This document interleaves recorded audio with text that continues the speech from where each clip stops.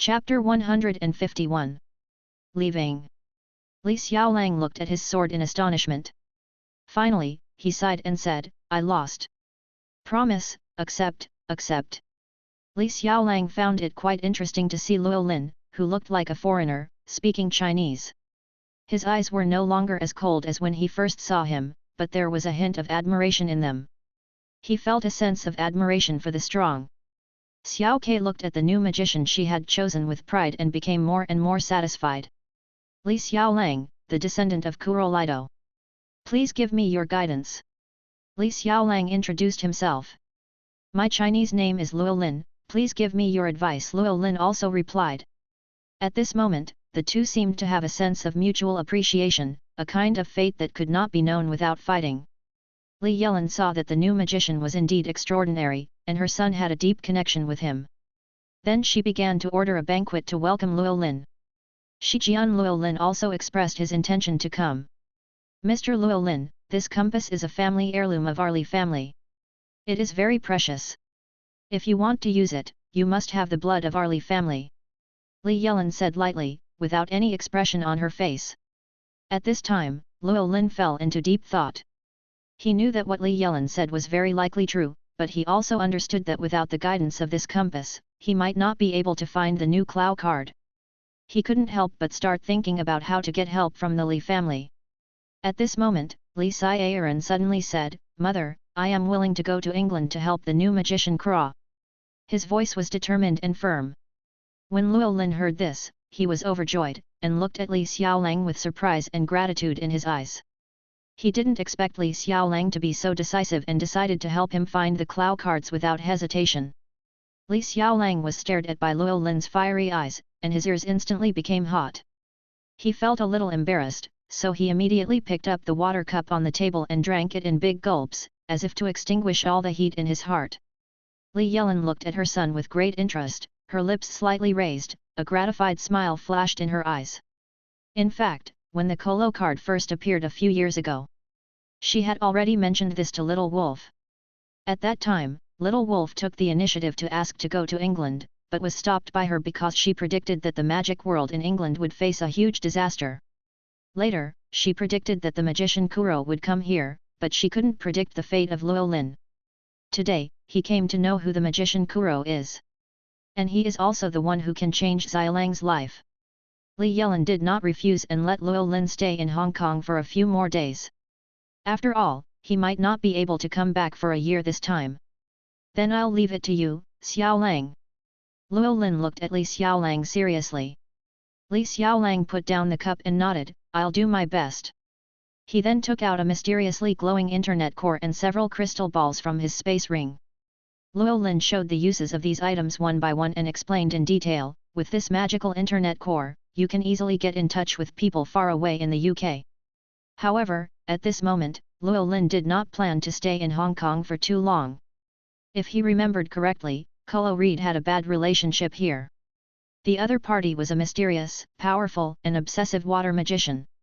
Kolo Reed was gone a long time ago, and he did not intend to deal with him. In the following days, Rowling contacted Dumbledore in the UK through the internet. The two discussed about the transfer of Xiaolang. When Dumbledore learned that Xiaolang came from a Chinese warlock family, he readily agreed. After several days of careful preparation, Rowling and Xiaolang finally boarded the flying carriage and embarked on the journey to leave Hong Kong.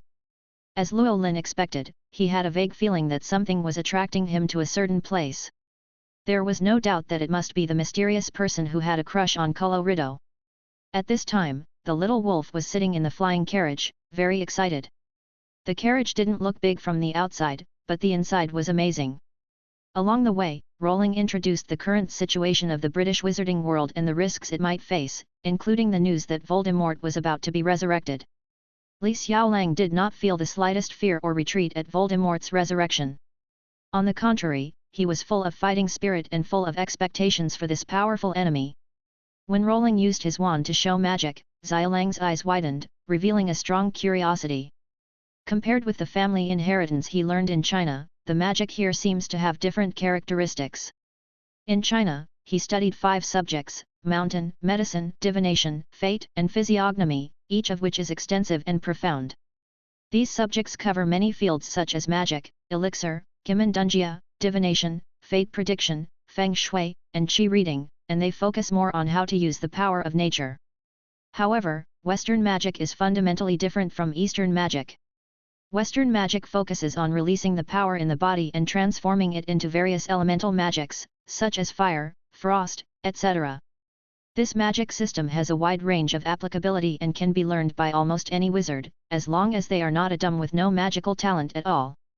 In contrast, Chinese magic emphasizes innate spiritual perception, which is crucial for practitioners. Even ordinary mortals can learn some simple spells, but the strength of spiritual perception directly determines the height a person can reach in the field of magic. Having a strong spiritual perception means having a strong soul, but the reverse is not necessarily true. In the Chinese world, there is a special existence called ghost cultivators. Through long-term cultivation, they have condensed a strong soul, but their spiritual perception is not necessarily strong. In other words, spiritual perception is a natural qualification, which represents the potential to become a god. Li Xiaolang is a person with strong spiritual perception, and his spiritual perception is also very strong, so he can perform various spells, such as driving lightning talismans and controlling the magic of fire as demonstrated before. Seeing the little wolf eager to try, Rolling felt a little curious, and he couldn't help but hand the coral wand in his hand to the little wolf. At the moment when the little wolf's hand touched the coral wand, something surprising happened. The tip of the wand suddenly shone with an aurora-like vision. Luolin showed a surprised look on his face. Apparently, the coral wand also showed its approval to Li Xiaolang. This situation was extremely rare, because usually, a wand would only have one true owner. Chapter 152. Arrival. Luolin signaled the little wolf to wave his wand, and as he moved, the surrounding aurora became more and more magnificent, presenting a beautiful, mysterious, and profound scene. This phenomenon made people marvel, as if the whole world was immersed in a fantasy atmosphere. The little wolf held the wand tightly, his eyes revealing firmness and determination. He concentrated his energy and gently waved his arm again, and another brilliant light shot out from the top of the wand. Wherever the light passed, strange energy fluctuations filled the air, giving people a mysterious and powerful feeling. Luolin's eyes widened, and he was secretly shocked. He didn't expect that Xiaolang could control his wand so easily, and from his performance, it seemed that he still had some strength left. This discovery made Luolin look at Xiaolang's potential with new eyes, and he was also full of expectations for his future. At this time, the little wolf seemed to have noticed the changes in himself. He looked at the magic wand in his hand excitedly, as if he had found the door to a new world. "How is it, little wolf, how do you feel?" Luolin asked curiously. "I seem to be able to control more magic power," said the little wolf excitedly. Luolin nodded, with a hint of appreciation in his eyes. "Very good, but remember, the power of magic needs to be used with caution. The wand can better guide the power in your body." The little wolf nodded heavily. He understood what Rolling meant. After more than a week of speeding in the carriage, Rolling and Little Wolf finally arrived at the British Wizarding World. Along the way, they experienced many beautiful scenery, but at this moment, their eyes were focused on Diagon Alley in front of them. When Rolling saw that Diagon Alley was still bustling with people, he understood everything in his mind. Sure enough, the Ministry of Magic did not believe what Dumbledore said that Voldemort had been resurrected. The primary goal of this trip is to buy a wand for Little Wolf. Although Little Wolf has a special liking for coral wands, in this magical world, choosing a wand that suits you is the most important thing. The flying carriage descended from the sky and landed directly in front of Ollivander's wand shop. Rolling put away the carriage and walked into the shop with the little wolf. "Long time no see, Mr. Rolling." Ollivander was very surprised and delighted to see Rolling coming. Today, Rolling is already well known in the wizarding world. As the youngest recipient of the Order of Merlin and the inventor of the Internet, his achievements are epoch-making. "Long time no see, Mr. Ollivander.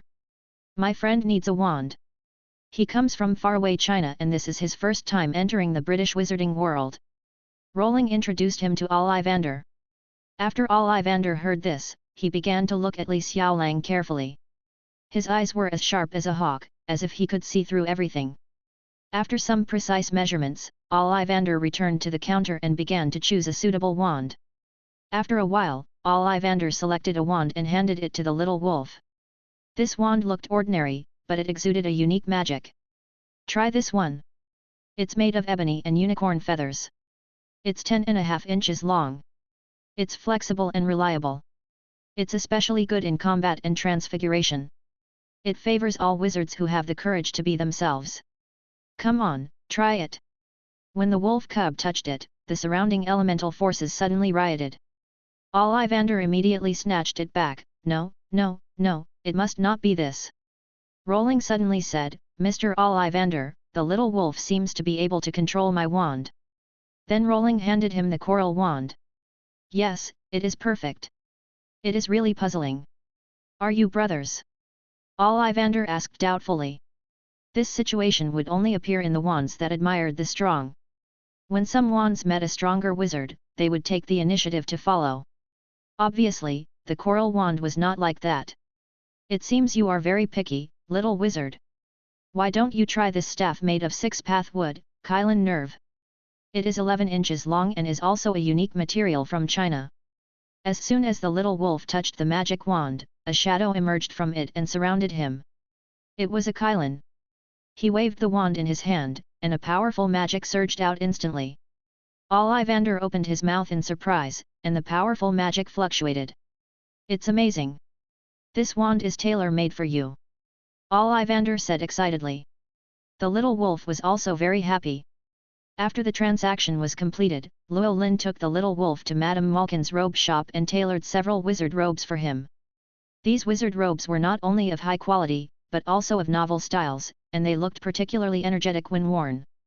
They went to several magic supply stores and bought some necessary items, such as crucibles, potion materials, etc. Finally, they returned to Llewellyn's magic crystal store. As soon as Rolling entered the store, he saw Bill, George, and Fred concentrating on carving a crystal ball. They looked serious, and the magic carving knives in their hands were like smart butterflies, flying on the surface of the crystal ball. Bill was also very surprised to see Rolling's sudden arrival. Long time no see, Rolling. How do you feel about this trip? George Fred also looked up, with surprise in his eyes. Wow, Rolling, you're finally back. We missed you so much. Llewellyn smiled and nodded, then pulled the little wolf next to him over and introduced him to everyone. This is Li Xiaolang, my friend. After everyone greeted each other, Bill mentioned the upcoming international Quidditch tournament. In half a month, the Quidditch tournament will begin.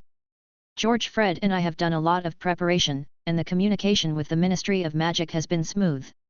They agreed to our live broadcast and thought it was a good opportunity to promote the influence of the British wizarding world. That's great. Llewellyn said happily, this competition will definitely attract countless eyes from all over the world. At this time, the little wolf asked curiously, what is Quidditch? Oh, little wolf, you don't know yet, do you? Quidditch is one of the most popular sports in the wizarding world. Bill explained to him enthusiastically, each team has 7 players, riding on flying brooms to chase the magic ball in the air and compete for points. The game is very exciting. It sounds interesting. The little wolf showed an eager expression, with anticipation and curiosity flashing in his eyes. How about it, little wolf? Do you want to give it a try? Fred smiled and handed him a flying broom. You can feel the feeling of flying first. The little wolf took the broom and rode on it excitedly. He held the broom handle tightly and his body gradually rose into the air. Wow! It really flies! The little wolf exclaimed in surprise, with an excited smile on his face. However, he soon felt some discomfort. Indeed, it's magical. But it's a bit uncomfortable. After saying that, the little wolf jumped off the broom, took out the sword, and prepared to show them another way to fly.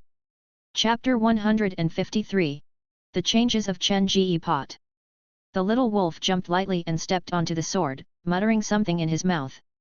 The power in his body surged and drove it into the air. The sword trembled slightly and emitted a faint light, as if it was resonating with the little wolf's magic. With the little wolf's control, the sword slowly rose and took the little wolf into the sky. Although the flight time was short, George and Fred were still amazed by the scene. They stared with wide eyes, watching the little wolf soaring in the air, their hearts full of envy. Is this flying a sword? So cool! Fred couldn't help but exclaimed. His eyes were shining with excitement, and he was full of curiosity and yearning for this magical magic. The little wolf said proudly, "Yes, this is our Eastern sword flying technique. But I'm just a beginner and I still have a lot to learn." There was a hint of pride in its voice, and it also reminded George and Fred that this skill was not simple. "Then can you teach us how to fly with a sword?" Fred asked impatiently. He was eager for this magical spell and hoped to experience it himself. The little wolf hesitated for a moment, then nodded and said, "Okay, since you are so interested. But remember, flying with a sword requires a certain amount of magic power and skills, and it is not so easy to master." After that, he taught George and Fred the secret of flying with a sword. George and Fred listened with great interest, but they still couldn't grasp it. Flying with a sword doesn't mean the sword can fly, it requires more of one's own strength. "I saw a sorcerer in China who could fly out of thin air. She was Little Wolf's mother," Luo Lin explained beside him, his eyes also revealing his admiration for Little Wolf. This shows that he is very skilled in using his own magic power. George Fred was slightly disappointed when he heard this, but his admiration for Little Wolf increased. What a powerful person this person was who appeared out of nowhere. At least they had never seen this before. But they quickly adjusted their mood and continued, "Ron, Harry and Hermione have been taken to the burrow. Little Wolf can get to know them." After that, George sent a message to Ron. With a slight sound, a blazing fire quickly ignited in the fireplace, and Harry and the Weasleys came out one after another.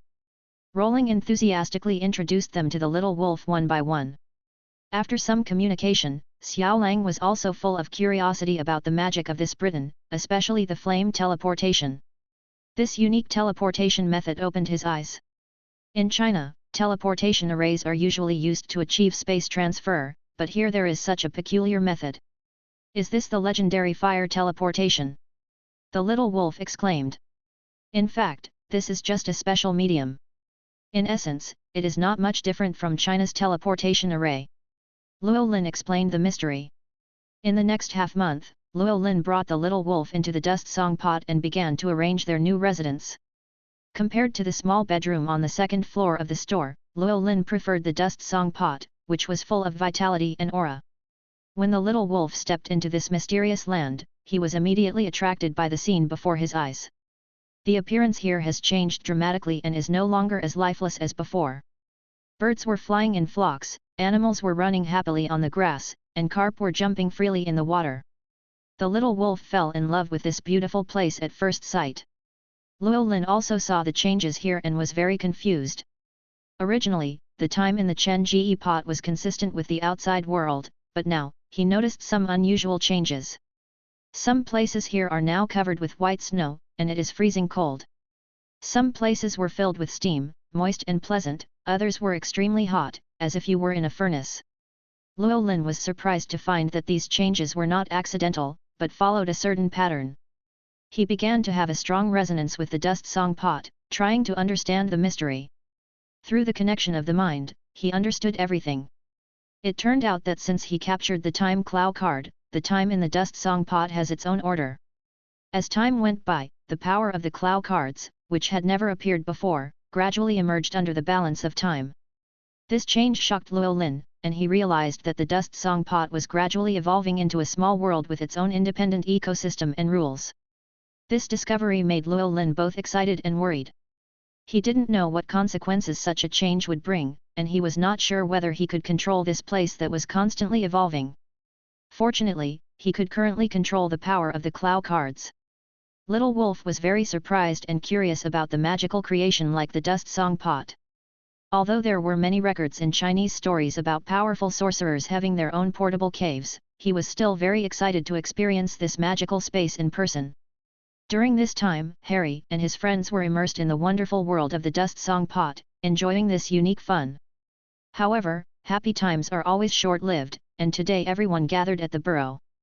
Not only that, most of the shops in Diagon Alley were closed, and everyone was going to watch the Quidditch final. When Rowling returned to the burrow after more than a year, he was surprised to find that it was no longer the old, patchwork house, but a brand new, imposing multi-story building. Just as Rowling was amazed at the change, George and Fred came over.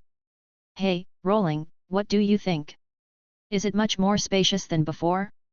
We spent a lot of gold galleons to completely renovate this house. Now there are more rooms inside.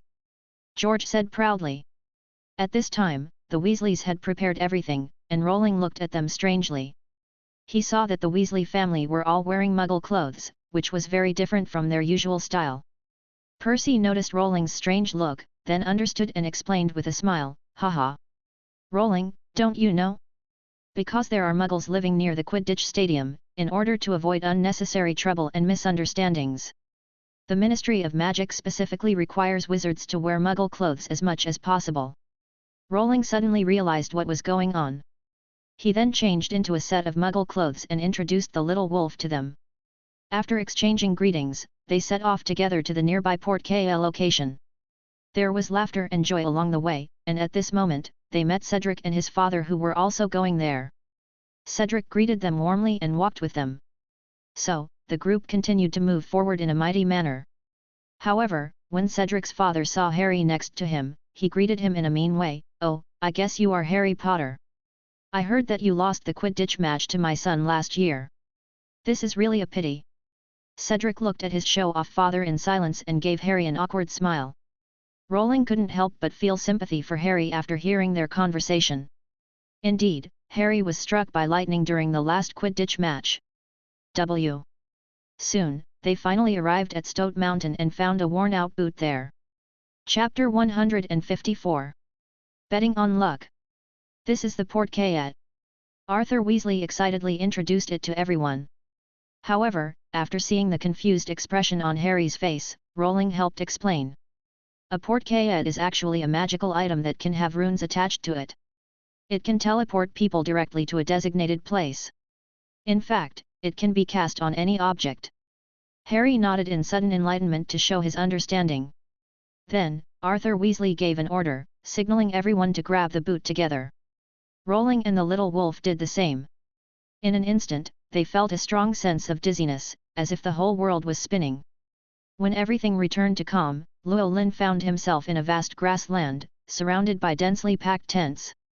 The grassland was very lively, with wizards busy setting up tents or gathering in groups of 2 or 3 to chat. In the distance, a magnificent building reached the sky, which was the venue for the Quidditch World Cup final. Rowling took a deep breath and enjoyed the warm atmosphere.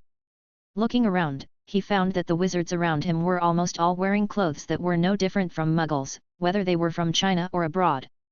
And there were all kinds of magical items on display in front of them. Mr. Weasley did not stop here, but shuttled between the tents, looking for the tent he had reserved in advance. Rowling and Harry followed closely behind and finally found the reserved tent.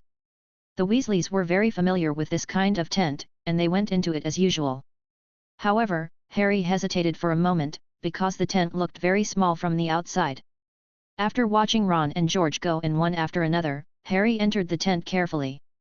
As soon as he entered, the scene that greeted him surprised Harry a little. It was surprisingly spacious inside. But since he had seen Rowling's dust song pot before, Harry was not too surprised.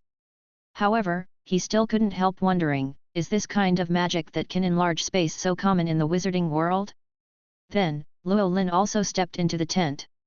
He immediately recognized that this was the Traceless Extension spell. Llewellyn was naturally familiar with the Traceless Extension spell, as he had studied such a spell before. Although the Untraceable Extension charm is indeed a convenient magic, the material of the tent is just an ordinary Muggle item. Due to the limitations of the material of the tent itself, the Untraceable Extension charm may only last for a few days. The little wolf who came with Llewellyn did not show much surprise. For him, he had already seen such a magical space as the Sumeru mustard seed, and this level of space magic only made him curious. After everything was settled, George, Fred and Bill went to the Magical Sports Executive Department to discuss matters related to the live broadcast. Rowling stood in the bustling field, and his mood was not relaxed at all. He clearly remembered that the Death Eaters would attack the camp. However, this attack should happen after the game. In this bustling place, there are always some people who can keenly capture business opportunities. At this moment, Rowling and Little Wolf are leisurely strolling in the makeshift market at the stadium. The dazzling array of various exotic goods here is dazzling, including many of the same products of various Quidditch teams, which attracted many fans to stop and buy. Suddenly, the little wolf pointed at a pair of twins in a group of people in the distance and asked, "Is that George Fred?" But he didn't seem to be sure if he was seeing things. Llewellyn looked in the direction pointed by the little wolf, and after careful identification, he replied, "Well, it seems that they are indeed them. But shouldn't they be at the sports execution department? Why are they here? Let's go over and take a look to see what happened." When they got closer, they saw that this group of people were betting on football. Due to the large number of people participating in the football betting, George and Fred could only stand on the periphery. When they saw Rolling and Little Wolf, their eyes sparkled with excitement. At this time, the scene was too noisy, so George immediately pulled Rolling to a relatively quiet corner and said excitedly, "Oh, Rolling, you're here. You know, Fred and I just came up with a great idea, that is, betting on football. We think this game will definitely make you a lot of money. Why don't you place a bet together?" When Llewellyn heard this, he frowned and looked at George's crazy look, and warned him seriously, "George, I'm betting with you. Poison is irreconcilable. You are not going to invest all your wealth in this, are you?" "Roland, don't be so nervous. Small gambling is fun, but big gambling is harmful to your health. We don't plan to bet all our money." George was still excited with his face flushed, and his eyes flashed with greed. He explained excitedly, "Fred and I have agreed that we will only invest 4,000 galleons. We believe that Crumb from the Bulgarian team will definitely catch the snitch. Believe me, we will definitely make a fortune this time." Llewellyn shook his head helplessly, looking at his friend who had fallen into the gambler's mentality, and couldn't help but sigh in his heart. Sure enough, once a gambler gets too excited, it is difficult to persuade him to stop. So Rolling continued, "Okay, since you are so sure, I'll join in the fun. Help me bet 1 gold galleon and buy Ireland to win the World Cup with 170 to 160. After that, Rolling took out a shining gold galleon from his pocket, threw it hard, and threw it to George. "What? Rolling, you only bet 1 gold galleon? And you chose the most difficult scoring system." George opened his mouth in surprise. After catching the flying gold coins, he widened his eyes and asked in disbelief. "Currently, betting is divided into win-lose system, score system, goal system, and catch the golden snitch system. Although the score odds are the highest, it is also the most unpredictable. It is even difficult to predict with magic protection." Llewellyn smiled slightly, patted George on the shoulder, and replied meaningfully, "Yes, I bet on luck. It seems we need to adjust the betting ratio." George muttered secretly, because they never doubted Rolling's vision and believed in his luck even more. "So have you arranged the live broadcast?" Llewellyn asked. "Yes, Rolling, Bill has already arranged the details with them. We won't arrange too much real-time broadcasting. It will only be projected in a certain area of the audience. This will attract more attention from wizards," George answered after calming down a little. It seemed that he was able to regain some sanity when it came to doing business. After listening to this, Llewellyn felt relieved, said goodbye to George, turned around, and left with a brisk pace. George stood there alone, staring at the gold galleon in his hand, and fell into deep thought. George noticed that Ludo Bagman's private gaming table was still crowded with people. The atmosphere was lively and bustling. Fred was still standing on the periphery.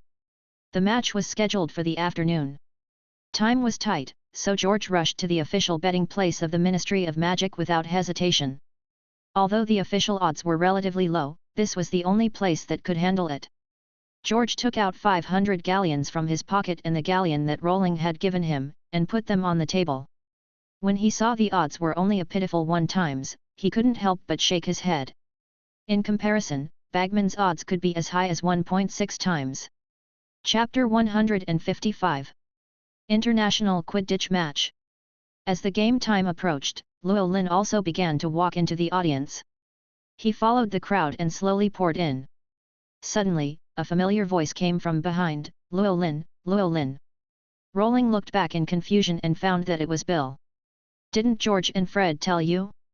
As the party broadcasting the live broadcast on the internet, the Ministry of Magic has reserved an exclusive stand for us. I'm going to teach these 2 guys a lesson later," Bill explained while waving his fist. Llewellyn shook his head helplessly, thinking about these 2 gamblers. Afterwards, Llewellyn asked Xiao Lang to follow him, and walked to the middle stand with Bill. It must be said that the view here is really good, and you can clearly see the situation of the entire stadium. At this moment, George and Fred also hurried over. When they saw rolling in front of them, they showed a hint of embarrassment on their faces. Oh! We seem to have forgotten something very important. Llewellyn smiled, with an intriguing look in his eyes, and stared at the two of them closely. Okay, George, Fred, if I hadn't suddenly discovered rolling, I would have been delayed by you two little guys again. Now get to work. George and Fred smiled shyly, then quickly walked to the stands. They took out their wands and chanted a spell. As the magic power surged, crystal balls emerged from the piggy bank one after another, flew to the audience seats at the stadium, and evenly dispersed. In addition to the wizards in Britain, wizards from other countries were full of curiosity about these crystal balls that suddenly floated over. However, when various close-up images of the stadium were projected from the inside of the crystal balls, the foreign wizards finally realized that the function of these crystal balls was to allow everyone to see every detail of the game more clearly without the help of telescopes. The wizards watched carefully and found the picture clear and lifelike. As the wizards took their seats, the voice of Minister of Magic Fudge resounded throughout the stadium. Welcome all wizard friends from all over the world to watch the 422nd International Quidditch Final. I am very honored to introduce today's protagonists to you, Bulgaria vs. Ireland. Let's welcome them with warm applause. As Fudge introduced the team, melodious music suddenly sounded in the sky, and then the Bulgarian team's mascot, Miwa, appeared in front of everyone. The girls were tall, pretty, and exuded charming charm.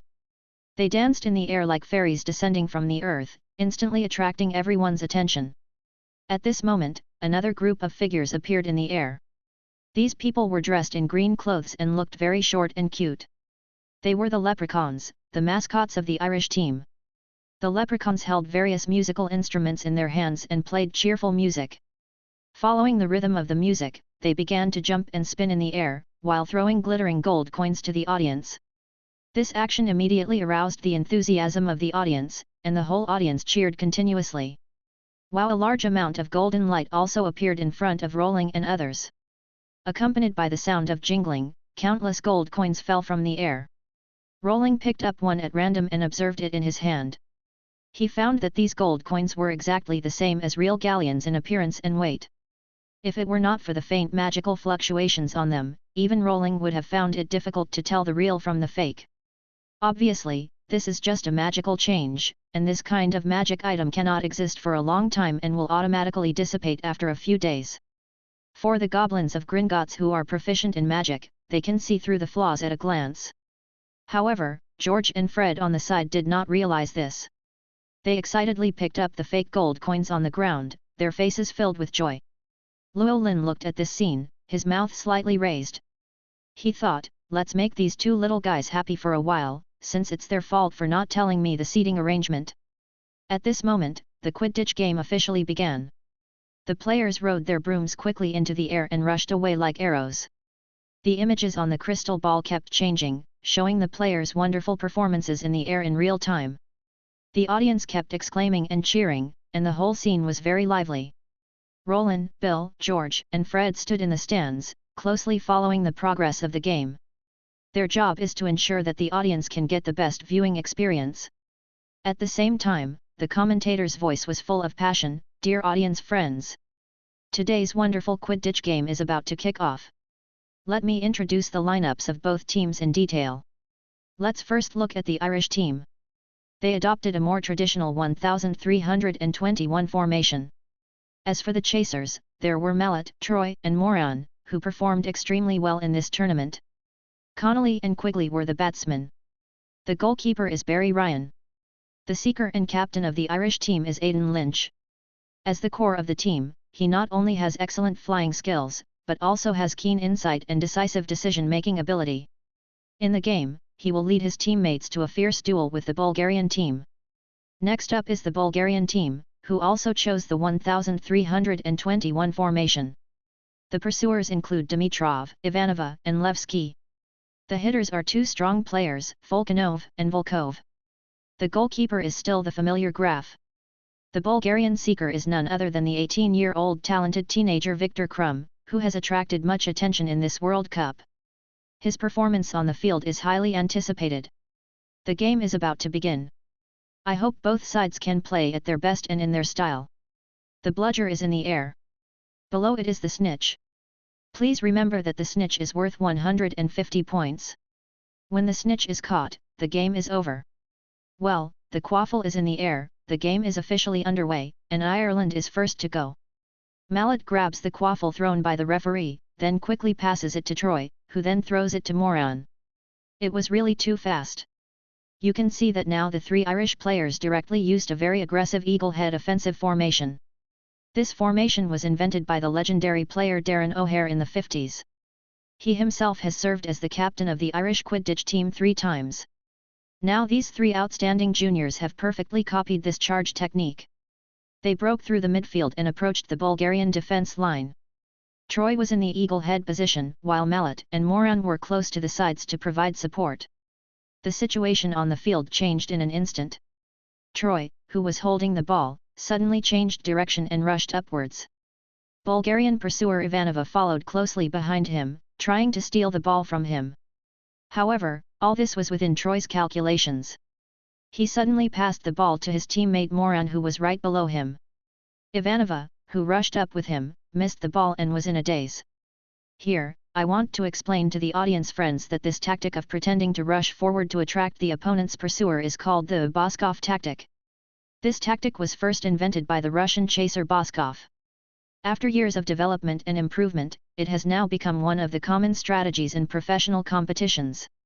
Now back to the game, we can see that Moran successfully dodges the bludger from the opposing batsman, but the quaffle slips out of his hand, and the Bulgarian player Levski, who has been hovering just below him, seizes the opportunity and catches the ball.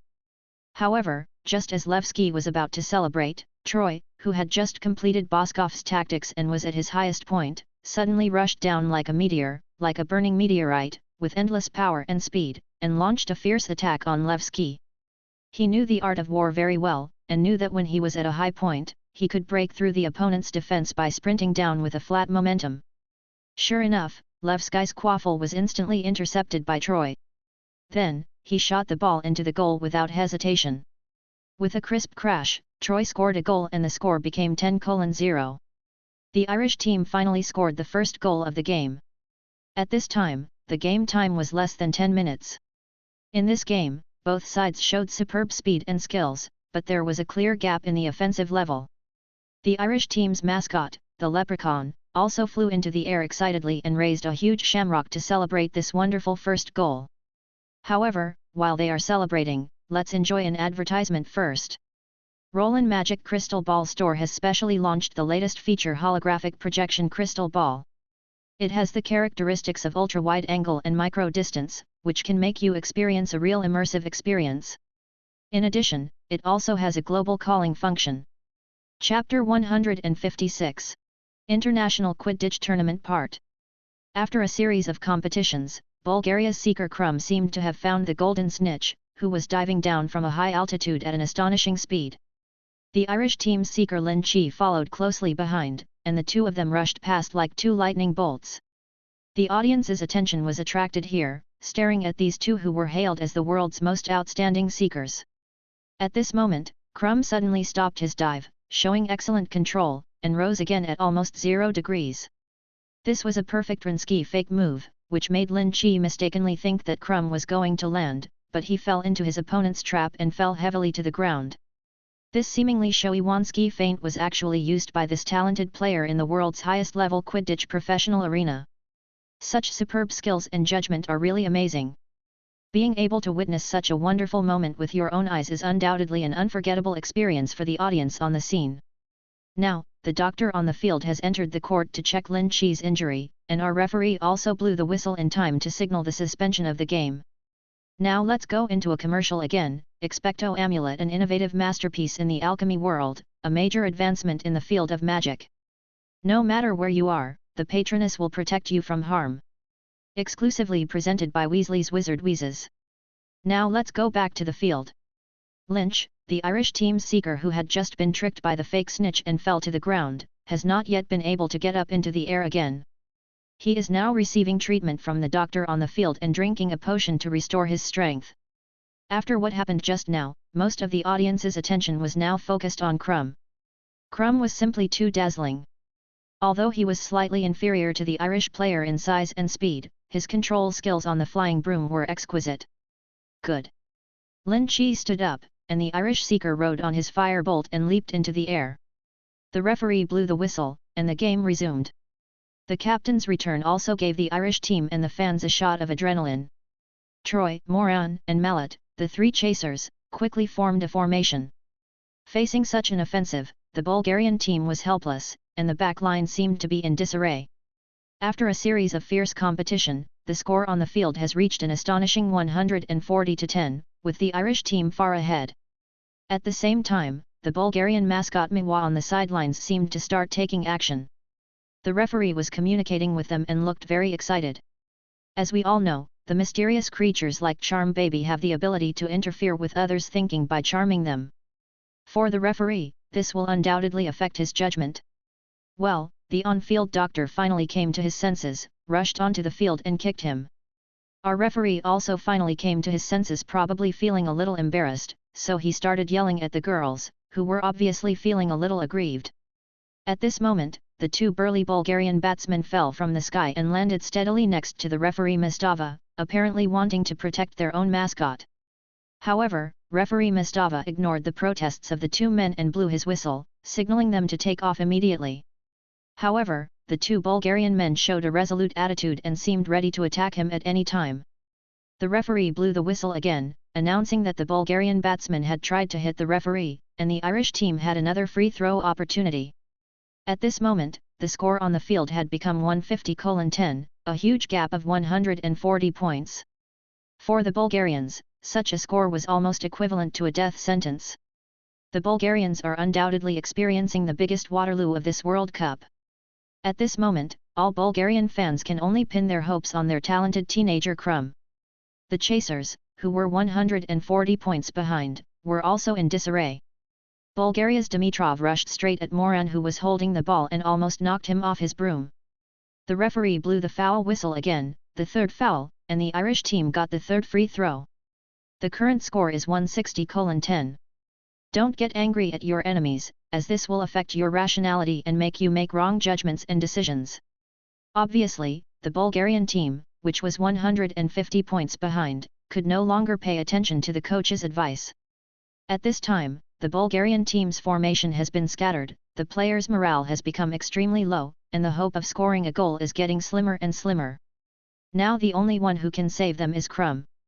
However, if Ireland could score one more goal, Bulgaria would be powerless even with a 150-point advantage with the golden snitch.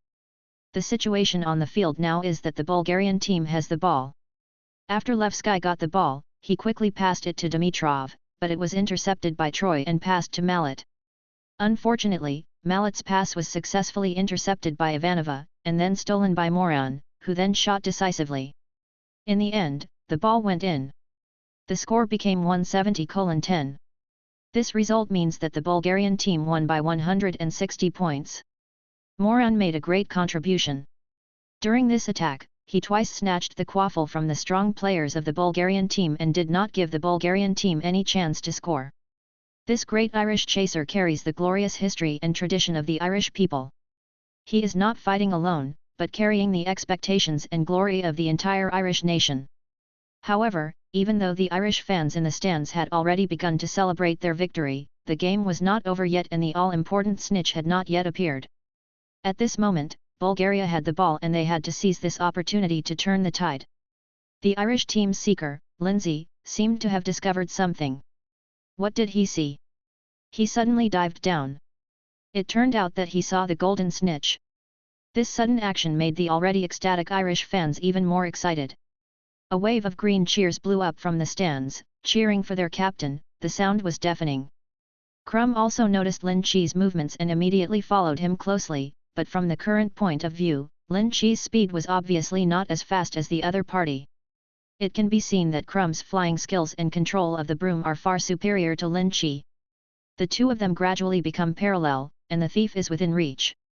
Oops! Lynch fell heavily to the ground again, but this time, Crumb managed to keep his balance and successfully caught the snitch.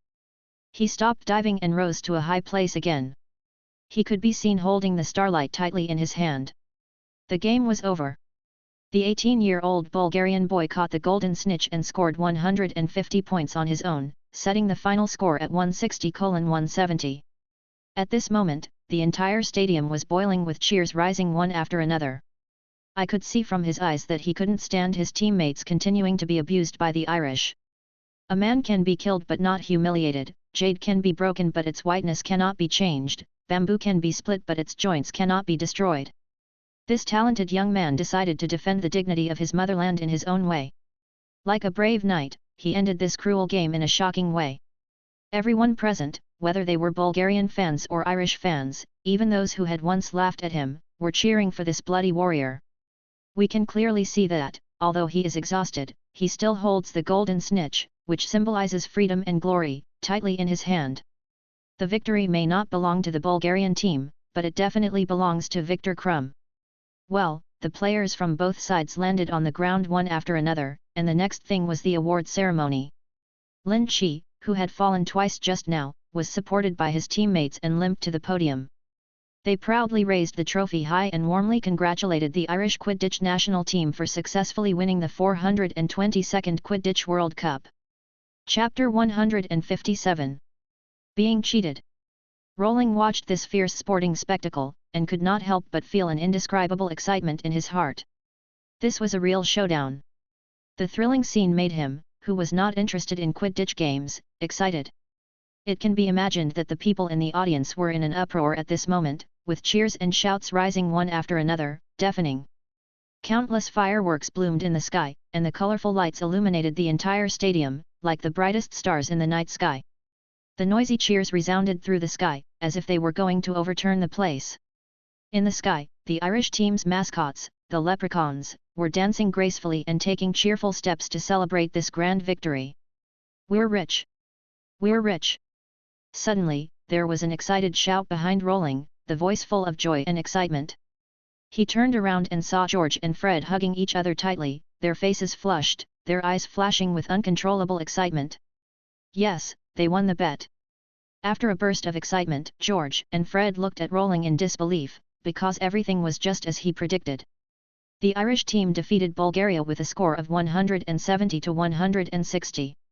At this moment, the two of them wanted to kneel down and worship Llewellyn, and the heat in their eyes seemed to want to eat him alive.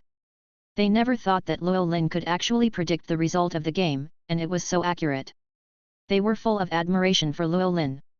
With the successful conclusion of the game, Bill went with the Ministry of Magic's Sports Enforcement Department to hand over the live broadcast.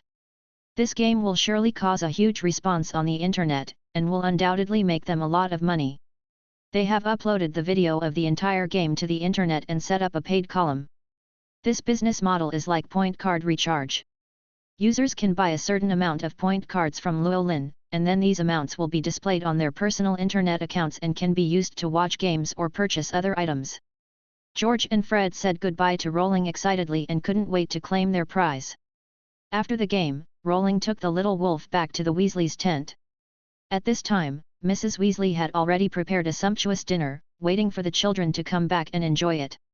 The match was extremely long, lasting for several hours. As time went by, Harry, Ron and the others returned to the camp one after another. As a staff member of the Ministry of Magic, Mr. Arthur naturally had to go to maintain order after the match. Just as Harry and Ron were excitedly discussing the game that had just ended, George Fred returned to the tent with an excited look on his face. They excitedly shared their betting results with Harry and Mrs. Weasley, and proudly showed off the gold coins they exchanged. Everyone cheered for George and Fred, but at this moment, Rowling and the little wolf suddenly looked at each other, because they both recognized that these gold coins were made by the leprechaun.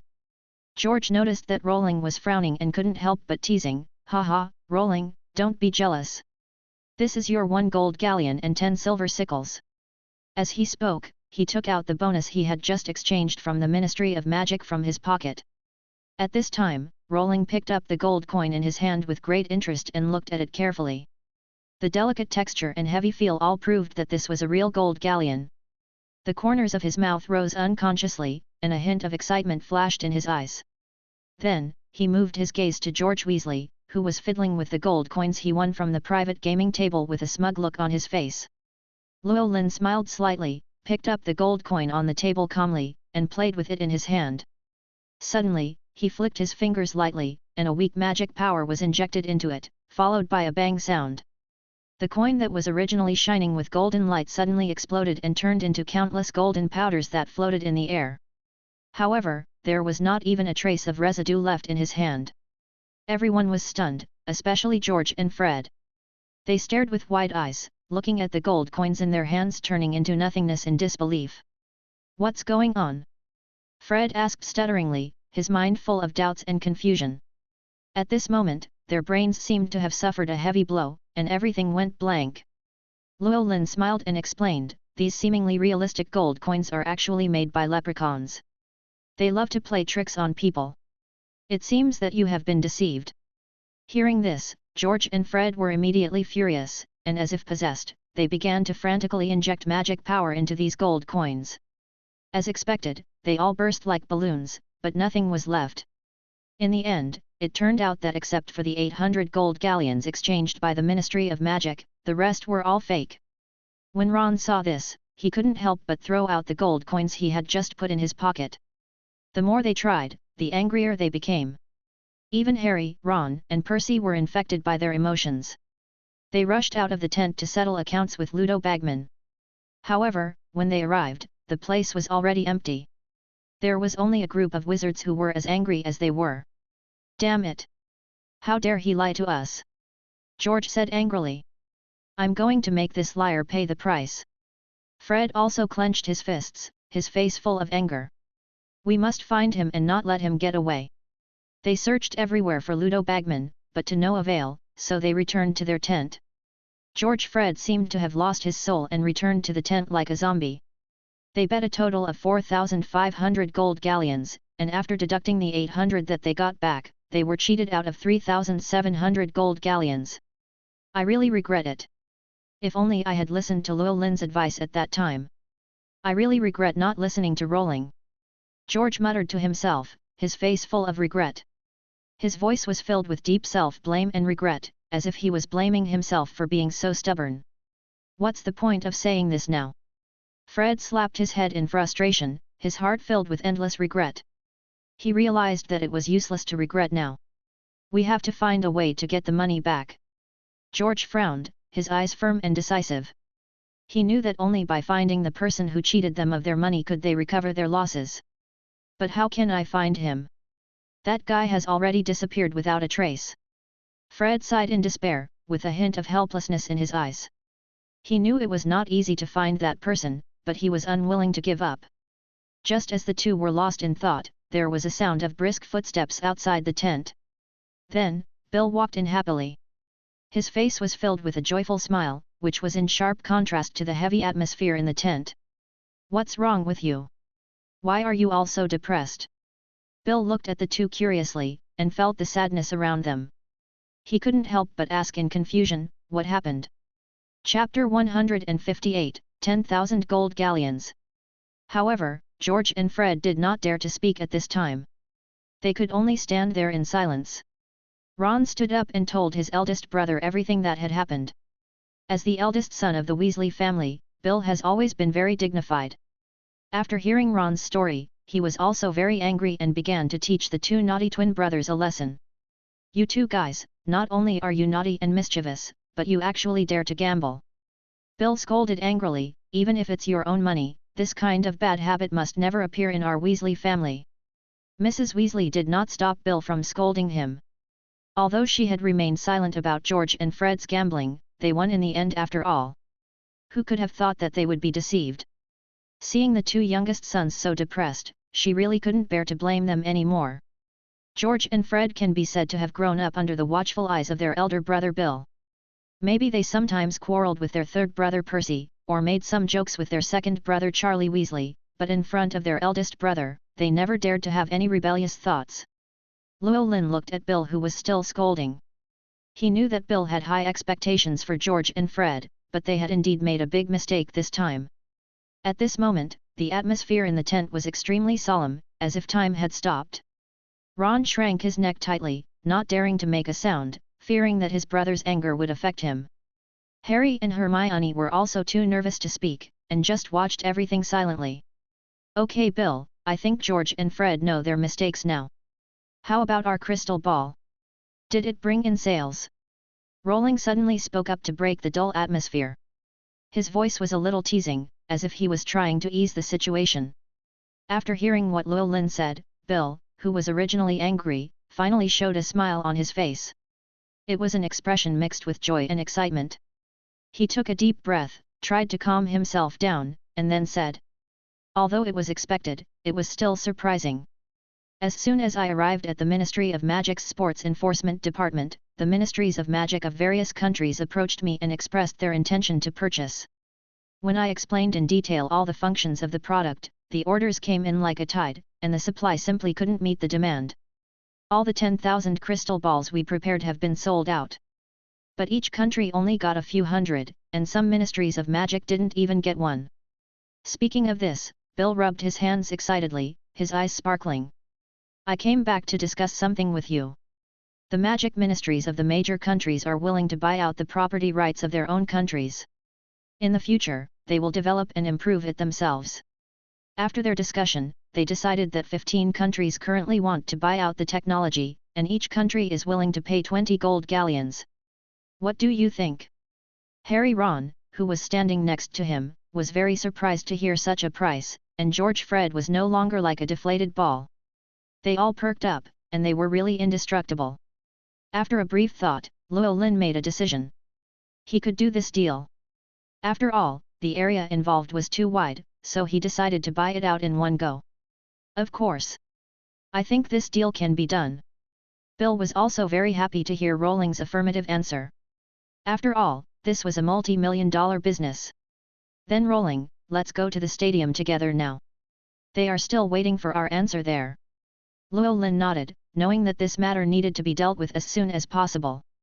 So, the group stood up and prepared to go to the stadium. He also understood that once this technology was bought out, it would mean that more benefits might be lost in the future. However, facing such attractive conditions, Llewellyn had to consider it carefully. And he didn't have that much energy. After arriving at the competition venue, representatives from various countries had been waiting for a long time. When they saw Rowling and others coming, they showed expectations on their faces. Rowling walked forward and shook hands with representatives from the Ministry of Magic of each country one by one, expressing his gratitude for their recognition of his invention. Then, he announced that he accepted the buyout requests from various countries and said that he would complete the relevant procedures as soon as possible. After hearing this, the magic ministries of various countries expressed their satisfaction.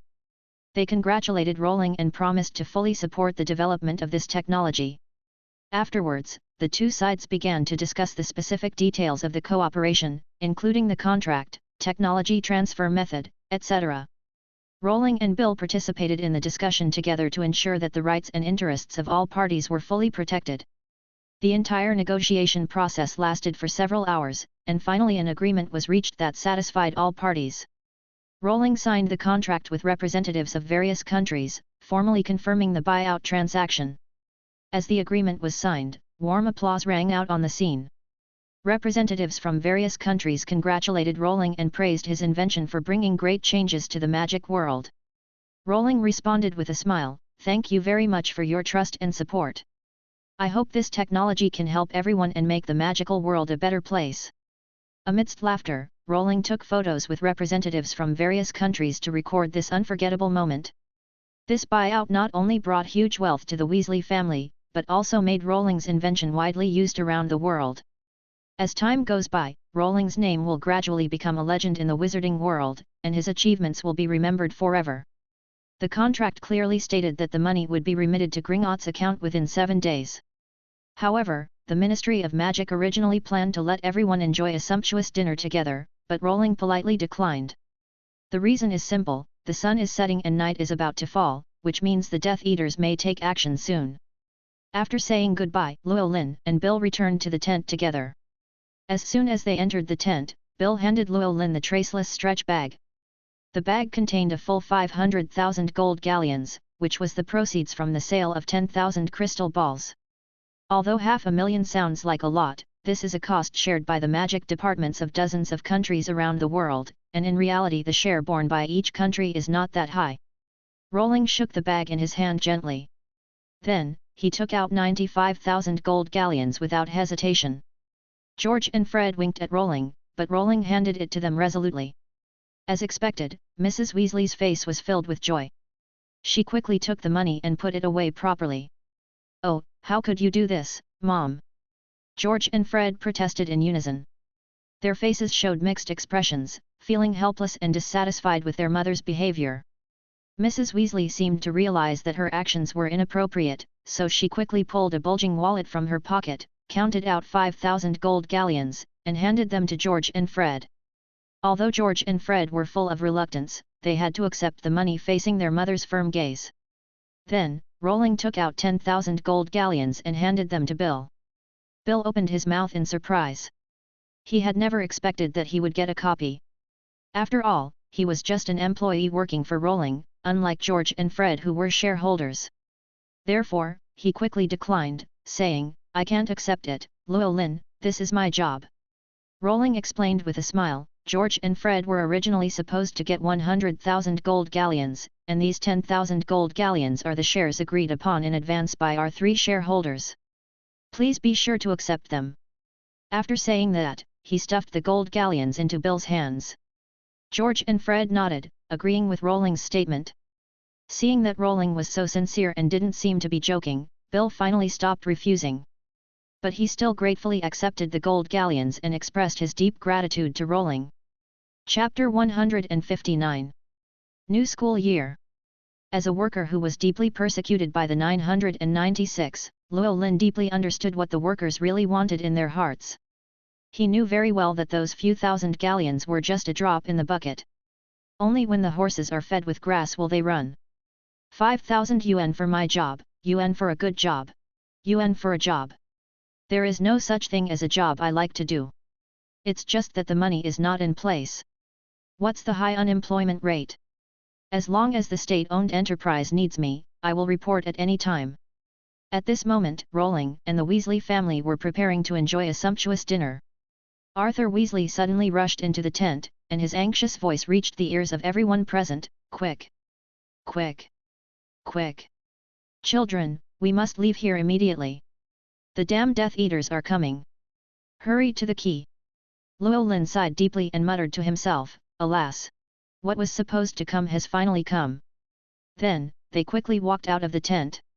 What they saw shocked them. Under the dark night sky, countless flames were burning, setting the tents ablaze. In the distance, a group of wizards wearing black robes, black hats and masks were constantly releasing blazing flames. Since this was originally a Muggle place, there were naturally Muggles who came to check the situation, and the Death Eaters immediately caught them and teased them. At this moment, Rowling's eyes inadvertently swept over and found Draco leaning against a tree leisurely, watching the chaotic scene in front of him with great interest. Rowling suddenly realized that all this was caused by Lucius. At the same time, the Ministry of Magic took quick action, and the Aurors rushed forward to hunt down the Death Eaters. Rowling was not interested in this small-scale conflict, so he took the opportunity to go to the nearby woods with the little wolf Harry. Rowling and the little wolf found a corner in the woods and observed the situation around them. They saw that the Aurors gradually took control of the situation and the Death Eaters began to flee in all directions. At this moment, a green light shot up to the sky. Llewellyn looked up and saw a green skull appearing in the sky. A snake came out of its mouth and kept wandering around. "How arrogant! How dare you show off in front of me?" He had already faced off against Voldemort head-on, so how could he tolerate Death Eaters showing off their power in front of him?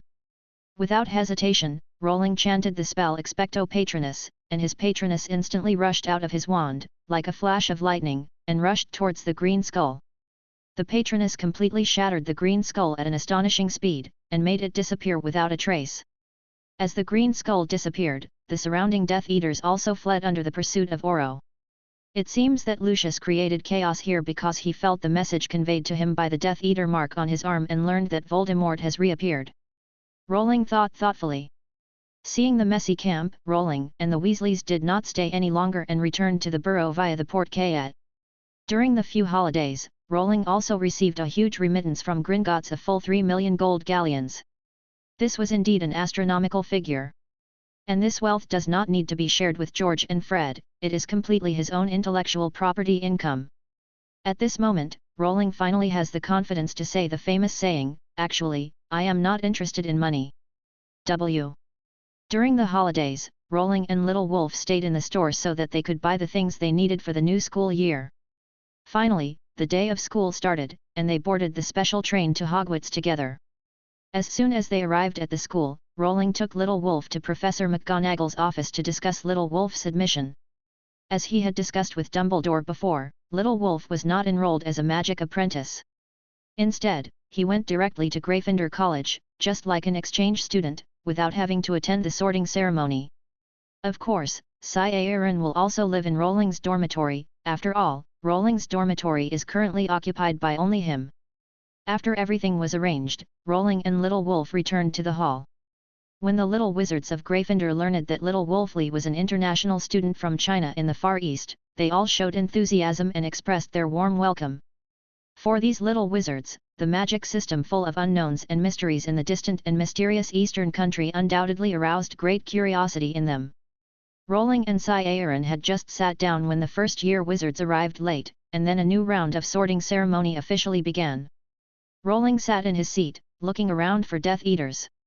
He knew very well that this year was destined to be an uneasy year, as the Triwizard Tournament would be held at Hogwarts, and the new defense against the Dark Arts Professor was played by Barty Crouch Jr.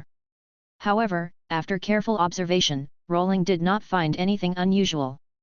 The only abnormality was that old Barty Crouch in the professor's chair seemed to be under the Soul Reaper curse. Under the eye of the elements, the attachment of soul energy was extremely eye-catching. Rowling frowned and muttered to himself, "It seems that little Barty has controlled his father." But at the same time, he felt a little confused because he did not see the new professor of defense against the dark arts. Strange. Rowling whispered to himself, could it be that little Barty hasn't arrived at Hogwarts yet?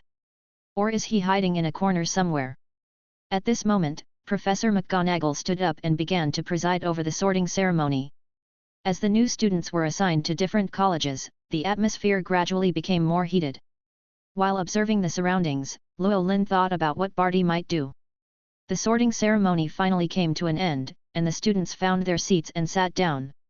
At this time, Professor Dumbledore walked up to the podium, and his eyes swept over every student with wisdom and gentleness flashing in his eyes. "My dear little wizards, I warmly welcome you to Hogwarts," said Dumbledore, with a hint of excitement in his voice. "Today I am very honored to inform you that this year Hogwarts will welcome a group of special new friends. More importantly, we have been chosen to host a very prestigious event, the Triwizard Tournament." Dumbledore's words caused an uproar in the audience, and the students were talking to each other. It was obvious that the news made them excited and curious.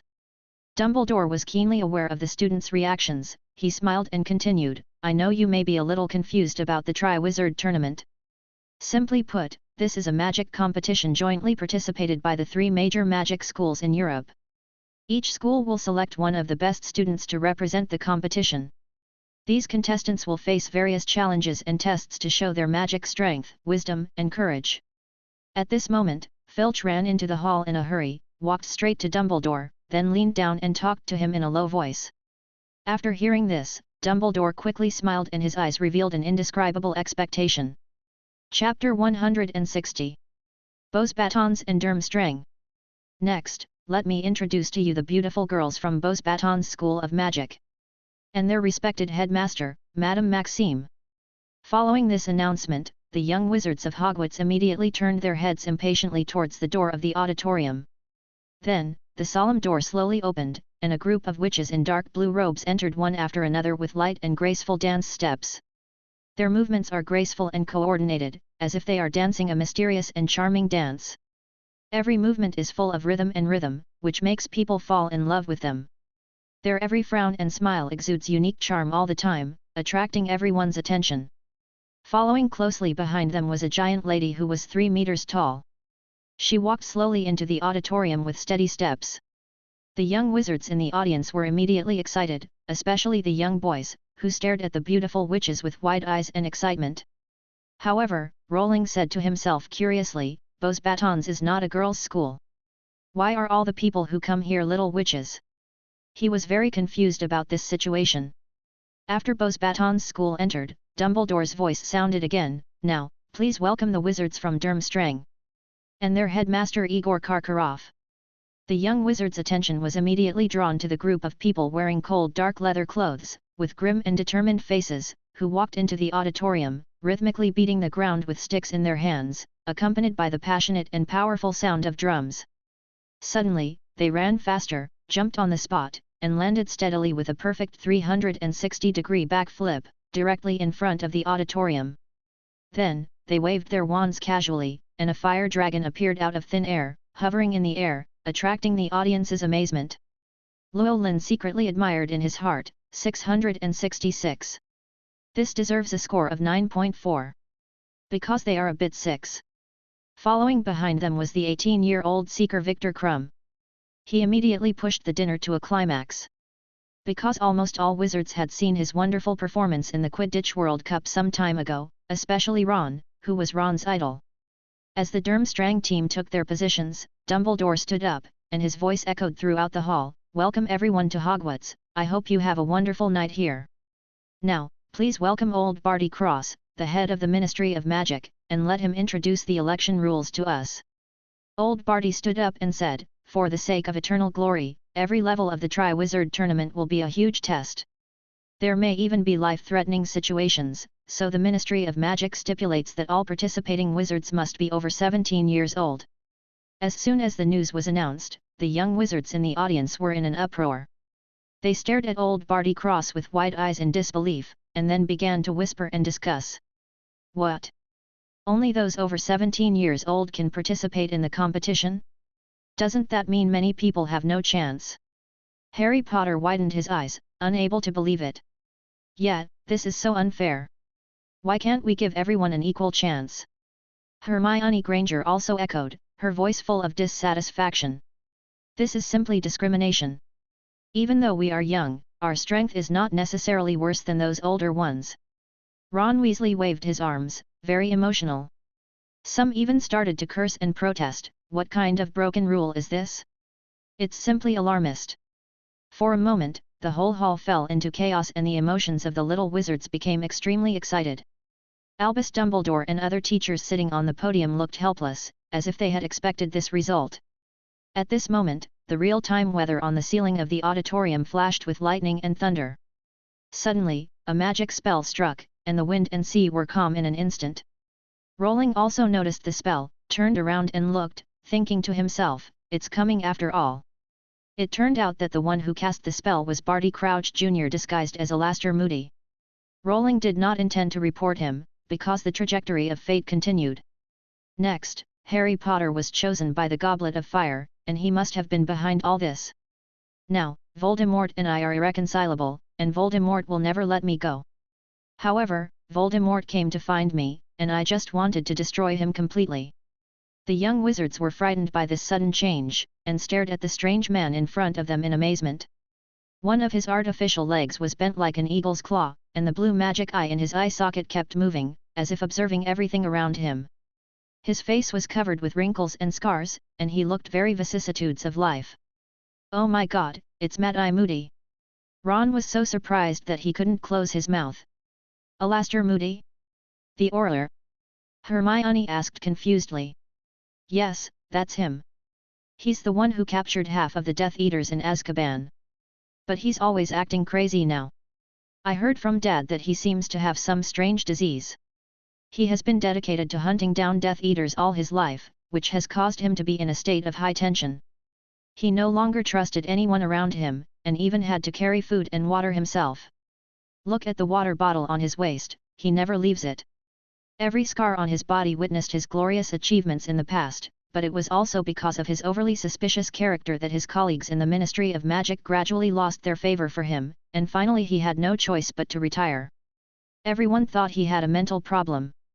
One of his eyes was blinded because of catching Death Eaters, and one of his legs was disabled because of it. That was a magic eye that could see through walls, behind people, and even invisible people. That's why they call him Mad Moody or Mad-Eye Moody. Who would have thought he would end up here? Ron explained to Hermione and Harry in detail. It seems that he has a very friendly relationship with Headmaster Dumbledore. Harry couldn't help but sigh when he saw Moody and Dumbledore hugging each other excitedly. The two seemed to have a deep friendship, which made Harry more curious about this mysterious Auror. Then, Barty Crouch Sr. looked around at the young wizards in the audience and continued loudly, "This is the rule of the Ministry of Magic, there is no doubt about it. In addition, these tests are also very dangerous. Only the most outstanding wizards are qualified to participate in the Tri-Wizard Tournament. This is also a protection measure for you." Chapter 161. The Power of Space. After hearing these words, some of the little wizards were still unwilling, but they could only shut their mouths helplessly. Dumbledore slowly stood up again, with a kind smile on his face, and said softly, "Okay, children, don't be discouraged. There will be more opportunities in the Tri-Wizard Tournament in the future." After that, Dumbledore took out his wand from his robe and waved it gently. A huge and simple championship cup immediately appeared on the ground in front of the hall. There were exquisite patterns carved around the trophy, and the bottom was emitting a faint light, which looked mysterious and solemn. Rowling noticed that what Dumbledore was holding was the Elder Wand.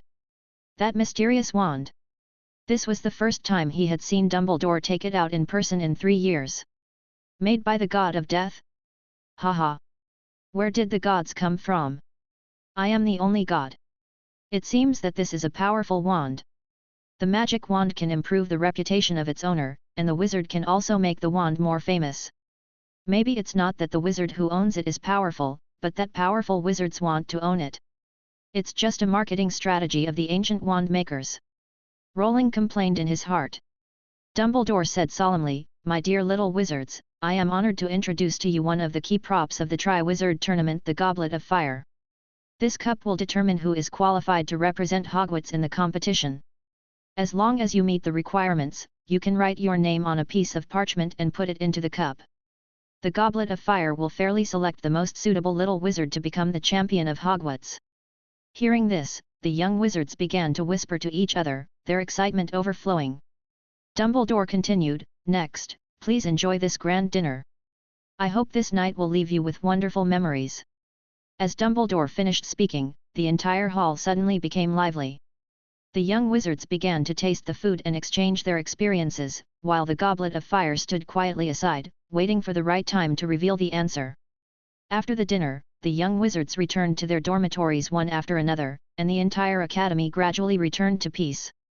However, Rowling and Little Wolf quietly left everyone's sight. They sneaked along a dark corridor, as if they were looking for some secret. Indeed, there is a faint scent of the Clow cards.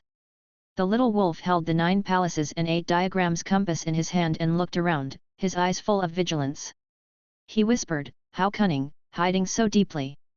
However, I will use Clow Reed's blood to find the Clow cards related to it." After saying that, he dripped a drop of blood on the compass. Llewellyn told Xiao Lang about his previous feelings.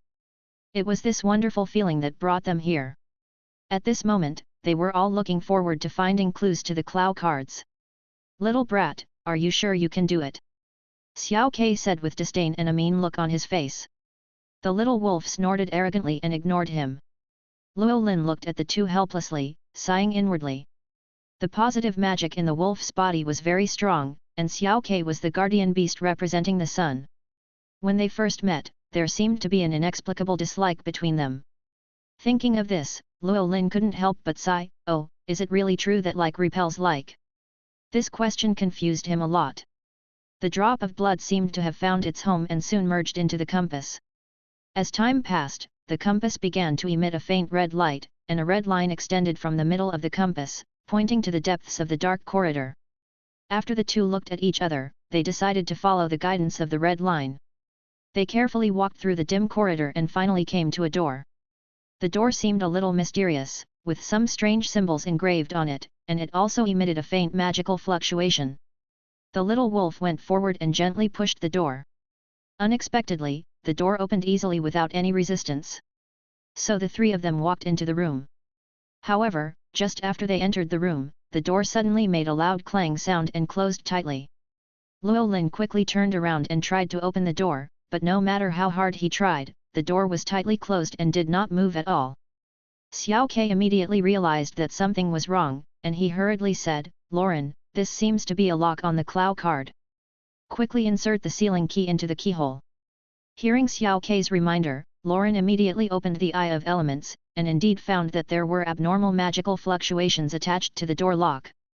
He took out the seal key without hesitation, inserted it into the keyhole and twisted it.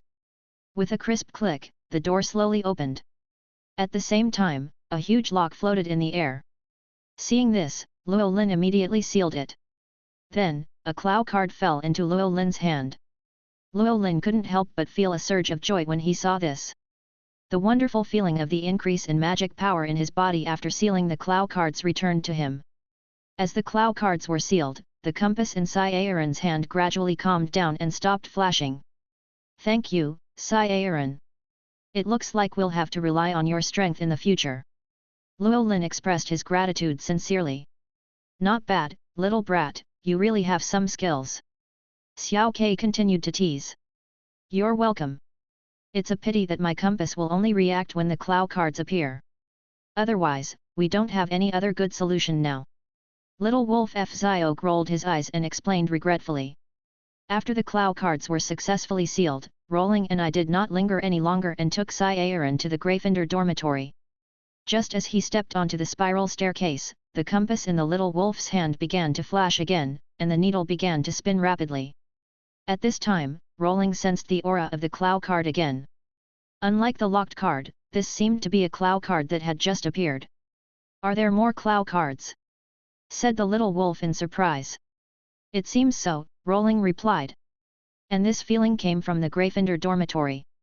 The portrait of the fat lady who was originally guarding the Gryffindor dormitory that Rolling and Sai Aaron saw when they stepped out of the spiral staircase had now turned into a woman with her eyes closed. It wasn't Sir Cadogan either, the fat lady had returned here at the end of the previous year. Luo Lin looked at the strange portrait. It was obviously the Clow card. Just as Luo Lin was about to seal it, the woman in the portrait suddenly opened her eyes. Luo Lin returned to Xiao Lang. The power of space. It can actually allow me to teleport away. Luo Lin muttered in his heart. When he felt this power, Luo Lin already understood that this was the Quiet Clow card. It likes quietness very much. Although its name is Quiet, it actually possesses the power of space. Chapter 162. Who am I, and are you again? Luo Lin was immediately delighted, because he clearly remembered how Sakura had sealed this Clow card that was to rely on the power of the Shadow card. Only the shadow could be truly silent, and if anyone or any object tried to approach it, it would be immediately transferred to another place. Shadow, please obey my command, attach my sealing power to you, and bring it to the portrait. As Luo Lin chanted this spell, the shadow holding the sealing staff rushed towards the portrait of the Jing Clow card at an extremely fast speed. As expected, the Jing card did not produce any reaction.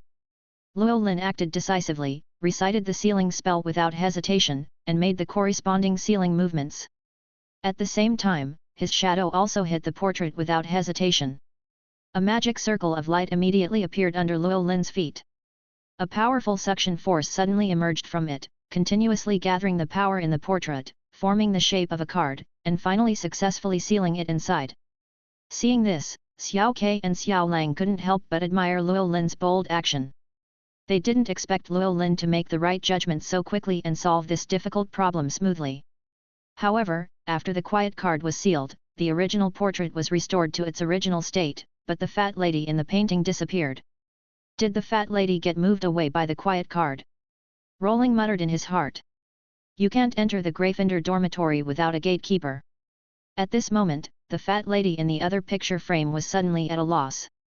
She just met a woman who suddenly appeared in her own picture frame and just asked about her origins. The next second, she appeared here. The fat lady became angrier and quickly returned, but the place was empty. When Luo Lin saw the fat lady coming back, he immediately said the password. After the password was correct, he took Little Wolf back to his dormitory. After Luo Lin returned to his dormitory, he tightly grasped the Jing Clow card in his hand, closed his eyes, and tried to feel the powerful power contained in it. He carefully injected his own magic power into the Jing card bit by bit, gradually awakening its dormant power. Suddenly, Luo Lin felt a force enveloping his whole body, and then his body immediately disappeared from its original position without a trace. The next moment, he appeared in front of the little wolf. A strange feeling surged in his heart, as if everything around him had become unusually quiet. Suddenly, Luo Lin heard an increasingly strong heartbeat, which made him open his eyes involuntarily. At this moment, the distance between him and the little wolf was only the width of a finger. The little wolf was also frightened by Luo Lin's sudden appearance, and forgot to breathe for a moment. A blush quickly appeared on his face. Faced with such an embarrassing situation, Luo Lin hurriedly explained, "If I said I was experimenting with the power of the Clow cards, would you believe it?" Xiao Ke saw this scene and couldn't help but mutter in a low voice, "This Luo Lin is not only a repressed and sultry person, but also a hooligan." Although the voice was small, Luo Lin and Xiao Lang still heard it clearly. After hearing this, Xia Lang's face turned redder. "If you could step back and say this, maybe I would believe your explanation." Luo Lin stepped back hastily and smiled awkwardly. Luo Lin scratched his head awkwardly and tried to explain, "I was really just testing the power of the Clow cards. I didn't expect to suddenly come here." Xiao Lang coughed lightly and changed the subject, "Have you discovered anything new about the power of the Clow cards?" "Well, not yet, but in order to use this power effectively, one's own magic power must be very strong. And now I can only use the power of the Clow cards to achieve space transfer." "Space transfer?" The little wolf murmured thoughtfully, with a curious look on his face. "There is a secret technique in Taoist magic called a world away, which seems to be very similar to this. It is said that one can shrink the distance to an inch with just one step. Unfortunately, this secret technique has long been lost." Little Wolf explained while sighing with regret. After the new school year began, the 4th grade wizards began to learn more advanced magical knowledge. The most eye-catching of these was the 3 unforgivable curses demonstrated by Professor Moody in the Defense Against the Dark Arts class: the Imperious Curse, the Cruciatus Curse, and the Killing Curse. Avatar is having a blast. To successfully perform these magics, one must not only master the correct pronunciation of the spells, but also have a strong reserve of magic power. However, even if someone like Rolling meets both of these conditions, he still cannot perform the Avada Kedavra curse. After some in-depth research, Luo Lin suddenly realized that the spells were not disorderly, but were clearly classified. They were also divided into 2 types, dark and light. Although the avatar is classified as a curse, it is actually more than that. In terms of effect, Rolling can use the power of thunder and lightning to directly crush the wizard's soul, which is a very strong and masculine method. Avada Kedavra is different. It requires the caster to be full of malice and strong murderous intent in order to show its true power. Even a stunning spell, if the magic is strong enough, can cause death. The human mind is extremely complex, and wizards are even more so. Their inner world is unpredictable. Whether human nature is good or evil has always been a controversial topic, and there is no definitive answer. After all, human hearts are constantly changing, so Avada Kedavra is not limited to the use of dark wizards. There is no doubt that Luo Lin belongs to the light sequence camp, and all dark magic will stay away from him. Just like the purification spell he mastered, the dark wizard will never be able to cast it. Since Rolling came into this world, he has never stopped exploring the soul. He has studied the humanoid Horcrux Harry Potter, created the magical creature Dolly, helped the Squib Filch gain magic, and even accidentally obtained the secret technique of the 3 pure bells. All of these are inextricably linked to the soul. In a broad sense, wizards and muggles are both composed of body and soul. However, in terms of soul, it can be divided into 3 souls and 7 spirits. However, in Rolling's in-depth research, he found 2 more important points. This involves a general question: how to prove that you are yourself? And I am myself. Who makes us think and express it? Is it our brain that thinks? If we believe that the essence of human beings is to be alive, then please answer the following questions. 1. Can you live without limbs? The answer is yes. 2. Can you live without a heart? You can also prolong your life through a transplant. 3. Can wizards and muggles be without brains? The answer is no. Without your brain, you are no longer you. So who is judging you? It seems to be your brain. Your brain is telling you that you cannot live without your brain.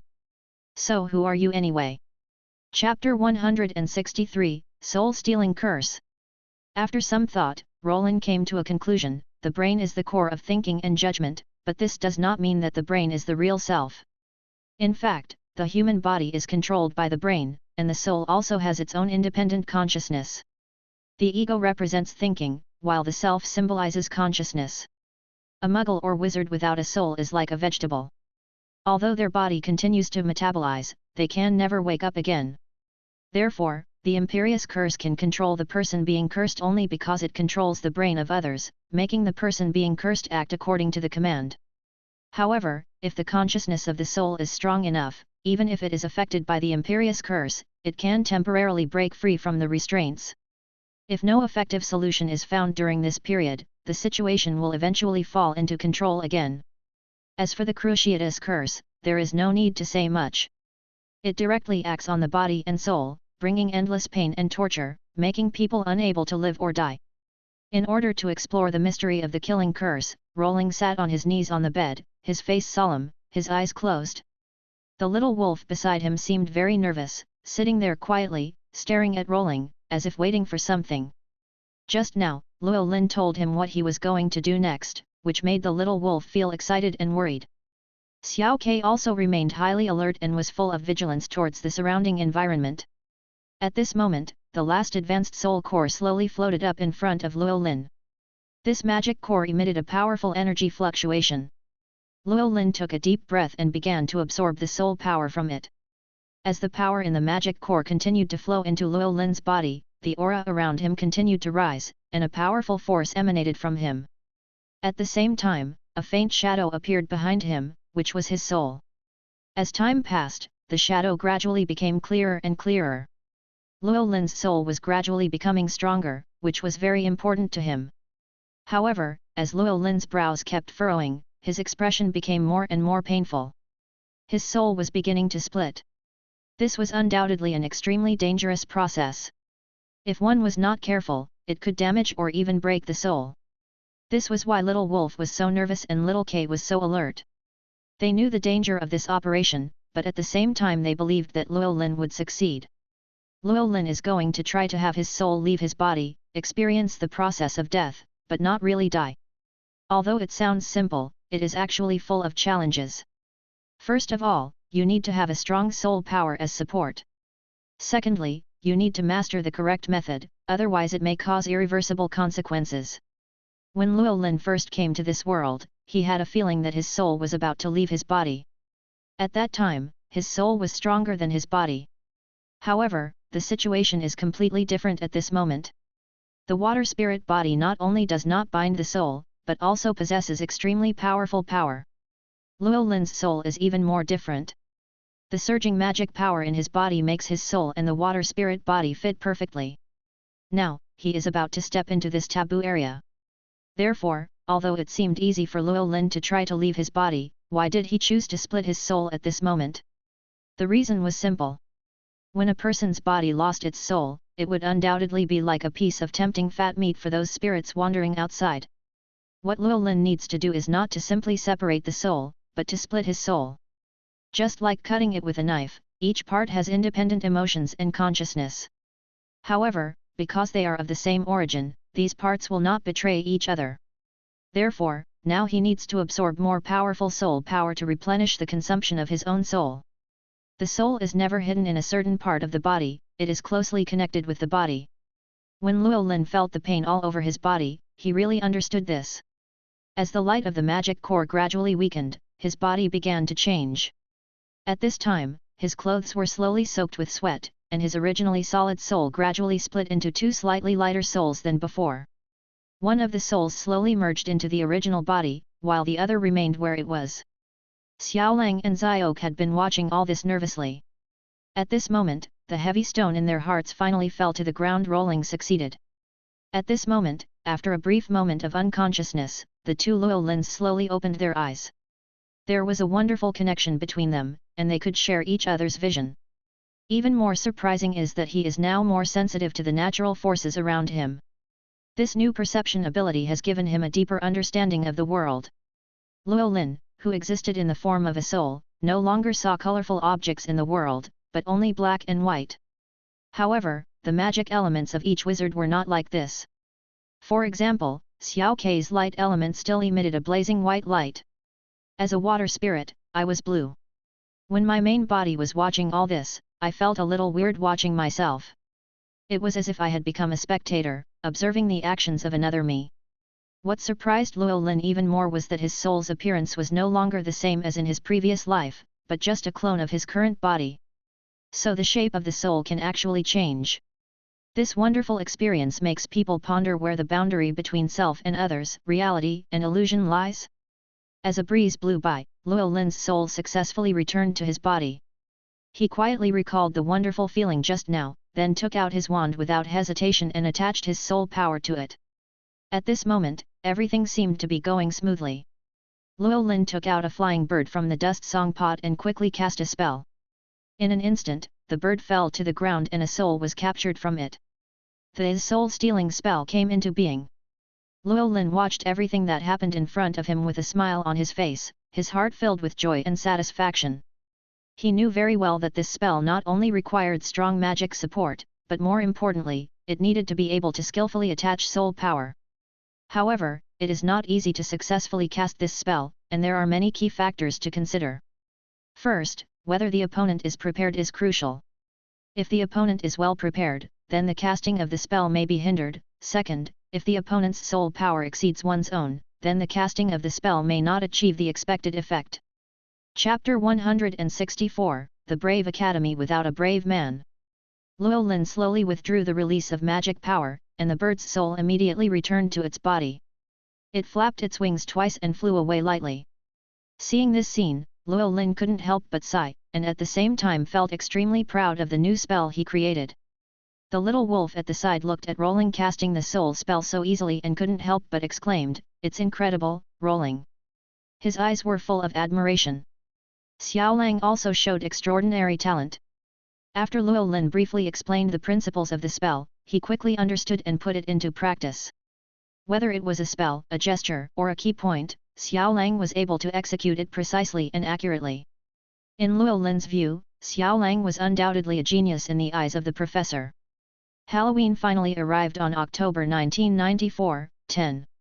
This day was special for all the young wizards, especially for the Hogwarts Great Hall, where the atmosphere was extremely lively.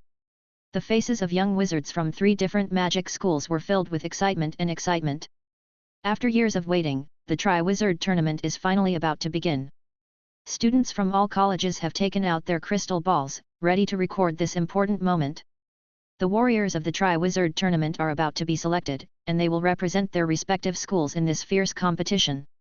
As the pushing and noise in the crowd gradually subsided, the young wizards who had reached the appropriate age began to walk up to the goblet of fire and carefully cast their names into the blazing blue flame.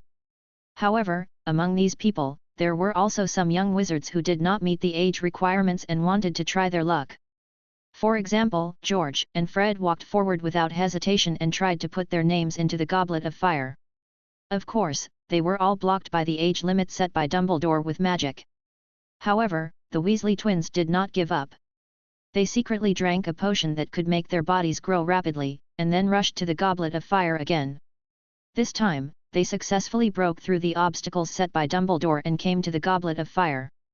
Just as they were about to put their names into the goblet of fire, suddenly, a powerful spell shot out from the goblet of fire and hit George and Fred accurately. In the blink of an eye, the 2 teenagers who were only teenagers instantly turned into white-haired, wrinkled old men. Seeing this scene, the surrounding wizards were stunned for a moment, and then burst into laughter. Everyone thought this prank was really funny, while George and Fred looked at each other smugly, as if they were full of curiosity about what they would look like when they get older. Although they looked like 2 elderly people, they still joked with each other about their appearance changes with great interest, and they were not annoyed at all by the spell shot by the goblet of fire. On the contrary, they seemed to think that this unexpected change brought them more fun. Rowling was touched when he saw this. If the Harry Potter he knew on Blue Star was a product of a parallel world, then this place was continuing the course of history.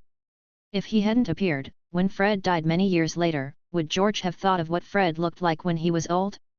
After the young wizards finished throwing their names, professors and 3 principals appeared in front of the auditorium one after another.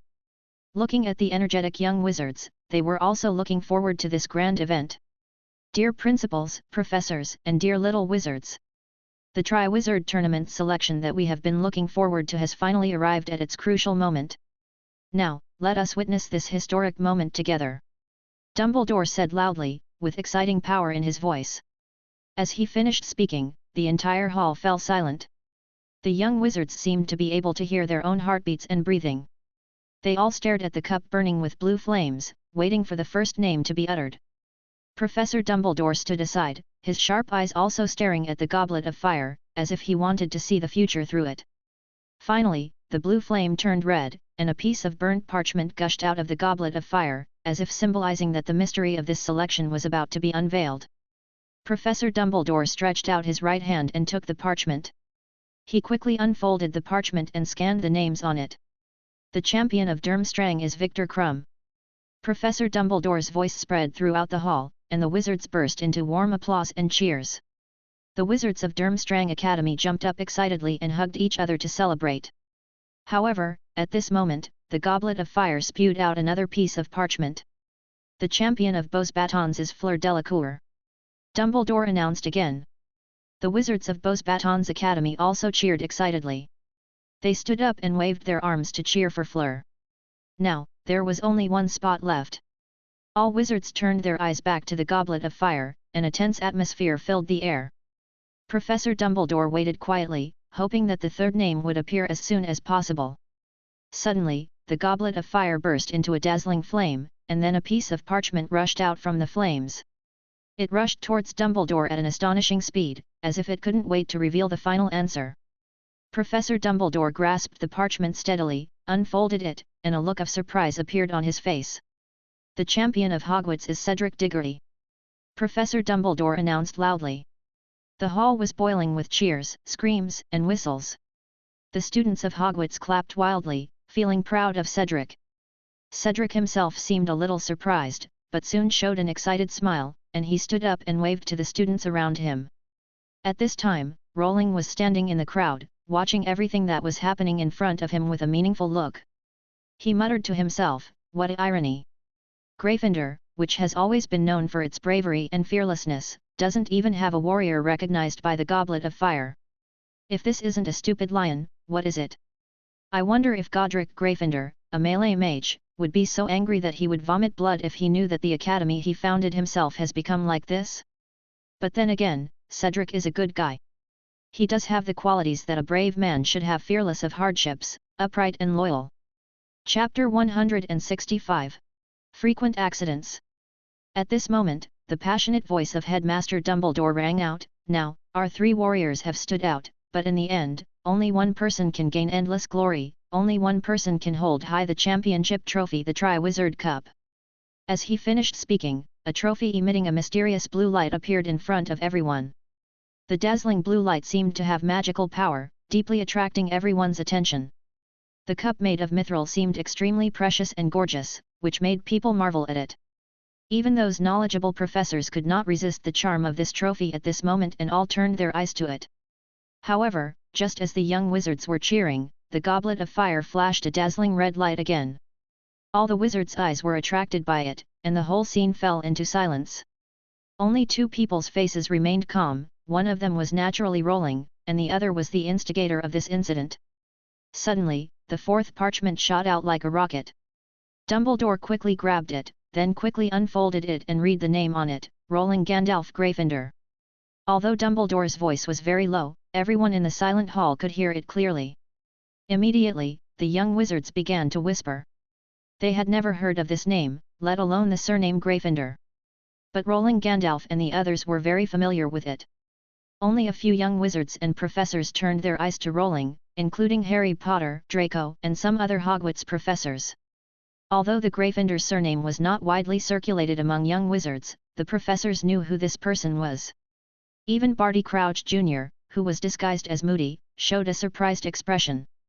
After all, the name he wrote on the note was just Lorraine Gandalf. Faced with such a result, Dumbledore was full of doubts, but he did not show too much surprise. He always believed that Rowling had the ability to cross the age circle. Maybe Rowling had put his name in it before. After a brief moment of stunned silence, Dumbledore announced loudly again, "The fourth champion is Rowling Gandalf Gryffindor from Gryffindor House." After hearing Dumbledore's announcement, the young wizards began to talk among themselves. However, when they saw Rowling walking steadily towards the front of the hall, no one dared to question his strength, not even the 7th-year wizards. Just as I expected. Rowling muttered to himself. He never denied the conspiracy behind this, and the ending between him and Voldemort was destined to be a life-and-death struggle. However, the two headmasters of Beauxbatons and Durmstrang expressed dissatisfaction and protested when they saw the 4th-year wizard. Even though he was a Gryffindor. Madame Maxime was even more emotional and asked loudly, "Albus, this is not fair. You have broken the rules." Karkaroff said with a very gloomy face, "No. You must add 2 more places for our Durmstrang Academy. Otherwise, this matter will not be over." Dumbledore couldn't help sweating when he heard this. Speechless explanation, "Everyone, as you all know, the quota of the Goblet of Fire is not determined by me, but has its own calibration. I don't know why Rowling's name appears in it, but since the Goblet of Fire has chosen him, he is indeed qualified to be the 4th warrior. This is irrefutable. In fact, even Barty Crouch Jr. could only try reluctantly. Although he was able to overcome the age limit, he could not influence the Goblet of Fire's judging criteria for the contestants. Harry Potter is the son of prophecy confirmed by the prophecy, and he is destined to become a great man. Therefore, Harry will definitely be recognized by the Goblet of Fire." So Barty Crouch Jr. was originally more optimistic about Harry Potter, and this was the real mission given to him by Voldemort. Unexpectedly, Rowling actually got there first. Rowling walked up to the stage. To his surprise, Krum actually took the initiative to greet him. "You must be Rowling. The competition on the internet is very exciting. I've always been looking forward to meeting you, the youngest recipient of the Order of Merlin in the wizarding world." Llewellyn politely returned the greeting, and Furong also introduced each other. Dumbledore thought he could proceed to the next step when the 5th parchment appeared from the Goblet of Fire. However, when Moody saw this, a sly smile appeared on his face, and Rowling was watching everything that happened with interest. In contrast, the headmasters and professors frowned tightly. After all, the Triwizard Tournament is not just a simple sports event. Every time it is held, young wizards will be injured or killed, or even lose their lives. This is exactly the reason why it was discontinued. With Dumbledore's unremitting efforts, the Triwizard Tournament was held again. But who would have thought that there would be constant unexpected situations during the selection process?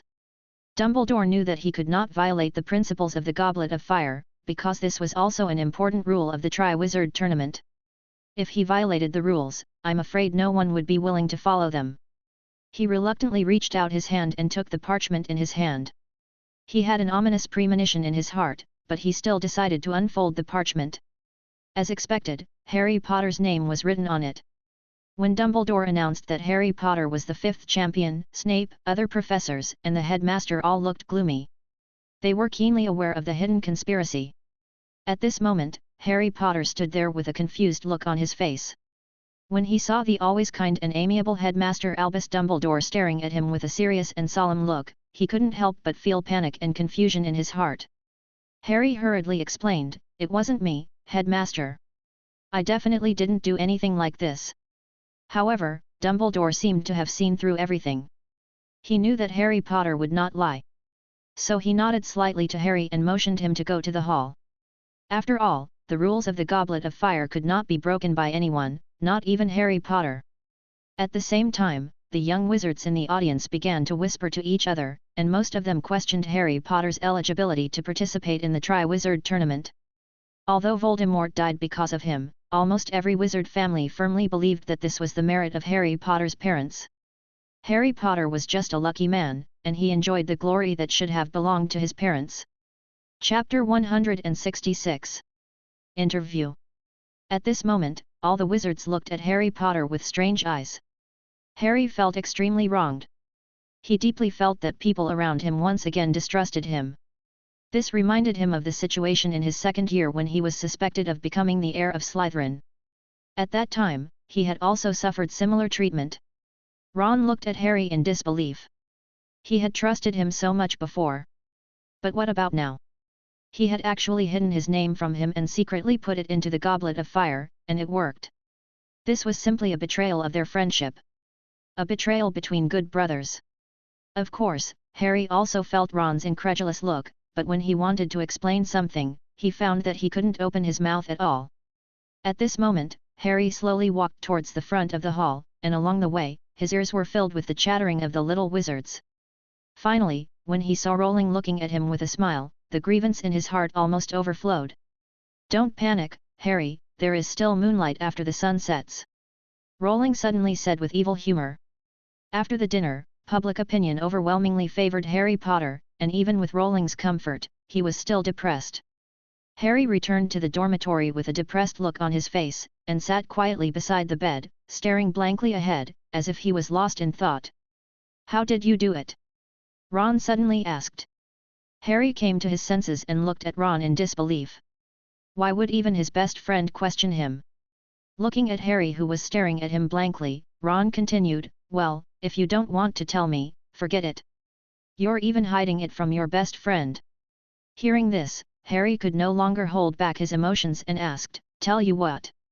"You know it very well," Ron retorted excitedly. "I didn't know it would turn out like this, Ron. How could you be so stupid? You didn't even believe me." Harry responded tongue-tiedly.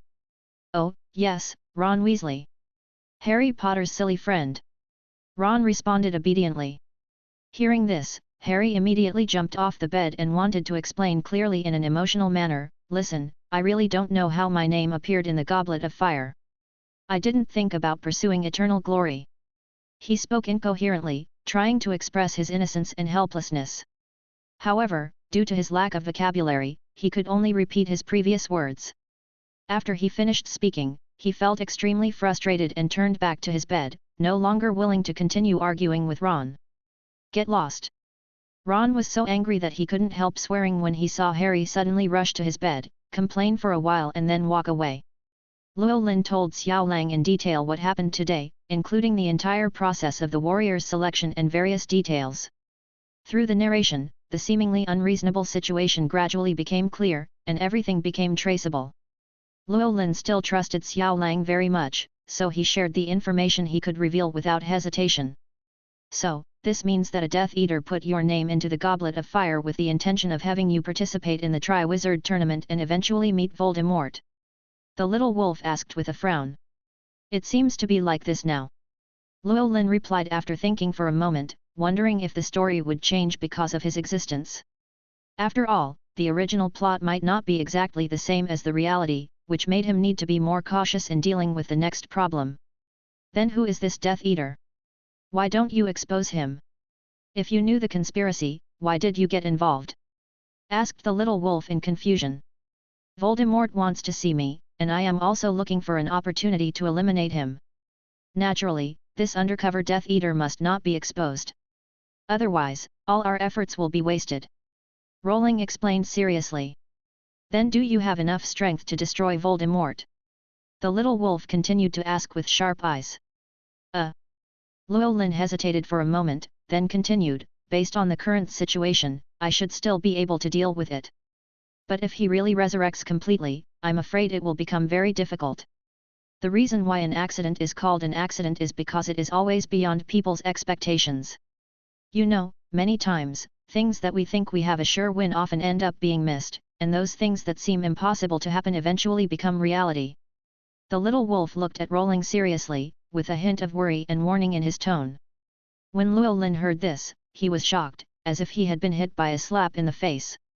He realized that he might be too confident. The peaceful life during this period of time made him gradually become blindly confident. Xiaolang's words made him reflect deeply on whether he had been immersed in comfort and lost his vigilance for the future. Rowling's brows were furrowed tightly, and a trace of anxiety appeared in his eyes. He knew very well that Harry Potter was the destined child, and Voldemort was the destined villain, also the destined villain. Although he has become a variable, the final result is still unpredictable. The last attack on Voldemort ended in failure. Will Voldemort become an NPC with no ability to fight back this time? Rowling couldn't help but fall into deep thought, wondering whether he should face Voldemort directly. Or, should he tell Dumbledore about this? However, his source of information was unknown, and Dumbledore might not be completely trustworthy. After all, in order to protect Harry Potter, Dumbledore might do anything. Thinking of this, Rowling resolutely gave up the idea of reporting to Dumbledore. The next day, Llewellyn and other warriors came to the trophy display room. Today, they will be interviewed by Rita Skeeter, a reporter from the Daily Prophet. This guy always talks nonsense to attract attention. Hello, little wizards. My name is Rita Skeeter, and I'm a reporter for the Daily Prophet. This newspaper is well known to everyone. In comparison, you don't seem to be very famous except for a few individuals, but you are definitely a hot topic in the news industry. Let's start the interview with Mr. Harry Potter. Rita Skeeter said incessantly. Hello, Harry. For a boy of only 14, what gives you the courage to face those powerful opponents? They may master some magical spells you have never heard of. Is it because of the pain and trauma you have experienced that makes you eager to participate in this dangerous game? And become a hero. Chapter 167, Watch Your Poor Performance. Okay, Mr. Potter, your interview is over. Please let Mr. Rowling in. Following a crisp knock on the door, Rowling walked into the room. He immediately saw the tricky-looking woman, Rita Skeeter, sitting on a worn-out chair with a shorthand quill in front of her. Llewellyn was no stranger to this woman, who made a living by digging into other people's privacy and making up rumors. Oh, this is incredible. Mr. Rowling, should I call you Rowling Gandalf? Or Rowling Gryffindor? The famous youngest recipient of the Order of Merlin. And a descendant of the Gryffindor family. Rita Skeeter's voice was full of sarcasm and ridicule. Llewellyn frowned. He didn't like being called that. He took a deep breath and tried to stay calm, but anger was already burning in his heart. Mr. Rowling, is it because of the death of your parents that you became an orphan at an early age, and you feel inferior and never dare to reveal your Gryffindor name to the outside world? Rita Skeeter continued to ask, with a cunning gleam in her eyes. When Rowling heard this, his eyes became more hostile. This guy not only talked nonsense, but also dared to talk nonsense. However, before Rowling could refute, Rita Skeeter asked again. Oh, that's right. It is this humble character that makes you more eager to prove your uniqueness, so you are desperate to participate in the Triwizard Tournament, even if you know that your life is in danger. After all, once you win the competition, you will be able to obtain supreme glory. Rowling could no longer bear it, so he stood up and glared at Rita Skeeter angrily. If your interview is just groundless nonsense, then I won't accompany you. After saying that, he turned around and was about to leave. Rita Skeeter was not affected by Rowling's attitude, and she still had a smug smile on her face. Oh, really? Then why did you choose such a dangerous game? Isn't it because deep down in your heart you desperately want the attention and recognition of others? Llewellyn clenched his fists tightly, veins bulged on the back of his hands, and his teeth chattered, as if he wanted to knock down the hateful woman in front of him with one punch. At this time, Rita Skeeter showed a sly smile, with a smug light in her eyes. She knew that only by angering the other party could she dig out their truest emotions and inner world. So, she looked at Rowling provocatively, with the corners of her mouth slightly raised, as if waiting for his explosion. However, facing Rita Skeeter's cunning eyes, Rowling suddenly showed a faint smile. He decided not to continue pretending. In fact, Rowling had already heard Rita Skeeter's interview with Harry outside and clearly saw her true purpose. Therefore, he was not angered by her words, but chose to cooperate with her performance. You are such a foolish woman. You have no bottom line. If you dare to speak nonsense in the Daily Prophet, I will never sit idly by. I will not hesitate to expose your animagus identity on the internet. Rowling turned and left after saying this. He knew that in today's news reports, the internet has become the biggest competitor of the Daily Prophet. That's why Rita Skeeter would do whatever it takes to discredit him. At this moment, Rita Skeeter was extremely panicked. She had never thought that her secret as an animagus would be discovered by a young man. She crossed out the interview with Rowling without hesitation. After leaving the trophy display room, Llewellyn immediately saw Little Wolf who had been waiting outside. Let's go, Little Wolf, that woman is simply a lunatic. Just as the two were about to leave, Harry caught up with them from behind. His eyes revealed a hint of anxiety and confusion. Rowling, do you have time now? I have some problems and need your help. Rowling stopped, looked back at Harry, and nodded, of course, let's go back to my dormitory and talk. Harry nodded gratefully, and the three of them went to Rowling's dormitory. Along the way, Harry described to Rowling in detail a strange dream he had recently had. Rowling frowned and listened carefully. Harry continued, I dreamed that Voldemort and Peter Pettigrew were conspiring together. They seemed to be planning a conspiracy. Moreover, there was a third person in this dream, but I couldn't see who he was. But I am very sure that Voldemort gave that person an order to ensure that both you and I can participate in the Triwizard Tournament. It seems that the residual soul of Voldemort in Harry's body is resonating with Voldemort. Rowling thought to himself. Then didn't you explain the situation to Headmaster Dumbledore? Rowling asked puzzledly. I thought this was just a dream, until my name inexplicably appeared in the Goblet of Fire yesterday, and then I realized that this might be a conspiracy. Harry's face was solemn. So you suspect there are Death Eaters lurking in Hogwarts Castle? Yes, but I'm not sure, so I dare not reveal the information to Headmaster Dumbledore easily. Harry frowned. I have sent a message to Sirius, and he told me that he could discuss it with you. And he will investigate everything. Harry continued to tell his plan. I understand, Harry. But you have to know that sometimes your power is limited. Dumbledore is trustworthy to you. You can go to him alone. Rowling reminded. Yeah, I see. Harry nodded in agreement. Okay, then you go find Dumbledore first. Rowling encouraged with a smile. After listening to this, Harry said goodbye to Rowling thoughtfully and went to Dumbledore's office. It's just right that I can convey Voldemort's conspiracy through Harry. Now it depends on what Dumbledore himself does. Rowling thought to himself.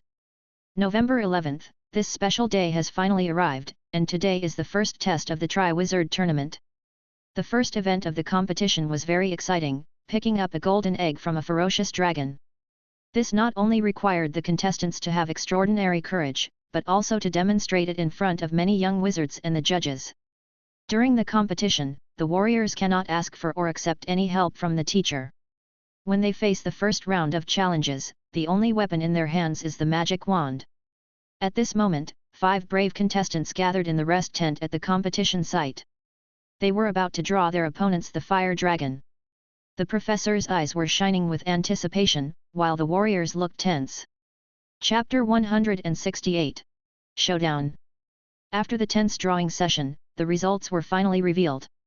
At this time, Cedric walked slowly into the stadium with his wand in hand, and then he saw the Swedish short-nosed dragon. As the guide explained, the dragon's message reached my ears. The Swiss short-nosed dragon is only 6.7 meters long, but it is known for its agility. In addition, the blue flame it spews is the strongest among all dragons, enough to turn wood and bones into ashes in an instant. And this is a rare silver-blue dragon. Cedric took a deep breath and tightly grasped the wand in his hand. Facing such a powerful opponent, he was filled with tension and anxiety. He knew that he had to go all out, otherwise he might die. Cedric concentrated his energy and whispered a spell, and the tip of his wand shone brightly. The Swiss short-nosed dragon felt the vague threat, spread its wings and roared, and a huge ball of blue flame swept towards Cedric. Cedric dodged sideways and waved his wand at the same time. A magic shield immediately appeared, blocking the flame attack. His heartbeat quickened rapidly, and beads of sweat appeared on his forehead. While carefully dodging the fire dragon's attack, he was thinking about the strategy to deal with it. At the moment when the dragon gasped, Cedric's eyes became firm. Instantly, a transfiguration spell hit the boulder next to the dragon. The boulder instantly turned into a black dog, roaring at the dragon provocatively. The Swiss short-nosed dragon was not tired of it, and its attention was immediately attracted. It chased the black dog and sprayed flames from time to time. Cedric was hiding behind a rock, secretly glad in his heart. He quietly observed the dragon's every move, waiting for the best opportunity. When the dragon left the nest, he rushed out without hesitation. His steps were light and fast, as if he was racing against time. He had only one goal in mind, which was to steal the golden egg. The moment he approached the golden egg, his heartbeat almost jumped out of his throat. He stretched out his trembling hand and quickly held the golden egg in his hand. The whistle blew to mark the end of the game. Cedric had successfully passed the test. A triumphant smile appeared on his face, and his heart was filled with pride and joy. At this moment, the audience at the scene immediately became excited when they saw such a wonderful game, and cheers and screams resounded throughout the stadium. Victor Krum came to the arena in a warm atmosphere, and he was also nervous because he was about to face a ferocious Chinese fireball dragon, lion dragon. Although the dragon was not big, it was 25 feet long, about 7.62 meters, and very aggressive. It is very smart and has amazing agility, which makes Crumb always have to be vigilant. All fire dragons are very cunning and they will not be easily caught by the enemy. Therefore, Crumb's spirit is always in a highly tense state and dare not relax at all. When the lion dragon saw the young wizard coming, a playful expression appeared in its eyes, as if it was laughing at his arrogance. It opened its bloody mouth and let out a deafening roar. The sound was as shocking as thunder, as if it was going to tear the entire stadium apart. Before Crumb could attack first, the lion dragon had already launched an attack. A huge fireball spurted out of its mouth, and the fireball flew straight towards Crumb like a burning meteor, with blazing flames and huge impact force. Crumb was shocked, it was indeed cunning. However, at the critical moment of life and death, Crumb quickly calmed down, immediately performed the apparition, and disappeared instantly. The fireball flew past his body, setting off a wave of heat, and a small corner of his clothes was burned. Crumb narrowly avoided the attack, his heartbeat becoming more intense. This battle was more difficult than he had imagined, the strength of the lion dragon far exceeded his expectations. But Crumb did not retreat, and a trace of determination flashed in his eyes. Just as the lion dragon was looking for Crumb's figure, an eye disease curse quickly flew out and hit the fire dragon's eyes, and the dragon lion lost its vision instantly. The severe pain made it scream, and it continued to spray fireballs indiscriminately. Crumb took this opportunity to steal the golden egg. The referee blew the whistle and the game ended. Hagrid felt a pain in his heart when he saw the dragon being hurt. It was very painful for him, while Karkaroff was very proud and kept praising Crumb's wit.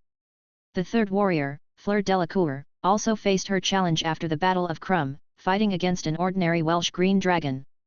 Although the Welsh dragon is small, usually no more than 20 feet, about 6.1 meters, it has bat-like wings, sharp claws, and a slender tail, which is very flexible. Because of their emerald green skin color, they are called green dragons. The Welsh green dragon also felt the pain of its kind, and the violent emotions in its body gradually increased. At this time, it stared at the little wizard viciously. Fleur Delacour showed no fear in the face of the Welsh green dragon. Her eyes were firm and her wand was shining. The green dragon spread its wings, roared, and pounced on Furong. Furong dodged to the side, chanted a spell, and a beam of light shot out from the magic wand and hit the green dragon's wing. The green dragon felt pain and rolled in the air, but quickly adjusted its posture and pounced on Furong again. Furong jumped nimbly, dodging the green dragon's attacks while continuously casting various magic spells. Her spells attacked the green dragon like a torrential rain, leaving scars on the dragon's body. However, the green dragon was not to be outdone. Its violent emotions had completely made it lose its mind. It only wanted to rush forward and tear the woman in front of it to pieces using the most primitive method. Its extremely sharp claws and tail continued to attack Furong. Under this violent attack, Furong's clothes were torn, but she didn't care and still fought tenaciously with the green dragon. In this fierce duel, Furong has been thinking about how to deal with it. She knows that her advantage lies in magic, not close combat. So she quickly moved away from the green dragon and cleverly used the surrounding terrain and magic to gradually gain the upper hand. Because of the blood of the charmed baby flowing in her body, she was naturally more familiar with mental spells. At this time, the wand in her hand continuously released the stunning spell, hitting the green dragon again and again. Finally, the green dragon stopped struggling and slowly fell asleep. Furong panted, looking at the trapped green dragon in front of her, her heart filled with the joy of victory. The game is over. The competition is still going on, and the next one will be even more exciting, because the one that will appear is the most ferocious Hungarian horntail in the world. Chapter 169. Doubts. And the largest Ukrainian iron-belly dragon. All the young wizards were looking forward to this thrilling final battle, while the professors all looked solemn and nervous. There was no doubt that the fierce battles in the first 3 rounds had made them deeply aware of the ferocity and cunningness of the fire dragon this time. This is not only a showdown of psychological qualities, but also a severe test of combat skills and magical reserves. For the little wizards who are only in the 4th grade, this is undoubtedly a cruel disaster. At this time, Harry Potter walked into the stadium with a dull look on his face. He saw the golden egg in the middle of the stadium at a glance, but seemed to have completely ignored the evil dragon on the side. He quickly trotted over, as if he wanted to pick up the precious dragon egg directly. Everyone present, including the professors and the young wizards, were stunned. Rowling quickly opened his elemental eyes and looked at Harry's strange behavior, thinking to himself, could it be that Harry has been cast under the Imperious curse? However, this was not the case. Just when Harry was only 5 meters away from the golden egg, a shocking dragon roar was suddenly heard. The sound was as deafening as thunder and woke Harry up suddenly. Immediately afterwards, a huge black dragon appeared before their eyes. Its body was covered with a thick layer of black scales, and from a distance it looked like a giant lizard. Its bright yellow eyes flashed with ferocious light, and it had a pair of sharp bronze horns on its head. Its long tail ended in extremely sharp spikes, giving off a terrifying aura. This turned out to be a 15-meter-long Hungarian tree-peak dragon. Instantly, a stream of blazing flames gushed out of the dragon's mouth and rushed towards Harry Potter. Harry was shocked and quickly hid behind a huge rock. However, the dragon did not intend to let him go, and continued to spit out blazing flames and slowly crawled towards Harry. Harry felt the heat of the fire getting higher and higher, and realized that he could not just sit there and wait for death. He quickly took out his wand, ready to summon his broom, and use his speed advantage to escape from here. Just as the dragon was approaching, the firebolt also rushed out of the castle. Harry jumped on the firebolt nimbly, ready to escape from this dangerous place. He rode his broomstick and rushed past like an arrow. He looked back and saw that the dragon had broken free of its chains and was chasing him relentlessly, with flames spewing from its mouth, dyeing the entire sky orange-red. Harry tried his best to drive the firebolt, trying to increase the distance between him and the dragon. However, the dragon was also incredibly fast, and it kept approaching, and the gap between them was getting smaller and smaller. Harry was flying on his broomstick, watching the dragon's every move. The dragon's speed was astonishing, and every time it spewed fire, Harry felt that death was imminent. He swept his eyes over the surrounding mountains and forests, and suddenly an idea struck him. He suddenly changed direction and flew towards a dense forest. The dragon followed closely behind him, its huge body rampaging through the forest, knocking down countless large trees. He moved flexibly in the woods, using the trees to block him and avoiding the dragon's fire attack. However, the dragon was too powerful, and it kept breaking through the trees and continued to approach Harry. It can only be said that the speed of the firebolt is fast enough. After the dragon hit it, its physical strength was also consumed, and its speed naturally decreased. Harry took this opportunity to quickly fly back to the arena, came to the nest without dragon guards, and snatched the dragon egg. After the competition, a group of dragon trainers rushed to the venue and tried to control the dragon.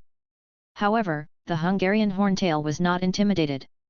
When it saw the wizards flying over, it immediately came to its senses. With a roar, a stream of blazing flames gushed out, accompanied by billowing smoke. This sudden attack caught the wizards off guard, and they dodged to avoid being burned. The dragon took this opportunity, flapped its wings quickly, and flew away. At the same time, the crystal ball behind Harry also broadcast the dragon's actions to the audience in real time. The atmosphere on the scene instantly became tense, and all the wizards were surprised by the dragon's actions. No wizard expected that the dragon would choose to escape, which undoubtedly made the whole scene a little chaotic. Llewellyn looked at the scene in front of him and couldn't help but exclaim, "This guy is really cunning." Although the accident caused the game to fall into brief chaos, the game continued. As for Llewellyn, he will next compete with the Ukrainian Iron Belly Dragon. This dragon is huge, up to 18 meters long and weighing up to 6 tons. Their bodies are round and covered with a layer of shiny grey scales. Their eyes are deep crimson, revealing a sense of majesty and mystery. The most terrifying thing is their unusually long and vicious claws, each swing of which can bring a deadly threat. Just as Llewellyn was about to cast a magic spell, a voice suddenly came into his mind, "Are you the chosen one?" Llewellyn immediately became alert and looked around, trying to find the source of the sound. However, there were no other people or creatures around. Just as he was confused, his eyes accidentally fell on the dragon in front of him. The dragon's eyes revealed a human expression, as if it was watching him. Llewellyn suddenly realized that the dragon was communicating with him. "You can actually communicate with wizards?" Rowling asked himself. "No, I can only communicate with you. From this point of view, you are the wizard I have been looking for." A few years ago, our tribe noticed your presence, so I decided to leave my hometown and go out to look for you. I once felt a chance to meet you in a dragon trainer named Charlie Weasley, so I was willing to be captured by them just to find you.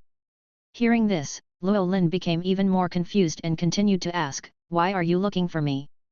Because you can understand my language, it means you are the new dragon speaker. Thousands of years ago, the birth of the first dragon speaker completely changed the fate of our dragon clan. Since then, our dragon clan has signed a contract with him, promising to be loyal to him forever. And that great dragon speaker is the legendary Merlin. Indeed. The power of natural affinity can indeed make me understand all languages. Llewellyn muttered to himself. However, his heart was still full of doubts and vigilance. Why should I believe you? There was a hint of doubt in Rowling's voice. Although Merlin had a deep connection with the dragon clan, this could not completely eliminate his doubts about it. Chapter 170. Leading the dance. The dragon seemed to have anticipated Llewellyn's reaction. Its eyes were firm and deep. Little wizard, I know you are confused, but your appearance is not accidental. If I am not mistaken, there should be a dragon guarding your home. Llewellyn was shocked when he heard this, and the Dragon Breath Valley next to the dark forest appeared in his mind. Could it be that he really had a close connection with the dragon clan? He couldn't help but fall into deep thought. Rowling was in a dilemma. On the one hand, he needed to face the threat of Voldemort, which was difficult to deal with alone.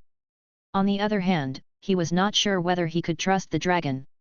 Just as he was hesitating, the dragon suddenly exerted its strength, broke the chains on its body, spread its wings, and flew away into the distance. In this country, there is only one place where a dragon rests. I think you live nearby. I will wait for you there. The dragon's voice echoed in his mind, as if giving Rowling a chance to choose. As Llewellyn watched the dragon go away, he felt more and more confused. He didn't know whether he should trust the dragon or not, and he didn't know what would be waiting for him if he went there. At this time, the young wizards on the field were shocked when they saw the dragon running away again. The conversation between Llewellyn and the dragon seemed to be very long, but in the eyes of the young wizards, it was just Llewellyn competing with the dragon in the eyes. But suddenly the dragon broke free and ran away. Llewellyn came to his senses and no longer paid attention to the group of wizards who were going to capture the dragon. He raised his wand and cast a dragon egg flying spell. The golden egg fell into Llewellyn's hands. The whistle sounded like thunder, resounding through the sky. The game is over. Although the judges had doubts about Llewellyn's performance, facts spoke louder than words, and the golden egg did fall into his hands. Congratulations to the 5 brave men for passing the test of courage, even though some incidents happened along the way. The clue to the next level is hidden in the golden eggs in your hands. You need to explore it yourself. Let us cheer for them again with warm applause. Dumbledore shouted. In the lounge, Ron walked to Harry and sat down with an awkward look on his face. Ever since Harry was chosen by the Goblet of Fire, they had been in a cold war. However, when seeing this thrilling challenge today, Ron realized that no one would be so stupid as to actively choose such a terrifying opponent. I'm sorry, Harry. Ron whispered, his eyes full of regret. I apologize for my stupid behavior earlier. I know it's too late to say anything now, but I hope we can go back to the good relationship we once were. Harry looked at Ron quietly, feeling emotional. He knew that Ron had always been an impulsive person, but this incident had strained their relationship. However, seeing Ron's sincere attitude, Harry decided to let go of the unpleasantness of the past. It's okay, Ron. I understand your point of view. After all, the situation was complicated. But I believe we are still good friends, right? Ron listened to Harry's words and a relieved smile appeared on his face. Of course, Harry. We will always be best friends. Thank you, I promise I will never doubt you again. The two smiled at each other, as if the previous conflict had never happened. With the end of the first game, the enthusiasm of the little wizards has not diminished, but has become even higher. In the coming days, they are about to usher in the grandest and most exciting Christmas ball of the year. This is not only a carnival, but also a holiday celebration full of surprises and romance. According to the tradition of the Tri-Wizard Tournament, the ball will be held on Christmas Eve. By then, both young wizards and professors will dress up and attend this unique event together. Finally, Christmas Eve arrived as expected. The entire Hogwarts school was shrouded in bright lights and cheerful music, like a dream castle. The little wizards, dressed in gorgeous dresses, walked into the beautifully decorated hall in pairs. They smiled, with anticipation and excitement in their eyes. Of course, the protagonists of the Tri-Wizard tournament also showed up at the ball. However, at this moment, Rowling and Aaron looked a little absent-minded. As they stepped into the auditorium, a faint scent of the Clow cards surrounded them, which made them feel alert. Xiaolang quickly took out the compass, but the compass needle was spinning around, and he had completely lost his sense of direction. "Oh, Rowling, I finally found you. Where are you and your dance partner? I think you should be ready." Professor McGonagall suddenly appeared in front of Rowling. She had an anxious look on her face and her voice sounded a little anxious. Rowling looked at Professor McGonagall with a puzzled look on his face. "Preparing for what?" Professor McGonagall's eyes widened as she explained seriously, "Of course it's dancing. This is one of the traditions of the Tri-Wizard tournament. As the champions, you are responsible for leading the opening dance. I told you this a long time ago." After hearing this, Rowling showed an expression of disbelief. He shook his head and said, "Professor McGonagall, you seem to have never told me this before." Mag was stunned for a moment and sighed softly, "Oh, okay. You should know now." After she said this, she turned and left in a hurry, leaving Rowling standing there with helplessness on his face. "What should I do, little wolf? I didn't invite any dance partners at all." Rowling frowned, his tone full of anxiety. "I think maybe you will have it later." At this moment, the little wolf suddenly raised his head and looked up at the top of the auditorium. He saw countless pink petals falling like snowflakes, like a romantic flower rain. As soon as those petals touched the ground, they disappeared without a trace. Llewellyn looked up and his eyes fell on the petals flying all over the sky. These petals were like a colorful flower rain, floating lightly in the air, giving the entire auditorium a dreamy feeling. At the same time, the music in the auditorium sounded at the right time. The melodious melody was intertwined with the flower rain, and a romantic and warm atmosphere emerged. "This is the Flower Clow card. She likes to appear in lively occasions. No doubt, she is attracted by the cheerful atmosphere here." Xiao Ke suddenly popped up and explained to Llewellyn. Hearing Xiao Ke's words, Llewellyn couldn't help but marvel at the magic of the Clow cards. Each Clow card has different powers and abilities, and each card has a unique personality and characteristics. At this moment, a girl in a glittering pink dress danced in the air like a fairy and landed lightly beside Llewellyn. Her face was filled with a sweet smile, which made people feel extremely warm. The appearance of this girl attracted the attention of the surrounding little wizards, and their faces flushed slightly, as if they were overwhelmed by the beauty of the girl. The girl stretched out her hand without hesitation and held Llewellyn's hand. They danced happily. Their figures shuttled through the sea of flowers. Chapter 171. The First Wizard to Die. Seeing this, the surrounding young wizards also joined in the joyful dance. They were no longer restrained and released their energy and enthusiasm. For a moment, the whole auditorium was filled with laughter and everyone was immersed in this feast of dancing youth. After the dance, the flower fairy disappeared, and a card appeared in Llewellyn's hand. "Next, we will have the second match of the Tri-Wizard tournament. Just last night, the warriors all had their beloved things stolen. Now they are lying at the bottom of the Black Lake. To win, the warriors must find the lost treasure and bring it back to the surface. Then I declare the competition to begin." As Dumbledore finished speaking, Rowling and the other heroes jumped into the water without hesitation, and their figures instantly disappeared from the water. Cedric and Fleur quickly cast the bubble head charm, forming a transparent bubble around their heads to protect them from the lake water.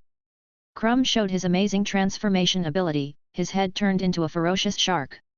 At the same time, Harry Potter swallowed the gillyweed directly, and his body also underwent a miraculous change. When he entered the water, he immediately grew gills and flippers, allowing him to swim freely like a fish. Unlike the others, Llewellyn did not use any magic or special skills. He just jumped straight down. As soon as he entered the water, his body began to transform into the form of water. Due to the special nature of the water form, no young wizard could observe his specific changes. Only a stream of dark blue water quickly shuttled through the water, like a flexible dragon. As soon as Llewellyn entered the water, he heard a song coming from the depths of the Black Lake. He swam towards the sound without hesitation, at a very fast speed, through a large area of dense water plants. Immediately, he saw the little wizards lying unconscious in the water plants, obviously having lost consciousness. Llewellyn immediately noticed the little wolf that had disappeared early in the morning. He seemed to have entered the waters long ago and was trapped here with other little wizards. Just as Llewellyn tried to approach the little wolf, a group of little water monsters appeared around Llewellyn but did not show any hostility. One of the little water monsters greeted Llewellyn respectfully, "My master, you are finally back." Llewellyn looked at them in confusion. "Master?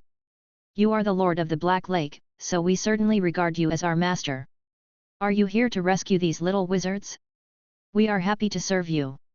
Llewellyn understood immediately, and he did not doubt the loyalty of these little water fairies. He pointed at the little wolf and said, "I need to take this little wizard away from here." The little water fairies immediately lifted up the little wolf and escorted Llewellyn and the little wolf out of the Black Lake. When they were about to get close to the water, Llewellyn quickly caught the little wolf and jumped to the shore. At this time, the little wolf slowly regained consciousness. When Rowling appeared first, the little wizards of Hogwarts immediately became excited. The referee's voice also sounded at the same time, "The first place of this competition is born." Soon after, the other warriors surfaced one by one. However, Harry Potter was nowhere to be seen. As time passed, everyone stared at the water nervously. Finally, two little wizards emerged from the water, but Harry still did not appear. Apparently, he had successfully rescued the two little wizards. At this moment, a column of water shot up into the sky, and Harry fell out of it. At the same time, the whistle for the end of the game sounded. "Congratulations!" Rowling congratulated Harry as he looked at him, who was soaking wet. Harry panted and smiled in response to Rowling's congratulations. At this time, Professor McGonagall came forward, her eyes shining with pride. "Well done, kids! You are all true warriors." She looked around and then her eyes fell on Rowling. "Your performance was equally amazing." As the game ended, there was warm applause and cheers on the field. The students surrounded the warriors and celebrated the victory of the game. While waiting for the third game, the first wizard to die during the Tri-Wizard tournament appeared. That was old Barty Crouch. Rowling soon learned the news. He frowned, and a bad feeling welled up in his heart. It seems that old Barty briefly escaped the dementia curse, and was discovered by his son and killed. Harry Potter should have told Dumbledore about his nightmare. Why didn't he take any measures? No matter how stupid he was, Dumbledore should have known that this was Voldemort's conspiracy. Could it be that he really didn't care about the lives of other wizards just to train Harry Potter? This is crazy. Rowling shook his head, unable to accept this fact. He couldn't help but think of Harry Potter's nightmares and Dumbledore's knowledge of these things. If Dumbledore had known Voldemort's plan for a long time, why didn't he take more active actions to protect the wizards?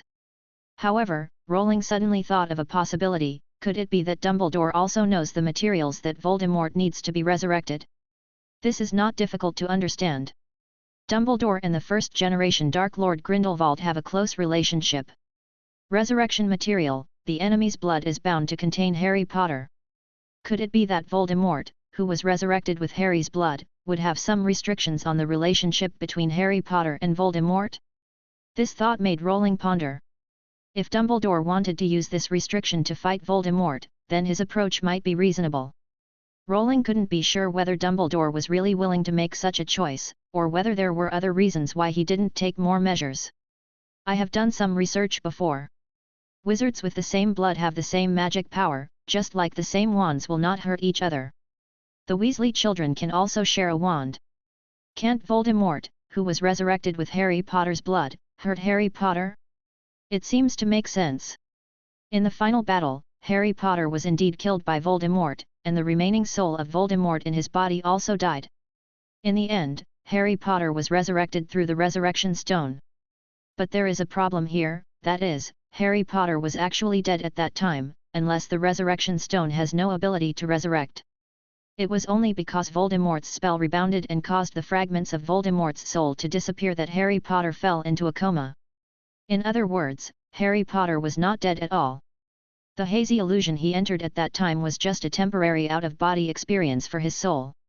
If everything is unexplainable, the most likely fact is less likely to be true. So at this time, Rowling is more inclined to believe that the resurrection stone has no resurrection power. Just like the Elder Wand is not that magical, and Harry Potter's invisibility cloak can also be seen through by Moody's magic eye.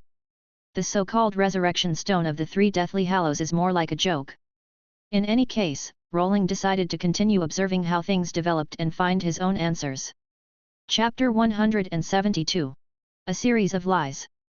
To the north of Hogwarts, the once vast plain has now been carefully arranged into a huge magic maze. This maze is like a sleeping beast, exuding a mysterious and dangerous atmosphere. Every corner of it is filled with strange magic, which makes people shudder. When you enter the maze, the first thing you see is a dense vine with lush branches and leaves, which seems to form a natural barrier. However, these seemingly ordinary trees hide endless dangers. The devil's nets spreading everywhere lurk in them like poisonous snakes.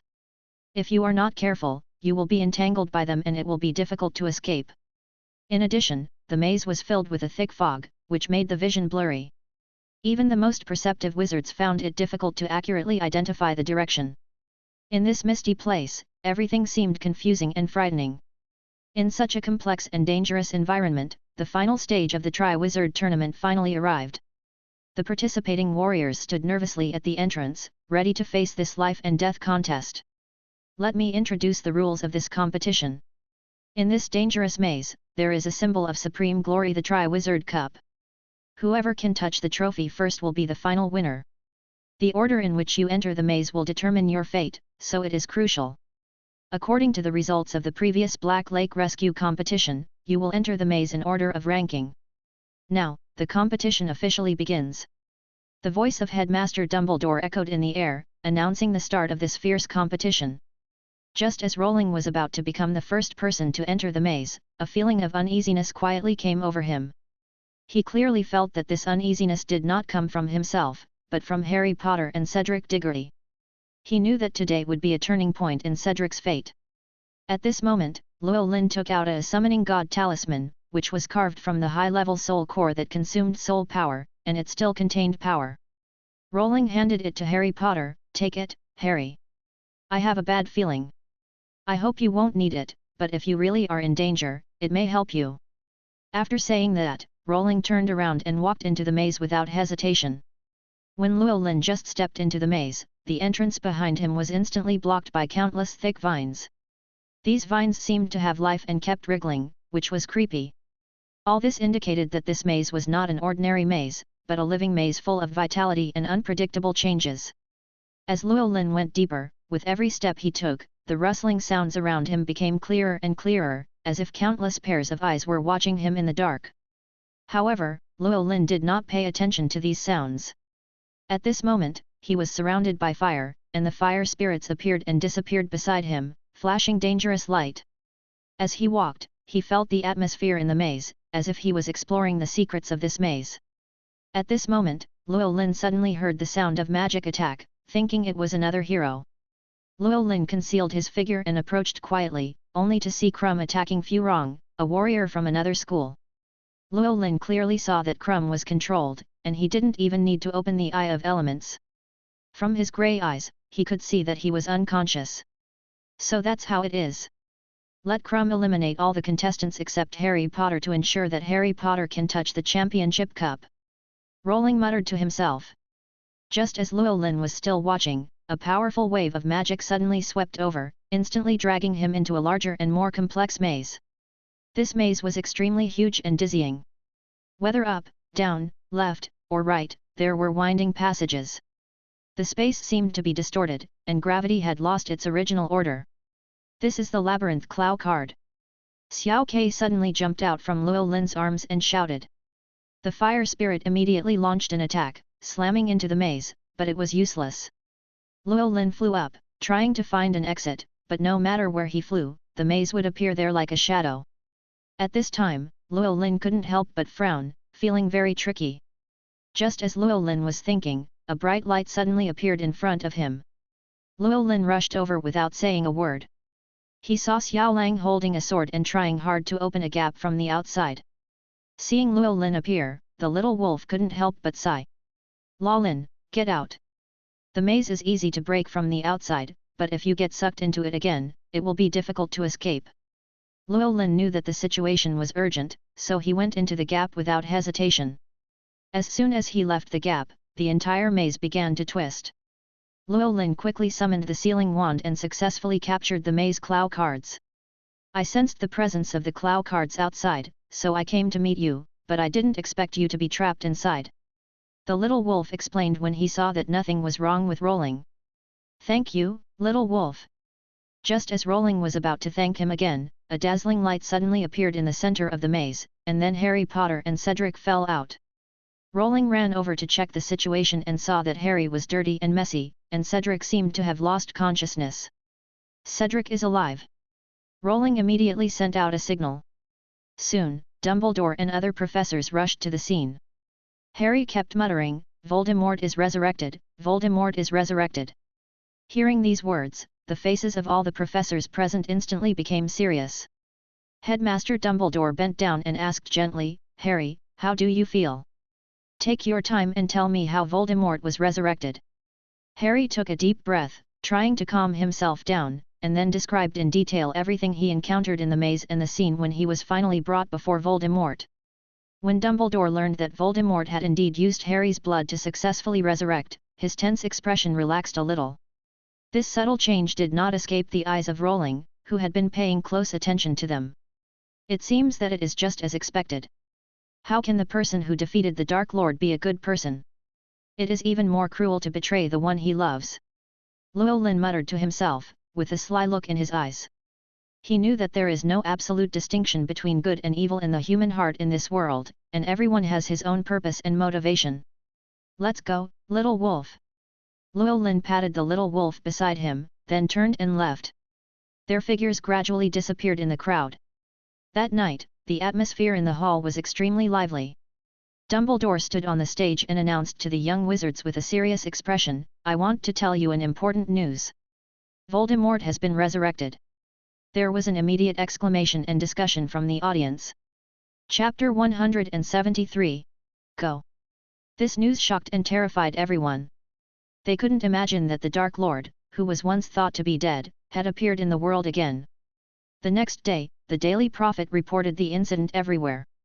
The headlines of the newspapers were eye-catching, trumpeting the successful conclusion of the Triwizard Tournament and strongly denying the news of Voldemort's resurrection. Finally, it ended with Harry Potter's lies, trying to lead the public to doubt the incident. At the same time, the fourth year of Hogwarts also came to an end. The young wizards began to pack their bags and prepare to go home for the summer vacation. The whole campus was filled with a relaxed and happy atmosphere, as if everything that had happened before was just a nightmare. However, for those who had experienced this battle personally, they knew clearly that the real danger had just begun. Just when Rowling and the Slytherin were about to leave Hogwarts for the Dark Forest, Harry and the awakened Cedric suddenly came to their dormitory. "Why are you here?" Rowling understood. As expected, they must have come to thank him for Cedric's matter. "Lorraine, because the amulet you gave saved Cedric, he came to thank you. I didn't expect to survive." "Thank you, if it weren't for you, I'm afraid I would have died." It turned out that they were teleported to the Gaunt family cemetery by the Portkaya yesterday. Due to inertia, Harry's amulet of calling God fell directly from his arms and was picked up by Cedric. Just as Cedric was about to return the amulet to Harry, Peter Pettigrew suddenly appeared and quickly grabbed Harry Potter. At the same time, Pettigrew shot the Avada Kedavra curse at Cedric. However, coincidentally, the spell directly hit the amulet, causing Cedric to fall into a coma and escape. Cedric said with emotion, "At that time, I thought I was going to die, but I didn't expect that the amulet of exorcism actually saved my life. Maybe this is fate." Llewellyn joked, "Since you are fine, you should be more careful next time." Rowling and the little wolf said goodbye to Harry and Cedric and embarked on a journey to the Dark Forest. Along the way, the carriage sped past like a meteor, instantly breaking the quiet night sky above the Dark Forest. Llewellyn had been away from home for 2 years, and his heart was full of longing and yearning for home, just like those wandering children who were eager to return home. At the same time, the giant dragon far away in the Dragon's Breath Valley seemed to have sensed something unusual. It slowly raised its huge and majestic head, and its gaze passed through the layers of clouds and mist and headed straight towards the direction of the dark forest. Not long after, Rolling finally arrived in the valley. Just as he stepped into this familiar land, a figure quickly appeared in front of him. It turned out to be Dolly.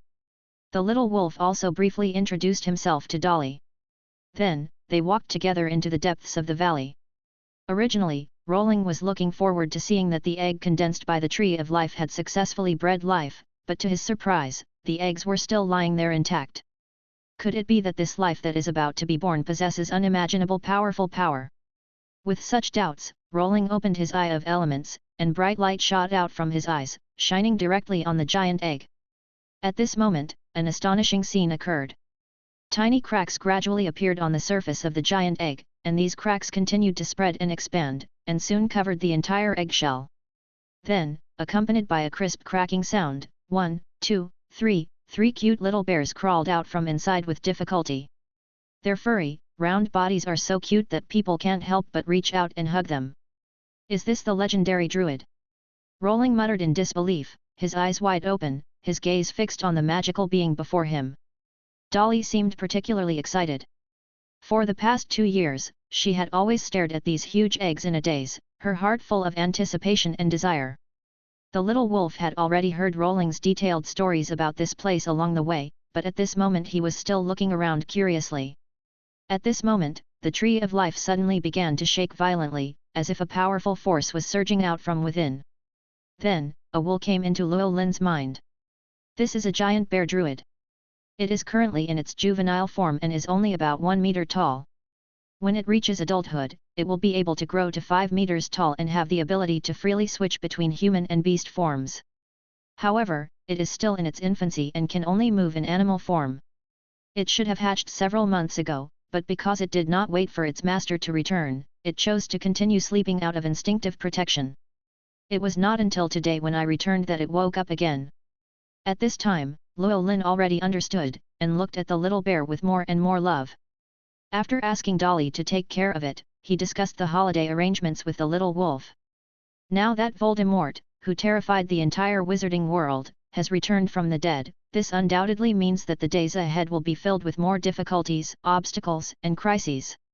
In the face of such a severe situation, constantly improving one's own strength has obviously become the most urgent and critical task at the moment.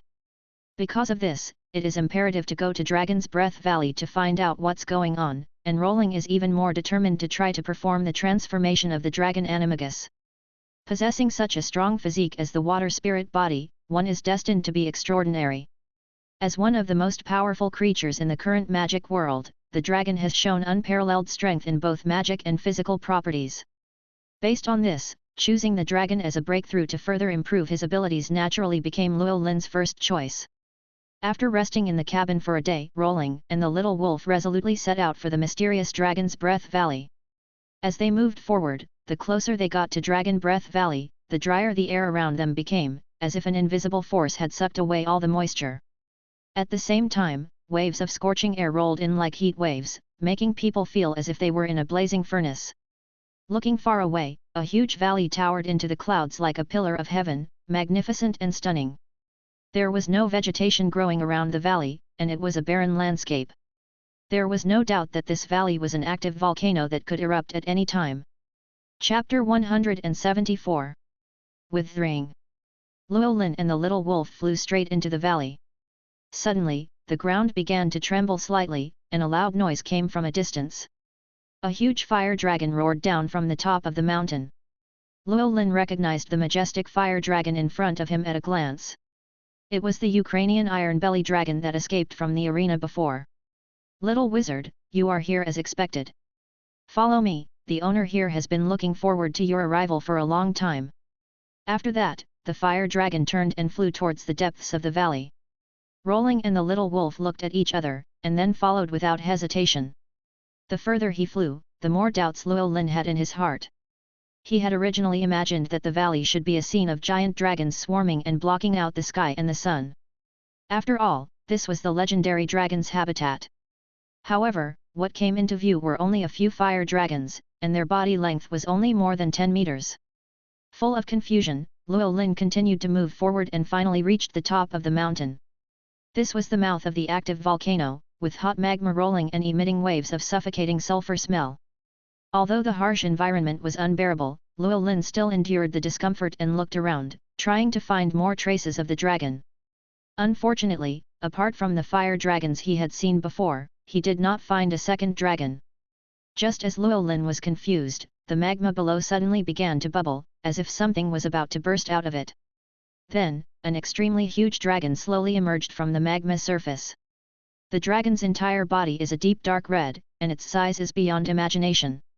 It is even much larger than the Ukrainian iron-bellied dragon, which is known to be the largest and most powerful. Luo Lin stared at the huge monster in front of him with his eyes wide open, looking at it in disbelief. He saw its dark red scales flashing with strange light, and hot magma flowing down from time to time. And with every breath, one seems to be able to feel an indescribably powerful breath coming towards him, as if the entire space has become solemn and depressing because of its existence. There is no doubt that this dragon has surpassed the scope of ordinary dragons and has become an awe-inspiring existence. The little wolf standing next to him was also slightly dazed. The dragon slowly opened its huge eyes that were like copper bells, and its two eyes seemed to be burning with blazing flames, shooting straight at Luo Lin. The eyes were hot and sharp, like two torches, instantly illuminating the entire space. Along with this gaze came a deafening voice like thunder. "Welcome to the Dragon Valley." The wizards outside also call this place the Dragon Breath Valley, young wizard. As soon as he finished speaking, a layer of dazzling red light suddenly appeared around the dragon. The light flickered and danced like a flame, completely covering the dragon's huge body. Then, a shocking scene occurred. The dragon's body began to shrink at a speed visible to the naked eye. Every second, its body became smaller. In just a moment, a dragon man in the form of an orc suddenly appeared in front of Luo Lin. This dragon man was tall and mighty, with clear muscle lines and full of strength. His skin was dark red, covered with fine scales, and flickered with a faint light. Looking at the stunned and surprised Rolling, the dragon couldn't help laughing and explained, "Little wizard, don't you know that many of the spells you wizards master come from various magical creatures? These magical creatures possess unique abilities and talents, and you wizards gain inspiration and application from them through study and learning. Just like the transformation I just performed, you call it animagus, which can transform from the original wizard form into the appearance of other creatures. And like us dragons, when our strength accumulates to a certain level, we can also transform into human form." Hearing this, Luo Lin thought to himself, it seems to be true, just like the apparition of a house elf. "Mr. Zhulong, there are two crucial reasons why I came here. The first is about why you are trying so hard to track me down. Secondly, as you just mentioned, I want to try the mysterious animagus transformation technique myself." The dragon carefully looked at the little wizard in front of him, who looked thin but exuded a powerful aura. "Little wizard, from the moment you stepped into this place, I could clearly sense the extremely powerful force hidden in your body. This force is so powerful that it is even stronger than the strong physique that our dragon race is proud of. So you can indeed try the dragon form of the animagus, but if you really decide to try the animagus transformation, even if you can transform into the form of our dragon race, you will still be bound by this world in the end." At this point, the dragon paused for a moment, then continued, "As for why our dragon clan has been searching for you, it is not just because of the ancient contract made with the great wizard Merlin.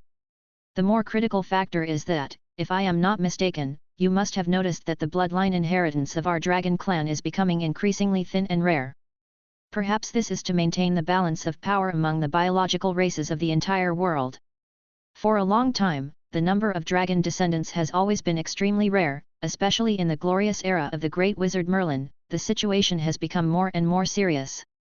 It was not until the amazing wizard Merlin appeared, the first person proficient in dragon language, that we were able to sign this meaningful contract with him. The reason why the dragon race has been able to continue to reproduce and survive to this day is that I was still young and ignorant, just a baby dragon. I still remember that in that turbulent era, when that mysterious and ancient contract was signed, I clearly felt a powerful force originating from the unknown, like a surging torrent, suddenly descending upon the entire dragon clan. It felt as if the hand of fate had plucked the strings of time and played a moving piece of music. Although I was young at the time, I instinctively guessed that this mysterious power might be the legendary power of destiny. There is no doubt that the great wizard Merlin was the most dazzling star of that era. His light illuminated the entire world, making him a well-deserved son of destiny. Under his protection, our dragon clan was also fortunate to receive his grace and obtain the invaluable blessing of destiny. However, it is regrettable that after the departure of the great wizard Merlin, the dragon clan was like a child who had lost its solid shield and instantly fell into a precarious situation. Chapter 175. Transformation. Not only did he lose the protection he once had, but even the luck and fortune that he originally relied on for survival was disappearing bit by bit like sand in an hourglass. Time flies, and the years pass by. Until today, the blood of the dragon race has withered and decayed, and the former glory has long since become a thing of the past. They may even be captured and tamed by wizards. However, your sudden appearance is like a lightning that cuts through the dark night sky, bringing us new hope and dawn. Little wizard, from the moment we saw you, we once again truly felt the breath and presence of the great wizard Merlin. Because of this, dragons willingly follow the dragon speakers and offer their unwavering loyalty. When Llewellyn heard this, he understood everything. Although the blood of the dragon race was dying out, he knew that he really needed to rely on the power of the dragon race. After all, even a dragon in its declining period still had strength that should not be underestimated. Although the concept of luck sounds mysterious and elusive, there is a truth in it that Llewellyn firmly believes. Having the loyalty of the dragon clan to himself will only greatly enhance one's own strength and will never cause any loss or weakening. So, Mr. Dragon, is there anything I need to do? Yes, just like the great magician Merlin, we need to sign a blood contract with you. I am the Lord of Dragon Breath Long Yan. I swear here today that I am willing to use this world as a witness, and let the sun and the moon bear witness together. Regardless of life or death, the dragon clan will follow the dragon speaker. As Long Yan finished speaking, a mysterious and ancient text appeared in the air out of thin air. These words flickered with faint light, as if containing endless power and secrets. Llewellyn naturally understood the dragon's thoughts: follow the dragon speaker instead of me. And there is a high possibility that there are more than one dragon speaker. But Llewellyn still did not hesitate at all, and quickly stretched out his right index finger and cut the tip of his finger. A drop of blood as red as a gem slowly flowed out from the wound and dripped onto the contract that appeared out of thin air. In an instant, a dazzling light suddenly burst out, illuminating the entire mountaintop. In that light, countless complex runes could be seen intertwined to form a huge magic circle. At this moment, the giant dragons from all over the world seemed to have sensed something, and they all raised their heads and roared loudly. The sound went straight into the sky, as if it was going to break through the sky. An incomparably huge force of destiny swept in like a tide, instantly enveloping the entire dragon clan.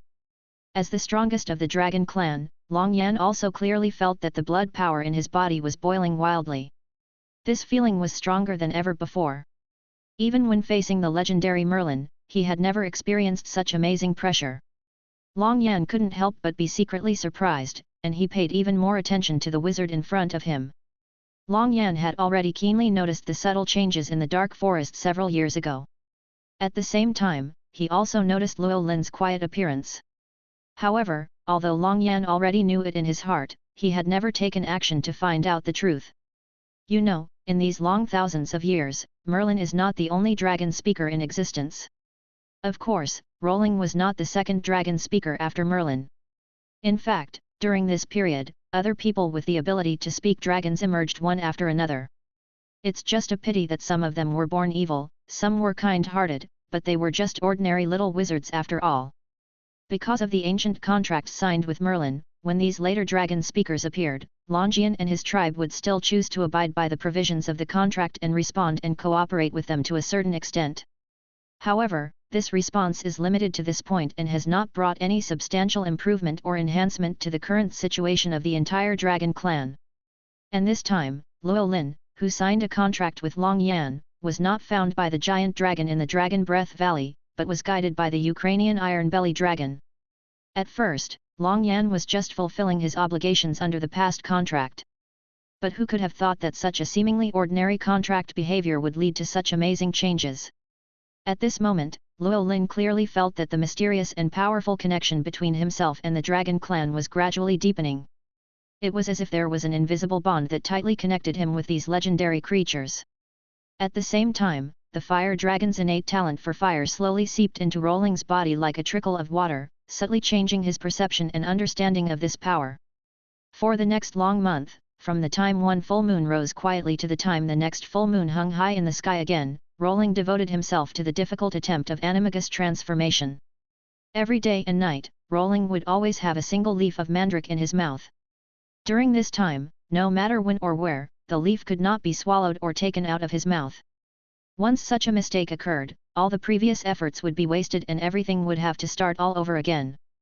Finally, the night of the full moon came. When the bright moonlight sprinkled on the earth like water, Luo Lin carefully took out the leaf that he had been holding in his mouth. He quickly picked up a crystal bottle and filled it with his long accumulated saliva. Then, he put the leaves into the bottle, allowing it to bathe in the pure moonlight. When he had done all this, Rolling solemnly added a strand of his own hair and a silver teaspoon of clear dew. Finally, a pupa of a hawk moth was carefully placed in. This pupa looked a little strange, and the patterns on its body seemed to contain mysterious power. Then, bury the liquid in a quiet and complete soil. From this moment on, until the next thunderstorm, you must not check or disturb it, otherwise you will fail. During the long days of waiting for the storm to come, Luo Lin would come to the quiet corner on time at sunrise and sunset every day. He looked focused, holding the glowing magic wand tightly in his right hand, and pointing its tip steadily at his heart. At the same time, he opened his lips slightly and muttered, Amado, Animadu, Animagus. This spell echoed slowly in the air like an ancient ballad. Chapter 176. I am the Dragon King, the Dragon King is me. A whole month passed quietly, and Luo Lin gradually felt a wonderful change in his body. He could clearly feel the second heartbeat, which was sometimes stronger than the original heartbeat, as if it was about to burst through his chest. Sometimes it seemed so weak that it would disappear at any time. However, no matter how unpredictable this feeling was, Luo Lin always kept one thing in mind: everything must remain the same, and the plan must not be disrupted by any slight changes. Finally, today, a dazzling flash of lightning suddenly streaked across the sky, instantly tearing apart the thick dark clouds. Immediately afterwards, deafening thunder rolled in. Luo Lin was delighted and ran towards the place where the crystal medicine bottle was buried without hesitation. When he arrived at the destination, he found that the originally transparent liquid in the small and exquisite bottle had now turned into a deep red potion as bright as blood, which was slightly flashing with a strange light. Facing this crucial moment, Luo Lin took a deep breath and pointed the tip of the wand in his hand accurately at his heart again. Then, in a firm and steady tone, he recited the spell that he had already memorized. Amado, Animadu, Animagus. As the last syllable of the spell fell, Luo Lin quickly picked up the crystal vial and drank it all in one gulp. In an instant, a burning force rushed through his throat to his limbs and bones. Luo Lin's body was emitting blue and red light at the same time. His bones were creaking, growing and extending continuously, becoming thick and hard, as strong as steel. The muscles were also expanding rapidly, with clear lines and full of explosive power. The beating of the two hearts was heavy and powerful. The image of the giant dragon in Luo Lin's mind became clearer and clearer. Its head gradually became larger, and the dragon horns protruded from its forehead, sharp and majestic. His eyes became like burning flames, revealing endless pressure. The sharp fangs in his mouth flashed with cold light. His body was covered with a thick layer of scales, each scale sparkled with new life and eternity and was indestructible. The wings stretched out from his back, broad and powerful, and a slight wave could create a strong wind. The huge dragon's tail continued to grow longer and thicker, like a steel whip, full of deterrence. As the dazzling light gradually dimmed, a 20-meter-long behemoth appeared in front of everyone. At this time, Luo Lin was still a young dragon, but it was so big. It exuded a powerful aura that made people shudder in awe. It was like an insurmountable mountain that stretched between heaven and earth. Its majestic momentum seemed to declare that it was the supreme ruler of this area. Xiaolang, Xiaoke and Longjian, who were standing by, all stared at Luo Lin with eyes wide open in amazement. They just stared blankly at the majestic figure. At this moment, Luo Lin was immersed in the perception of his own changes. He clearly felt the surging, torrent-like power in his body. This power rushed through his meridians, bringing waves of strong impact. Unable to help but open his mouth, a strong dragon breath gushed out instantly. A huge ball of dark blue flame rushed forward like a wild horse, roaring, and the air seemed to be ignited wherever it passed, with layers of heat waves. However, at this moment, a mysterious and frightening force suddenly surged from the inside of the volcano. This force penetrated into Luo Lin's body at a speed so fast that people had no time to react. Luo Lin only felt a surge of hot energy spreading rapidly in his body, and then he realized that this was actually part of the origin of fire coming from deep in the magma. Part of the origin of fire in the magma. Luo Lin was full of disbelief. He never thought that he would receive such a precious gift at this time. However, not long after, his originally chaotic thoughts gradually became clear, and a definite answer emerged in his mind: the original power of all things in this world is also looking forward to the birth of gods. In this way, the laws of operation of this world can be better improved. It's just that at this stage, the power it controls is too small and weak. Because of this, the power of the world's rules is forced to use part of the original power to promote the birth of gods and thereby speed up the pace of the entire world's progress. Luo Lin carefully experienced the various wonderful changes that took place in his body. At this moment, he not only possessed the innate powerful talent of the fire dragon, but also the magic power that originally existed in his body had been significantly improved. However, at this moment, a sudden doubt surged into his mind like a tide. With the three origin powers that he possessed, even if it was only a part of the purification origin, the water origin, and the part of the fire origin that he had just obtained, if he just wanted to obtain that weak divine power and use it to ascend to the throne of God, it should not be a difficult thing. However, what is extremely confusing is why, until now, that extremely critical and important opportunity for transcendence has never appeared? Where is it hidden? Thinking of this, Luo Lin couldn't help but sigh, oh. It's just like a blind man crossing a river. Luo Lin sighed and quickly transformed into a wizard. This time the process was extremely smooth. Thus, the only dragon animagus wizard was born. Before Luo Lin could be proud of himself, a message on the internet immediately brought him back to his senses. In the Jurchen Road community, in a quiet park surrounded by lush trees, Harry Potter sat alone on a swing, swaying gently. His face was filled with sorrow and he looked extremely depressed. A whole month had passed, and he seemed to be trapped in a bottomless vortex, unable to escape. All this was thanks to the Daily Prophet. Every day, the newspapers were flooded with malicious and biased reports pouring towards him like a tide, words like liar, liar, full of nonsense and pretentious, spreading the news of Voldemort's return just to gain attention were everywhere, and all kinds of disgusting remarks were heard incessantly, surrounding him tightly. Similarly, he would sit in front of the TV every day without fail, closely following every piece of news happening in the Muggle world. The once lush, green grass has now turned yellow, as if it had been drained of its vitality. This is all because of the severe drought, which forced the government to ban the use of garden hoses to save water. And so on. Chapter 177. Harry the Viper. Ever since witnessing Voldemort's horrifying resurrection, Harry has been in deep fear.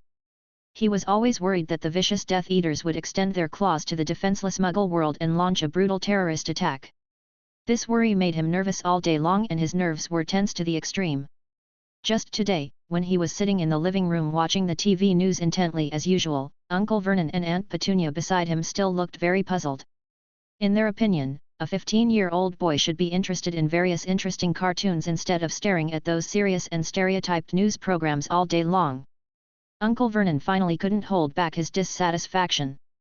He stood up suddenly and angrily questioned Harry. "Hey, Potter boy! What on earth do you want to do? Why do guys like you listen to news about normal people like us every day? Do our news still count as news to you? I think you must have other intentions. Don't think we are stupid, explain it to me quickly." Faced with Uncle Vernon's aggressiveness, Harry retorted without showing any weakness, "Oh, yes, you are not stupid. This is really shocking news." Before he finished speaking, he quickly stood up and rushed out of the house without looking back.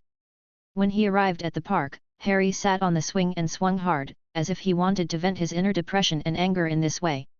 What's worse is that Ron and Hermione, his close friends, occasionally send him messages. But their words are mysterious as if they are hiding some secrets. And it seems that they are staying together. The friendship between the three is really crowded. Just as Harry was immersed in endless sorrow, a familiar figure came towards him in a hurry. It turned out to be Dudley, with a group of Dudley's followers behind him. This year, Dudley is full of energy. Not only did he lose weight by practicing boxing, but he also won the school boxing championship.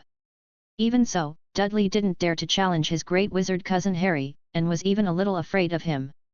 This long summer vacation was full of resentment and anger for Harry. When he saw Dudley walking towards him, it was as if he had found a perfect outlet for his emotions. Harry knew that Dudley was afraid of him, but the followers around him were completely unaware of this. So, without even thinking, Harry started to mock Dudley mercilessly. "Oh, look who this is! It's my dear cousin Dudley. I never thought you would become the big brother of these guys. Doesn't your aunt usually call you little daddy affectionately? What's the matter?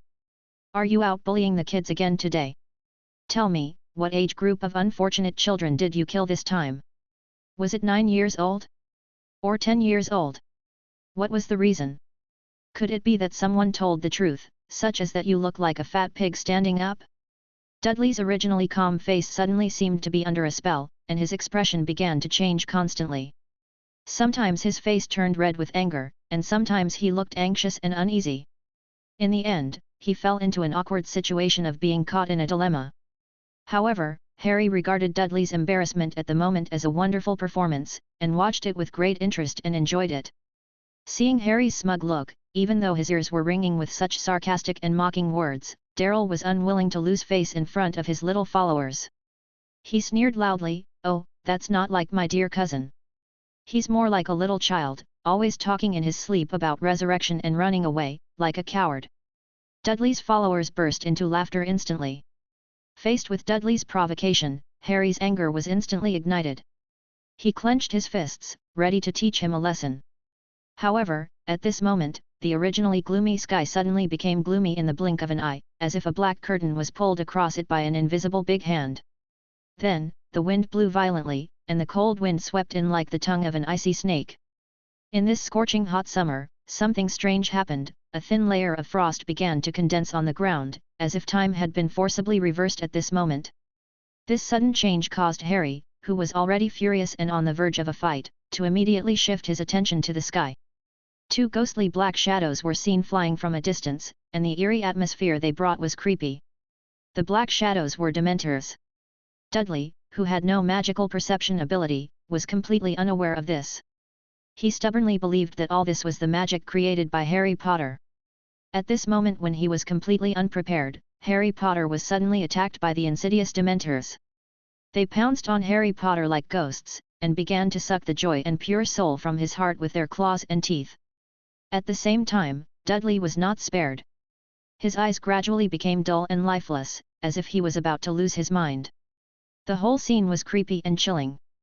However, at the critical moment when Harry Potter was about to fall into a state of complete stupor, a strong and tenacious will surged from the bottom of his heart. With this unyielding will, he finally came to his senses. He slowly touched the wand in his pocket. As if he had grabbed a life-saving straw, Harry Potter immediately raised his wand and chanted the spell loudly, Expediens Patronus. In an instant, a dazzling pure white energy light suddenly burst out. This energy was like a surging torrent, crashing into the Dementors that were greedily devouring Harry Potter's soul with overwhelming force. There were screams and the Dementors were repelled by the powerful energy. But Harry Potter did not stop there. He held the wand tightly in his hand and continued to control the pure white energy, making it rush towards the Dementors beside Dudley like lightning. Everything happened so suddenly, as if in just a blink of an eye, or like a flash of lightning, and then the dust settled. Harry Potter stood there, breathing heavily, feeling a little tired. However, in stark contrast to him, Dudley was lying on the ground with a dull expression, his eyes empty, as if he had lost his soul. Chapter 178. Panic. Harry knew very well that what he had just experienced was by no means accidental. He could almost conclude, this must have been sent by Voldemort. Thinking of this, his brows furrowed tightly, and his eyes revealed a hint of worry and uneasiness. Not long after, Harry Potter forced himself to cheer up, supported Dudley, who was still in a daze, and walked home with difficulty. When they finally arrived home, Vernon, who had been waiting at home, was shocked when he saw his son's listless and distraught appearance, and his face was instantly filled with panic. "My dear son, what's wrong with you?"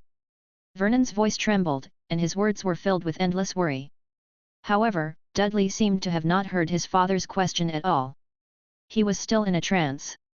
He opened and closed his mouth, and kept muttering to himself, "Harry Potter, Harry Potter." Hearing his son constantly repeating Harry Potter's name, Vernon's face became even more gloomy. He glared at Harry Potter with his eyes wide open, and shouted angrily. "I knew it was you, Harry Potter. How dare you use magic to hurt my darling baby? Get out of this house right now. From now on, you will no longer have a place to stand here." As the words fell, the anger that had been suppressed in Vernon's heart for a long time erupted like a volcano. Petunia, who had been hugging Dudley, also had sparks of anger in her eyes at this moment, but she did not refute her husband's words, but just silently hugged her son in her arms. "That's not the case, Aunt and Uncle. Calm down and listen to me. It's really not what you imagined. My cousin Dudley and I were in the park when suddenly two terrible dementors appeared and pounced on us. Their eerie appearance is simply creepy, and they make such a terrifying sound. I can guarantee that Voldemort definitely ordered them to do this." Harry explained anxiously, hoping that his uncle and aunt would believe what he said. However, when Petunia heard the name Voldemort, her face turned pale in an instant, as if her heart was hit by an invisible force. Her body was trembling slightly, and her eyes revealed an undisguised fear. Vernon stared at Harry Potter with wide eyes, also with a little fear, and the anger in his heart had disappeared without a trace. He's back." Penny's voice trembled violently, her hands unconsciously clutching the corners of her clothes, and the uncontrollable fear surged into her heart like a tide. Apparently, Petunia still remembers that night more than a decade ago, a night that completely changed her family, when she opened the door and saw Harry Potter lying quietly in his cradle, with a letter from Dumbledore next to him. It was also from that moment that she learned that her sister, whom she had not contacted for many years, had died tragically at the hands of a demon named Voldemort. During that time, even the Muggle world was often in turmoil, whether it was the collapse of a bridge or a sudden raging fire, or Muggles disappearing and their bodies being found every day. Although others may not know that these turmoil are related to wizards, Penny knows the reason very well. Those so-called natural disasters and the murderous demons that appeared are just excuses to cover up the truth. But Penny knew clearly in her heart that when she was 11 years old, her blood-related and inseparable sister, Lily, showed amazing magical talent. On that seemingly ordinary day, Dumbledore personally came to their home, lit up the entire room with magical spells, and took the happy Lily to the mysterious wizarding world to buy the necessary items for school admission. At that time, Petunia was full of longing and expectation. She also wrote a sincere letter to Dumbledore, expressing her strong desire to study in the Magic Academy. However, the ruthless reality was like a basin of ice water, which cooled her burning heart. Her application was rejected without any room for maneuver. Even though Lily often came home later and happily told her about her wonderful experiences in the Magic Academy, such as how there was an administrator who had no magic skills at all but was able to live safely in Hogwarts. For example, there were those dazzling magic courses and interesting campus activities. But for Penny, all of these only added to her pain and loss, because no matter what, she could never step into that dreamy magic world. As time went by, the sisters' lives drifted apart, as if they were in two completely different worlds. Petunia's jealousy grew and eventually turned into deep resentment. This resentment strained their relationship until they broke off completely and stopped communicating with each other. However, fate always likes to play tricks on people. Suddenly one day, a letter broke Penny's peaceful life. The news in the letter was like a thunder, exploding in her heart. Lily was brutally murdered by the terrifying Voldemort, and although Voldemort himself also died, the letter stated that he would be resurrected one day. Now, this terrible prophecy has come true, Voldemort has really resurrected. The fear that permeated the air was as heavy and oppressive as it was more than a decade ago, making everyone panic. At this moment, an owl with mottled fur and sharp eyes swooped down from the night sky like a black lightning. With the flapping of its wings, a letter was thrown down accurately and landed at the feet of Harry Potter. Harry Potter stared at the mysterious letter with suspicion, thinking to himself, nowadays, all kinds of information are usually transmitted through the internet, so how could a formal letter appear? Just as Harry Potter was puzzled, the letter floated up by itself, and then a sharp and majestic voice came out from the envelope, "Mr. Harry Potter, since you have violated the regulations of the Ministry of Magic that it is forbidden to perform magic in front of Muggles. It won't be long before representatives from the Ministry of Magic arrive at your residence and destroy the wand in your hand according to the law. Not only that, you will also need to follow them to the Ministry of Magic and attend a hearing held by the Wisengamot Law Enforcement Department." Before he finished speaking, the envelope instantly turned to ashes in a dazzling flame. Chapter 179. Letter to Penny. At the same time, Vernon also heard the voice clearly. Knowing that Harry Potter was about to lose his magical ability, he suddenly felt confident. All the troubles seemed to be closely related to Harry Potter. At this moment, his determination to drive Harry Potter away became more and more firm. He secretly vowed to drive this troublemaker out of the house. Petunia stood quietly by the side, remaining silent. Ever since she knew that Voldemort had returned from the dead, she had been growing an irrepressible fear in her heart. Perhaps kicking Harry Potter out at this moment would be a great way to escape potential danger. Thinking of this, her originally hesitant heart became even more determined. On the other hand, Harry was becoming more and more panicked at this moment. I must not let the Ministry of Magic destroy my wand so easily. I must quickly escape from this terrible place. As long as I can escape successfully, those people from the Ministry of Magic will never find me again. Whether returning to Hogwarts or going somewhere else, I don't want to stay in this damn place any longer. Harry Potter made up his mind secretly, and he turned around and prepared to leave. However, at this moment, something unexpected happened. Owls flew into the room one after another. These owls brought urgent letters from Mr. Arthur Weasley and Mr. Sirius Black. Arthur Weasley wrote in the letter, "Harry, Dumbledore has just arrived at the Ministry of Magic. He is doing his best to deal with the difficult incident at hand. So don't leave the Dursleys' house without permission. Be sure to wait patiently for follow-up news." Sirius Black said the same thing in another letter, "Harry, Arthur has told us everything that happened. Listen, kid, don't leave the house at all costs. Wait for us to figure out a solution." For Harry, who had not received any news for more than a month, these two sudden letters full of concern and advice were like a timely rain, which quickly extinguished the raging flame of anxiety in his heart and calmed his originally restless heart in an instant. At the same time, I gave up the idea of leaving. Just as Harry was racking his brains to try to ease the extremely tense and almost suffocating atmosphere, suddenly, the fourth letter rushed in like an arrow.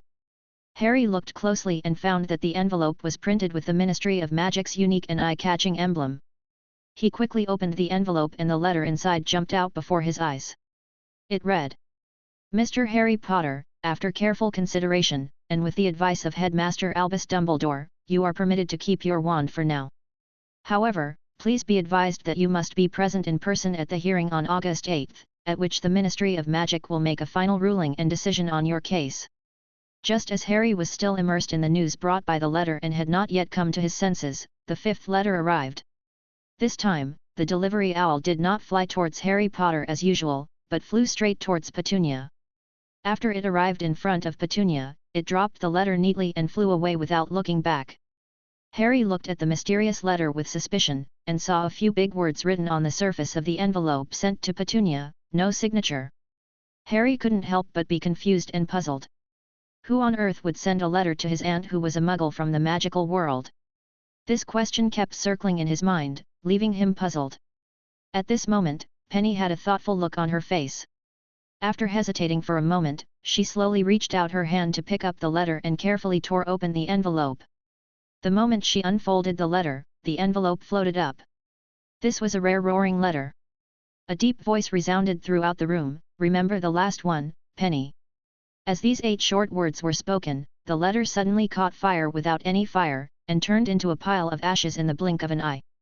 After hearing this voice, Penny felt as if she had been hit hard, and her body began to tremble involuntarily.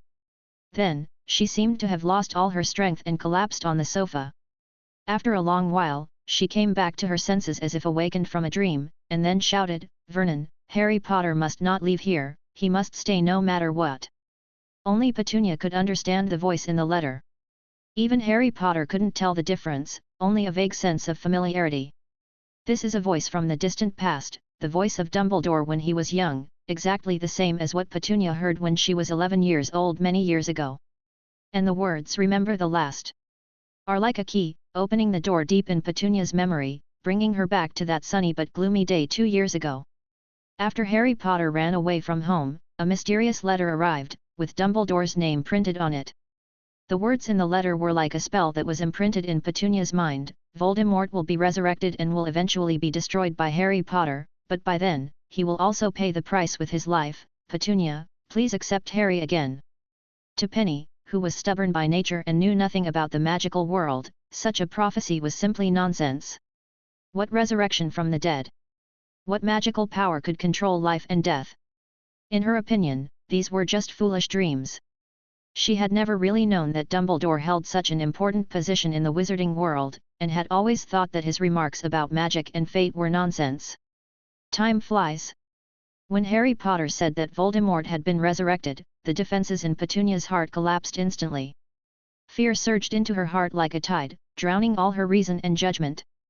At the same time, the letter appeared in front of her again, and Dumbledore's warning was like a long alarm bell, constantly echoing in her ears. Especially when she thought that Harry Potter's death would become a reality, Penny couldn't help but think of her sister, Lily. They had been close and had spent countless happy times together. But now, her sister had left her. If even her nephew Harry met with misfortune, she would really have no relatives in this world. Chapter 180. Footsteps. Since Lily's death, Petunia's jealousy and resentment towards her disappeared. What she could never forget was the first time James Potter stepped into their home. His arrogant words as a wizard exploded in her ears like thunder. That look of disdain and extreme contempt swept across her and Vernon's faces like a cold wind, mercilessly trampling on their self-esteem. From then on, there was no contact between them. Even when her sister sent her wedding invitation, Penny turned a blind eye and ignored it. Because deep in her heart, the humiliation and hurt she had suffered had already turned into an insurmountable gap between the two of them. However, when James Potter's child, Harry Potter, appeared before her eyes, his face, which looked exactly like his father, reminded Petunia of the embarrassing memory all the time. From the moment she saw the child, she felt a deep disgust, which became stronger as time went by. But at this moment, the news of Voldemort's resurgence came, like a terrible nightmare coming to the world. This means that Harry Potter is likely to follow in the footsteps of his mother Lily and die. When she learned of Lily's death that year, the disgust that Petunia had thought she had always felt due to jealousy disappeared, and an indescribable feeling of emptiness suddenly surged into her heart, making her sad and crying. That day, endless sadness surged like a tide, immersing her in it for a long time. At this moment, Petunia looked at Harry with eyes full of heartache and sorrow. Seeing another loved one about to leave her, this heart-wrenching pain almost broke her down completely. At this moment, Harry stared at his aunt with a strange look. His aunt's eyes had never appeared on him before. Ever since the mysterious letter arrived, his aunt, who had been in deep thought, suddenly came to her senses and stared at Harry with an extremely strange expression. At this moment, Harry felt as if he had just woken up from a dream, as if his aunt at this moment was his own relative, and the tenderness in her eyes was very kind. While Harry was still concentrating on looking at them carefully, Aunt Petunia gritted her teeth, suppressed her inner anxiety and fear, stood up straight with difficulty, and ordered in an unquestionable tone, "Harry, go back to the house and rest." After saying that, she turned around, and walked out of the room carefully with Vernon. She looked around nervously, and hurriedly pulled Dudley towards the hospital. The night was like a huge black curtain, slowly covering the entire neighborhood. Everything was silent, so quiet that it made people feel creepy. Just as Aunt Petunia and Uncle Vernon were rushing to the hospital in a hurry, Harry turned around and returned to his bedroom silently. He sat quietly beside the bed, his brows furrowed, his eyes staring blankly ahead, his thoughts drifting away involuntarily, his whole body deeply immersed in endless thinking. Suddenly, a faint and almost inaudible sound of footsteps came from downstairs. The sound was as thin as a mosquito at first, but gradually became clear and louder. Finally, it was like a drum beat, stopping directly in front of his room. Harry's heart suddenly tightened, and he was instantly enveloped by an inexplicable tension. At this moment, he was clearly the only one at home, so why did such a chaotic sound of footsteps suddenly appear? Could it be, as the thought flashed through his mind, were those vicious Death Eaters coming to his house? When he thought of this, although Harry couldn't help but feel a little panic deep in his heart, he quickly calmed down because he was extremely precocious.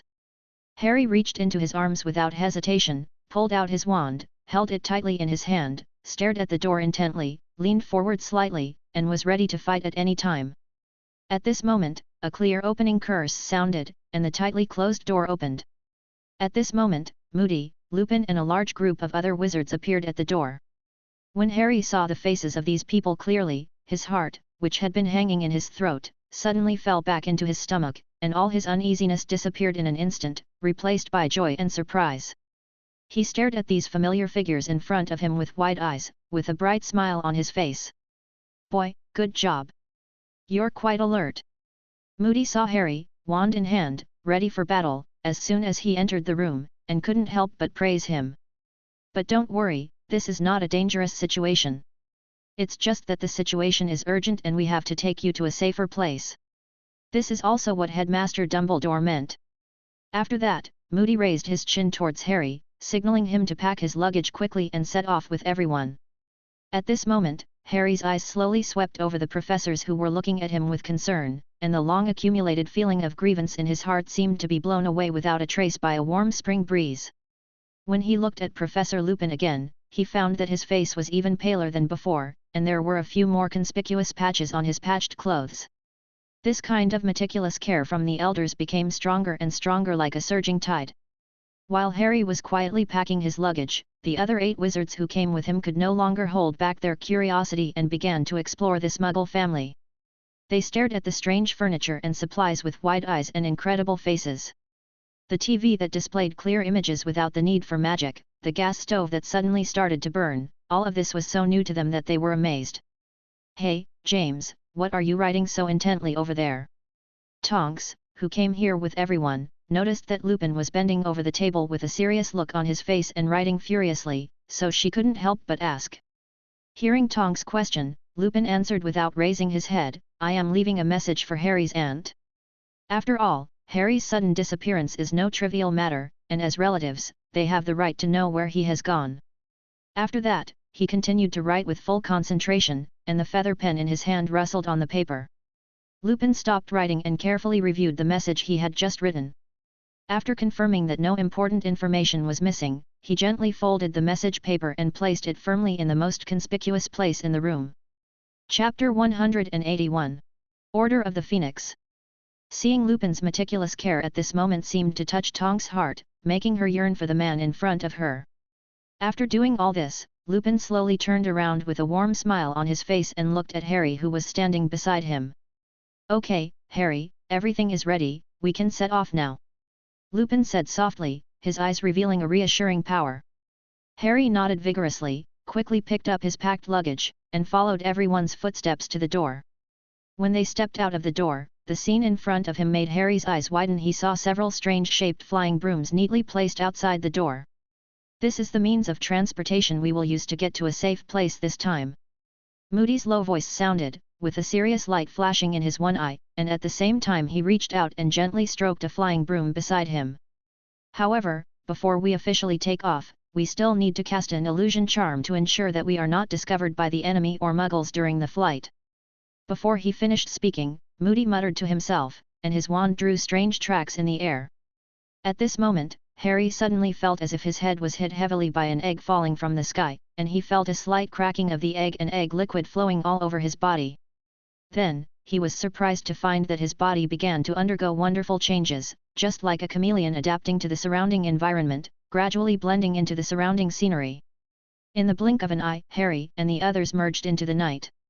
With the sound of the wind whistling past, the group rode on their broomsticks at lightning speed. The houses and streets of Little Whinging quickly receded under their feet and soon became blurred dots. The temperature difference between day and night in London was very large at this time, and Moody was very vigilant and deliberately took a detour. Harry really regretted not wearing more clothes. After a thrilling high-speed flight, they finally arrived at their destination, downtown London. A seemingly ordinary apartment building appeared in front of everyone. Moody was the first to land in front of the apartment building, followed by others. After standing firmly on his feet, Moody quickly took out a crumpled note from his pocket and handed it to Harry solemnly. "This place is under a Fidelius charm, and the secret keeper is Headmaster Dumbledore. He specifically asked me to pass this note to you," Moody said in a low voice, his expression looking particularly solemn. At the same time, he took out his wand to remove the disillusionment charm from everyone. Harry felt as if boiling water was splashed on his back, which was very itchy. Harry took the note with nervous curiosity and examined it carefully. On it was clearly written, "The headquarters of the Order of the Phoenix is at 12 Grimmauld Place, London." Just as Harry finished reading this text, a surprising scene happened to him. The apartment building in front of him originally only had doors 11 and 13, but at this moment a gap was squeezed out between the two doors, and then a brand new door 12 appeared there. At the same time, Rowling, who was far away in Dragon's Breath Valley, received an important message from Sirius Black. The message read, "Regarding the relaunch of the Order of the Phoenix and matters related to Voldemort's Horcrux Slytherin locket, we urgently need your arrival to discuss together." At this moment, this sudden attack quickly awakened Rowling, who had just regained his wizard form, from his thoughts. He frowned, his eyes revealing deep worry. The current situation is obviously getting more tense.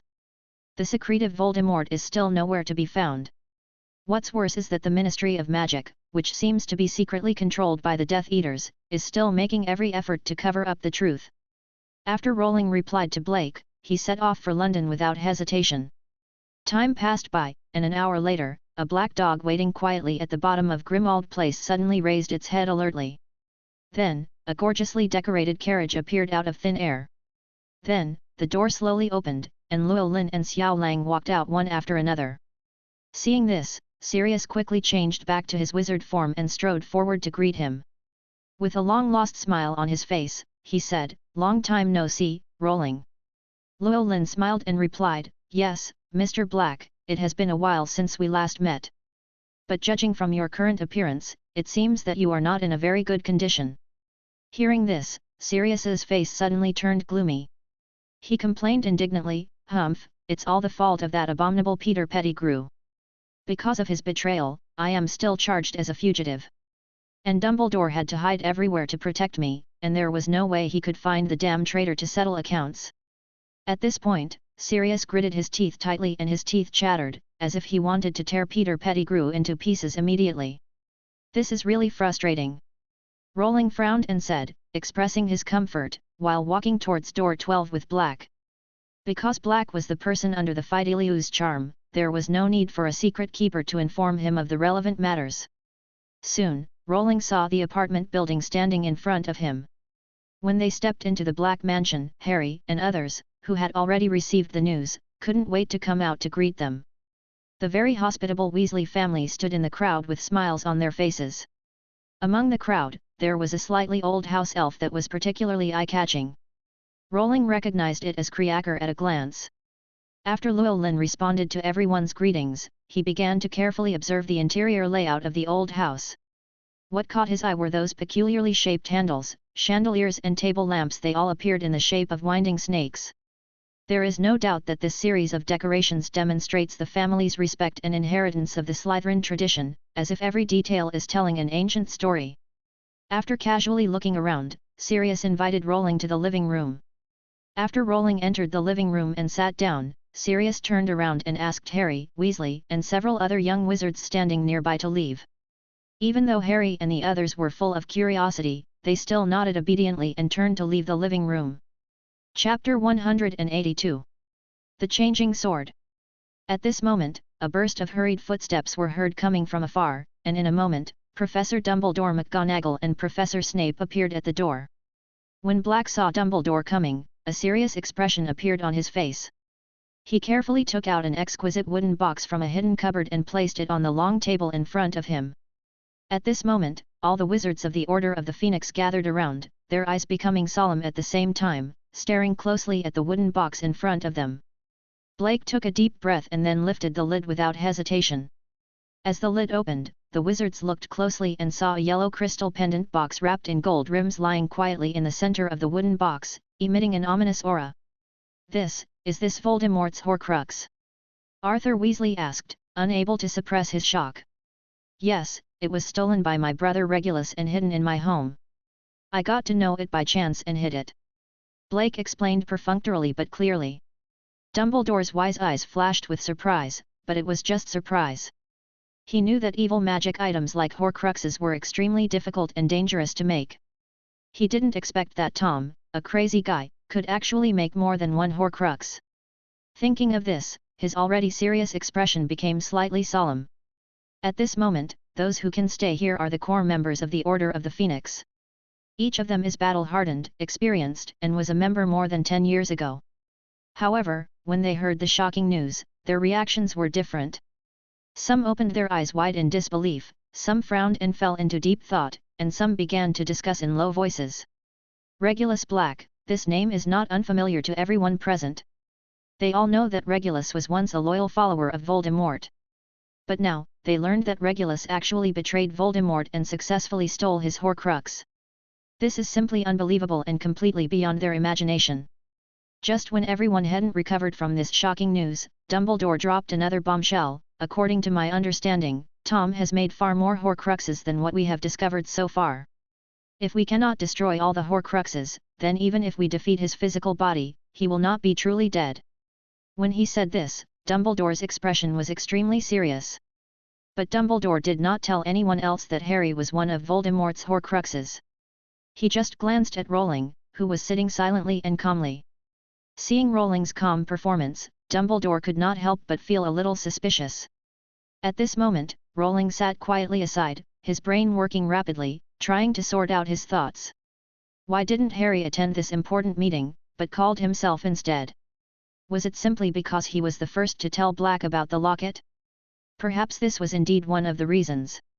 However, what surprised Rowling even more was that the other members of the Order of the Phoenix did not question his attendance at all. You know, there were many wizards at the scene whom he had never met, such as Nymphadora Tonks and the steady and calm Kingsley Shacklebolt. After thinking about it, Rowling felt that this was most likely a deliberate arrangement by Dumbledore.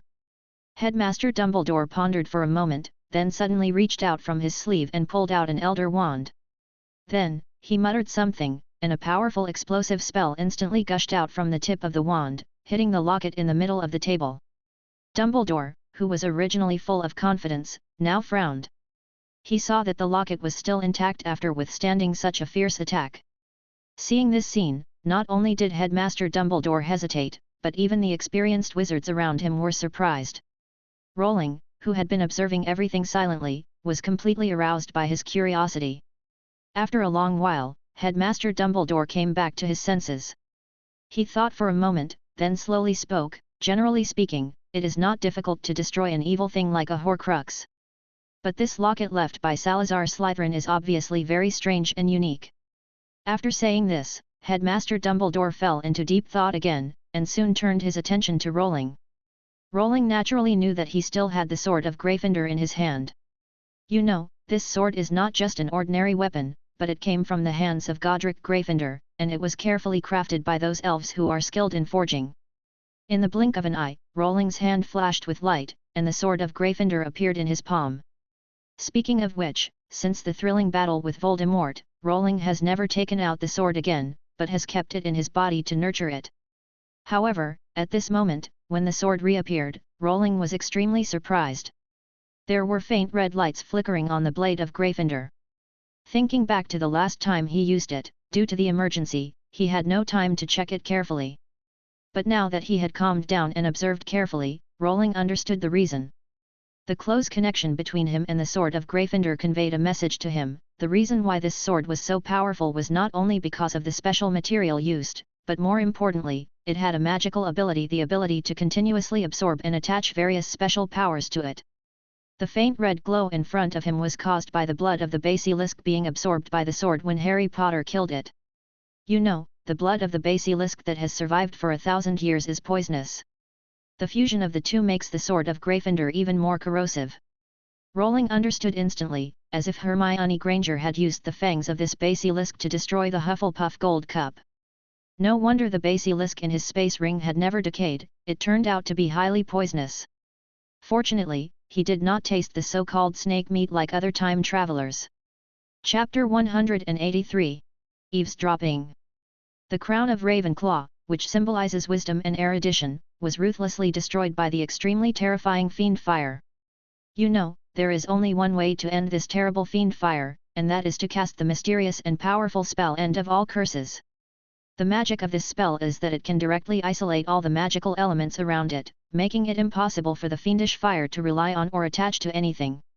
In other words, it is as if the space it is in is instantly transformed into an absolute vacuum state. This shows how amazing the power of this fiendish fire is. Thinking of this, Rowling couldn't help but think of the Sword of Gryffindor. Since this sword has the unique ability to absorb special powers, if he can inject more powerful power into it, can he make this legendary sword invincible and unbeatable? A sword that can truly cover the 19 states. Rowling was secretly delighted in his heart, because he knew very well that if his idea could really be realized, then the power of the Sword of Gryffindor would definitely be raised to a higher level, becoming a truly fearsome and peerless weapon. At this time, Rowling had completely understood what Dumbledore's meaningful look meant. So, he reached out and grasped the Sword of Gryffindor without hesitation, and quickly mobilized the surging fire element magic in his body, continuously injecting it into the sword. In an instant, a blazing fire tightly wrapped around the sword like a nimble fire dragon, and then it slashed towards the pendant box that exuded an evil aura with the force of thunder. At the moment when the two touched, there was a crisp sound like crystal falling to the ground. In an instant, the locket box that seemed to be intact seemed to have received a huge impact and shattered into pieces in an instant. At the same time, accompanied by an extremely sharp and piercing ghost cry that seemed to be able to pierce the human eardrum, Voldemort's eerie and terrifying black shadow suddenly emerged from the broken locket, but it was only a flash in the pan, and then quickly dissipated into the air, completely disappearing without a trace.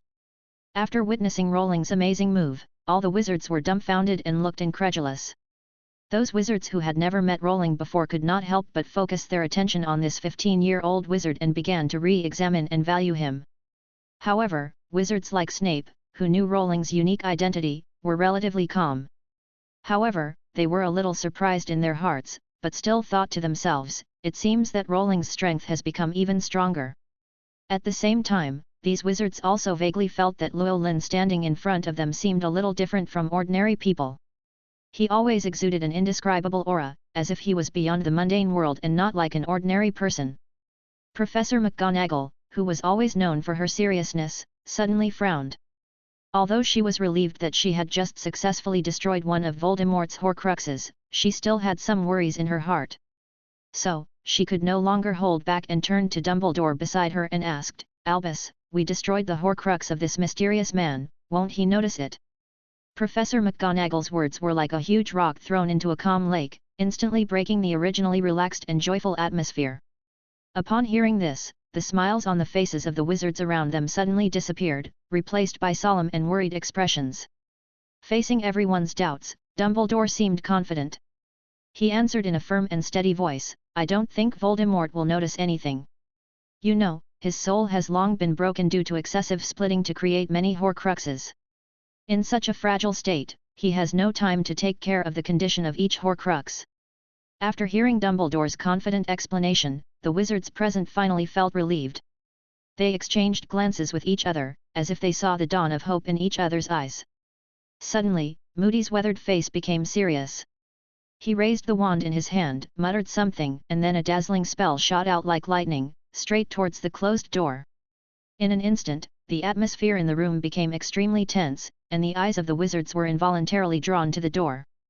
Everyone looked closely and saw a floating ear sticking to the door, trying to eavesdrop on what was going on inside the house. The ear seemed to have life, trembling slightly in the air. Rowling saw this and the corners of his mouth rose slightly, revealing a faint smile. In fact, he had long expected that Harry and the others would not obediently avoid them. After all, based on his understanding of these children, the Weasleys were always naughty and mischievous. Harry was full of curiosity. How could he just go back to his room? As for Black, when he saw this scene, a gleam of relief flashed in his eyes. He secretly sighed in his heart, he is worthy of being James' son. He is as brave and fearless as his father. Headmaster Dumbledore remained calm, and it was obvious that he had known about this for a long time. But unlike the others, Mrs. Weasley could not remain calm. Her originally gentle face flushed red in an instant, and a surge of anger rose from the bottom of her heart. She turned around without hesitation, strode out the door and headed straight for the stairs, apparently ready to teach these disobedient and ignorant little guys a lesson. It was no doubt Mrs. Weasley who had suggested that the children should be kept away. In her eyes, these children, although 15 years old, were still just children. Especially Harry, who was exposed to such dangerous things too early, really made Mrs. Weasley feel distressed. For Rowling, even if it was just that seemingly easy and simple move in Egypt, the strength he showed was by no means comparable to that of ordinary wizards. Mrs. Weasley stormed up the stairs, however, when she reached the room where the children were, she found it empty. She could not help but be stunned, with doubts and worries in her heart. She scanned the room and after confirming that there were no hidden corners or magical mechanisms, she frowned tightly. Just as she was wondering where the children might have gone, a faint laugh came from the corridor. Mrs. Weasley turned quickly and walked towards the direction of the sound, her steps slightly hurried. As she got closer, the laughter became clearer, and she finally spotted the figures of several children around a corner. Chapter 184. Dropping out of school? What on earth are you doing, children? Mrs. Weasley demanded sternly. Didn't I tell you to go back to your rooms? Seeing his angry mother George, Fred didn't dare to look directly at her and lowered his head, looking a little guilty. Harry spoke first, we just want to know what happened down there. Why did the Ministry of Magic and the Daily Prophet keep treating me like this? Mrs. Weasley's originally angry tone softened a little. She looked at Harry, who looked aggrieved. The anger in her heart finally subsided, but she still said with a little dissatisfaction. Okay, but you absolutely shouldn't be sneaking around like this and eavesdropping on other people's conversations. You kids should obey the adults' instructions. Now, stop dawdling and go back to your room right now. At this moment, Dumbledore, who had been silent all the time, suddenly spoke up, well, Molly, I think Harry has the right to know the truth about some things. Even if we want to hide it from him deliberately, I'm afraid he will understand it in no time. After getting Dumbledore's signal, Sirius slowly explained to Harry, yes, Harry, in fact, this matter is not just about you. Now the entire wizarding world is caught up in a huge conspiracy, but Minister of Magic Fudge has been vehemently denying the fact that Voldemort has returned. In his opinion, the so-called return of Voldemort was just a lie fabricated by Dumbledore, the purpose of which was to create an atmosphere of panic and then take away the power of the Ministry of Magic from him. And you, as the brave boy who once successfully defeated Voldemort, naturally became the target of their attacks and slander. Even the incident in which you were attacked by Dementors before was most likely the result of secret instigation by some ill-intentioned people in the Ministry of Magic. Maybe their real intention is to make you lose your life directly. If that is the case, then the guy who gave this order might be a Death Eater hiding in the dark. This is absolutely crazy. No one with a normal mind would come up with such an absurd idea to think that the great headmaster Dumbledore is trying to seize power. You are absolutely right, Harry. Maybe Fudge has completely lost his mind, and his brain is becoming more and more abnormal. It is the endless fear that has distorted his heart and made him lose basic judgment and insight. You know, fear can drive wizards to do many terrible things. The thrilling disaster more than a decade ago was so horrific. It was like a nightmare that ruthlessly destroyed everything we cherished. Countless happy families were torn apart and their families were destroyed, many innocent and kind lives disappeared without a trace in an instant. Since then, the entire magical world has fallen into chaos and panic, and wizards live in fear and panic every day. However, even though it is so difficult, we must not sit still and wait for death. According to the intelligence we have so far, the real purpose of the demon Voldemort, who has not yet revealed his whereabouts, is probably to secretly summon his cruel and evil minions. Moreover, these minions are not just ordinary dark wizards, but also countless dark magical creatures. They are in collusion with each other, trying to stir up a bloody storm again and shroud the entire magical world in darkness and despair. But we are not powerless. Our Order of the Phoenix is also uniting all the forces that can be united to resist the erosion of Voldemort and his evil forces. Even though Hagrid's journey to the giant tribe is not so smooth. Just after the wizards left, Rowling called Dumbledore. And what Rowling said next made him unable to calm down for a long time. Drop out of school? Oh, Rowling, please forgive me, a man over 100 years old, but I really heard the words drop out of school just now. Dumbledore's face was full of astonishment, his eyes widened in disbelief, and his voice unconsciously rose octaves, as if he couldn't believe what he heard. He muttered to himself and rubbed his temples, trying to recover from the shock. Indeed, Dumbledore did want to use Rowling's power and indirectly cultivate Harry. He had been paying close attention to the help Rowling had given Harry over the years, whether directly or indirectly, but he had never expected that Rowling would raise the extremely thorny issue of dropping out of school so directly. For a moment, Dumbledore, who was always known for his wisdom and calmness, was also at a loss for a moment. You know, he had been paying close attention to this child since Rowling entered his first year at Hogwarts. This was an extremely smart little guy who often liked to act stupid. Not only that, Rowling always intentionally or unintentionally avoided too much contact with him. Especially when Voldemort's possession of Professor Quirrell was exposed, the child chose to flee without hesitation, heading straight to the distant China. His insight into the situation is so sharp that it is simply astonishing. Could it be that in the coming new year, something ominous will happen to Hogwarts? What was even more amazing was the outstanding achievements that Rowling had made in the field of magic. Not to mention the amazingly powerful Forbidden Blazing spell, the purification spell that could dispel evil and purify everything had already demonstrated its incomparable power. The most incredible thing is that he actually successfully helped a squib like Filch, who had no magical talent, to gain the ability to cast magic. And his proud achievement of curing the Longbottoms is unprecedented. As if all these were not enough to demonstrate his extraordinary talent, Llewellyn seemed to have mastered a very unique magical skill, and his control over the power of nature had surpassed himself. The Llewellyn I saw today was even more extraordinary, and I didn't expect that he would run away again. Yes, Headmaster. Rowling nodded without hesitation, his tone firm and resolute.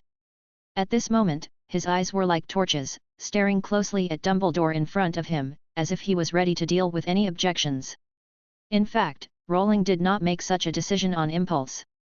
He knew very well that if things went as expected, the extremely disgusting and toad-like Umbridge would soon come to Hogwarts to serve as a professor. Chapter 185, Born Animagus. The thought of accepting the so-called teaching of the pink toad made Rowling feel sick. It was simply a kind of torture, a mental torture that was 100 times stronger than the physical discomfort.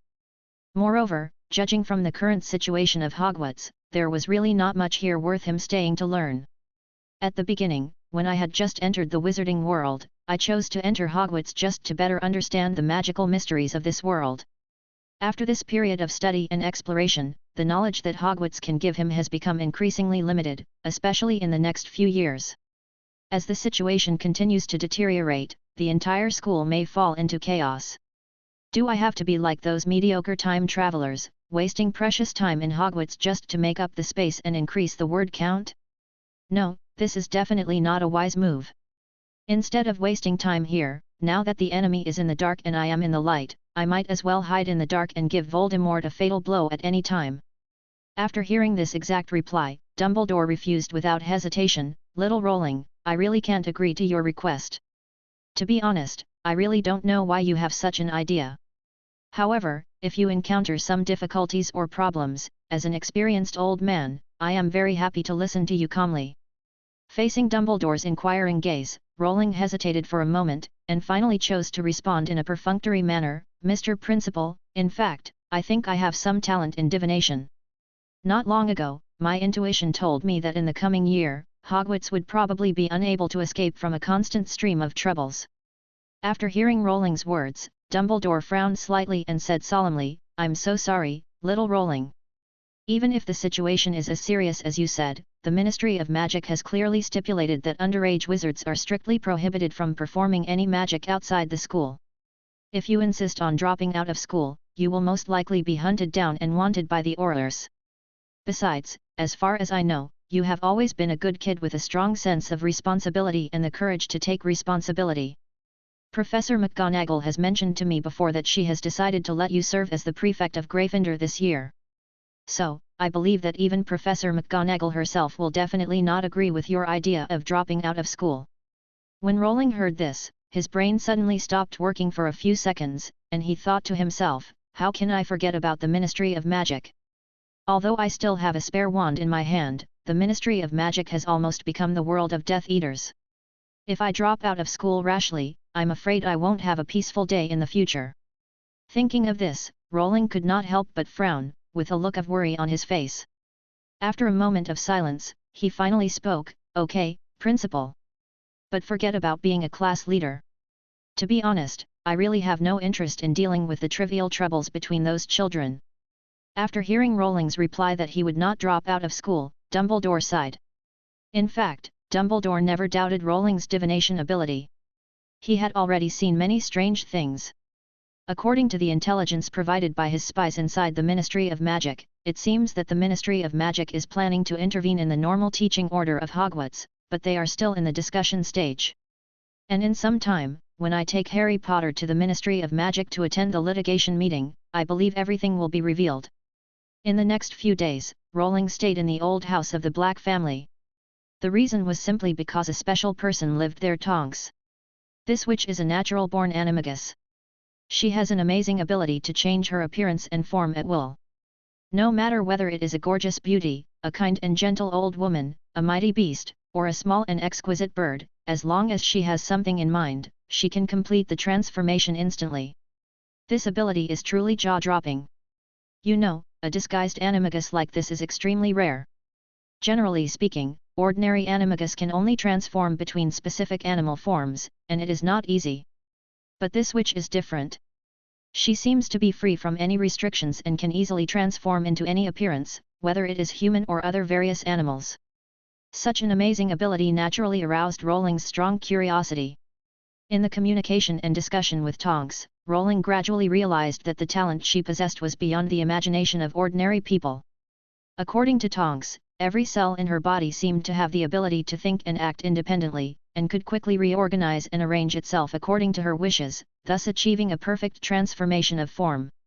In contrast, the genetic code of normal wizards is usually fixed. Even if they master animagus, they only use magic to add a new set of genetic codes to the original genes to achieve the change of appearance. However, the shape-shifting animagus are completely different. They can switch between various forms freely and complete true transformation at the genetic level. Unless a master of transfiguration casts a spell on you, it is difficult to achieve a perfect effect like Tonks.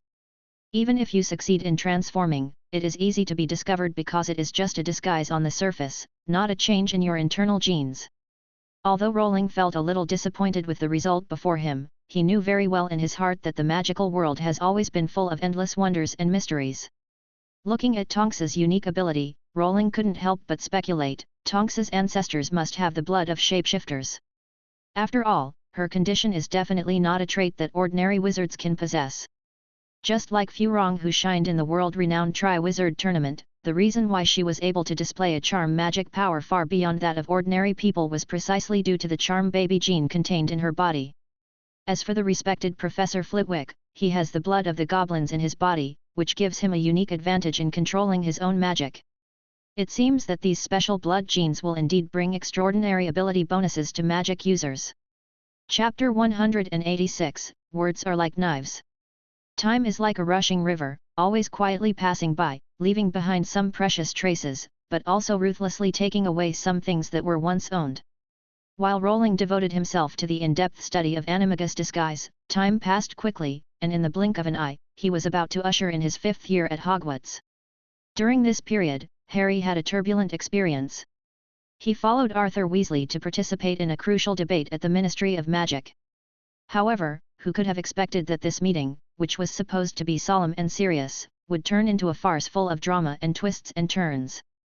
Just as Harry stepped into the solemn door of the Ministry of Magic, an unexpected situation suddenly occurred. Minister Fudge actually showed an eagerness to convict Harry Potter directly.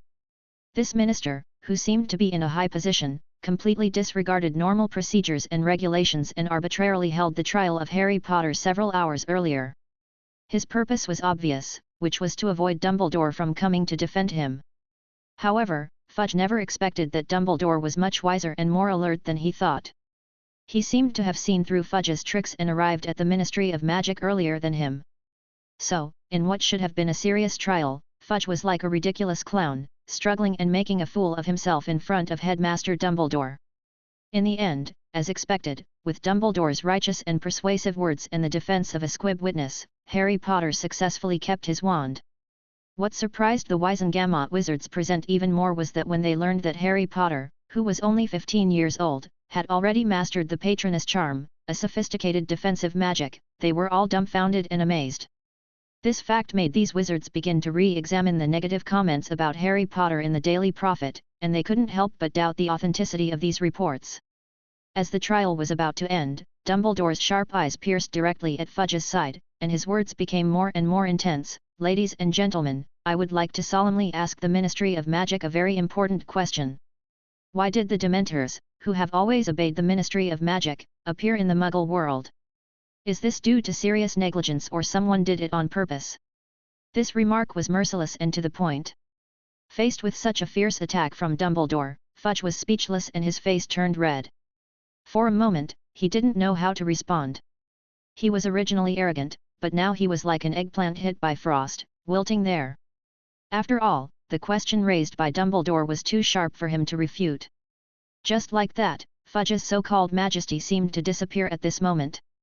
However, at this tense moment, the disgusting pink toad, Umbridge, jumped out at an inopportune time. She coughed hypocritically in an attempt to attract everyone's attention, and then said sarcastically, "Ahem, Professor Dumbledore, what you said is really puzzling. Are you trying to say that all the staff of our Ministry of Magic are so cruel and merciless that they would actually order Dementors to go to the Muggle world to attack innocent Muggles?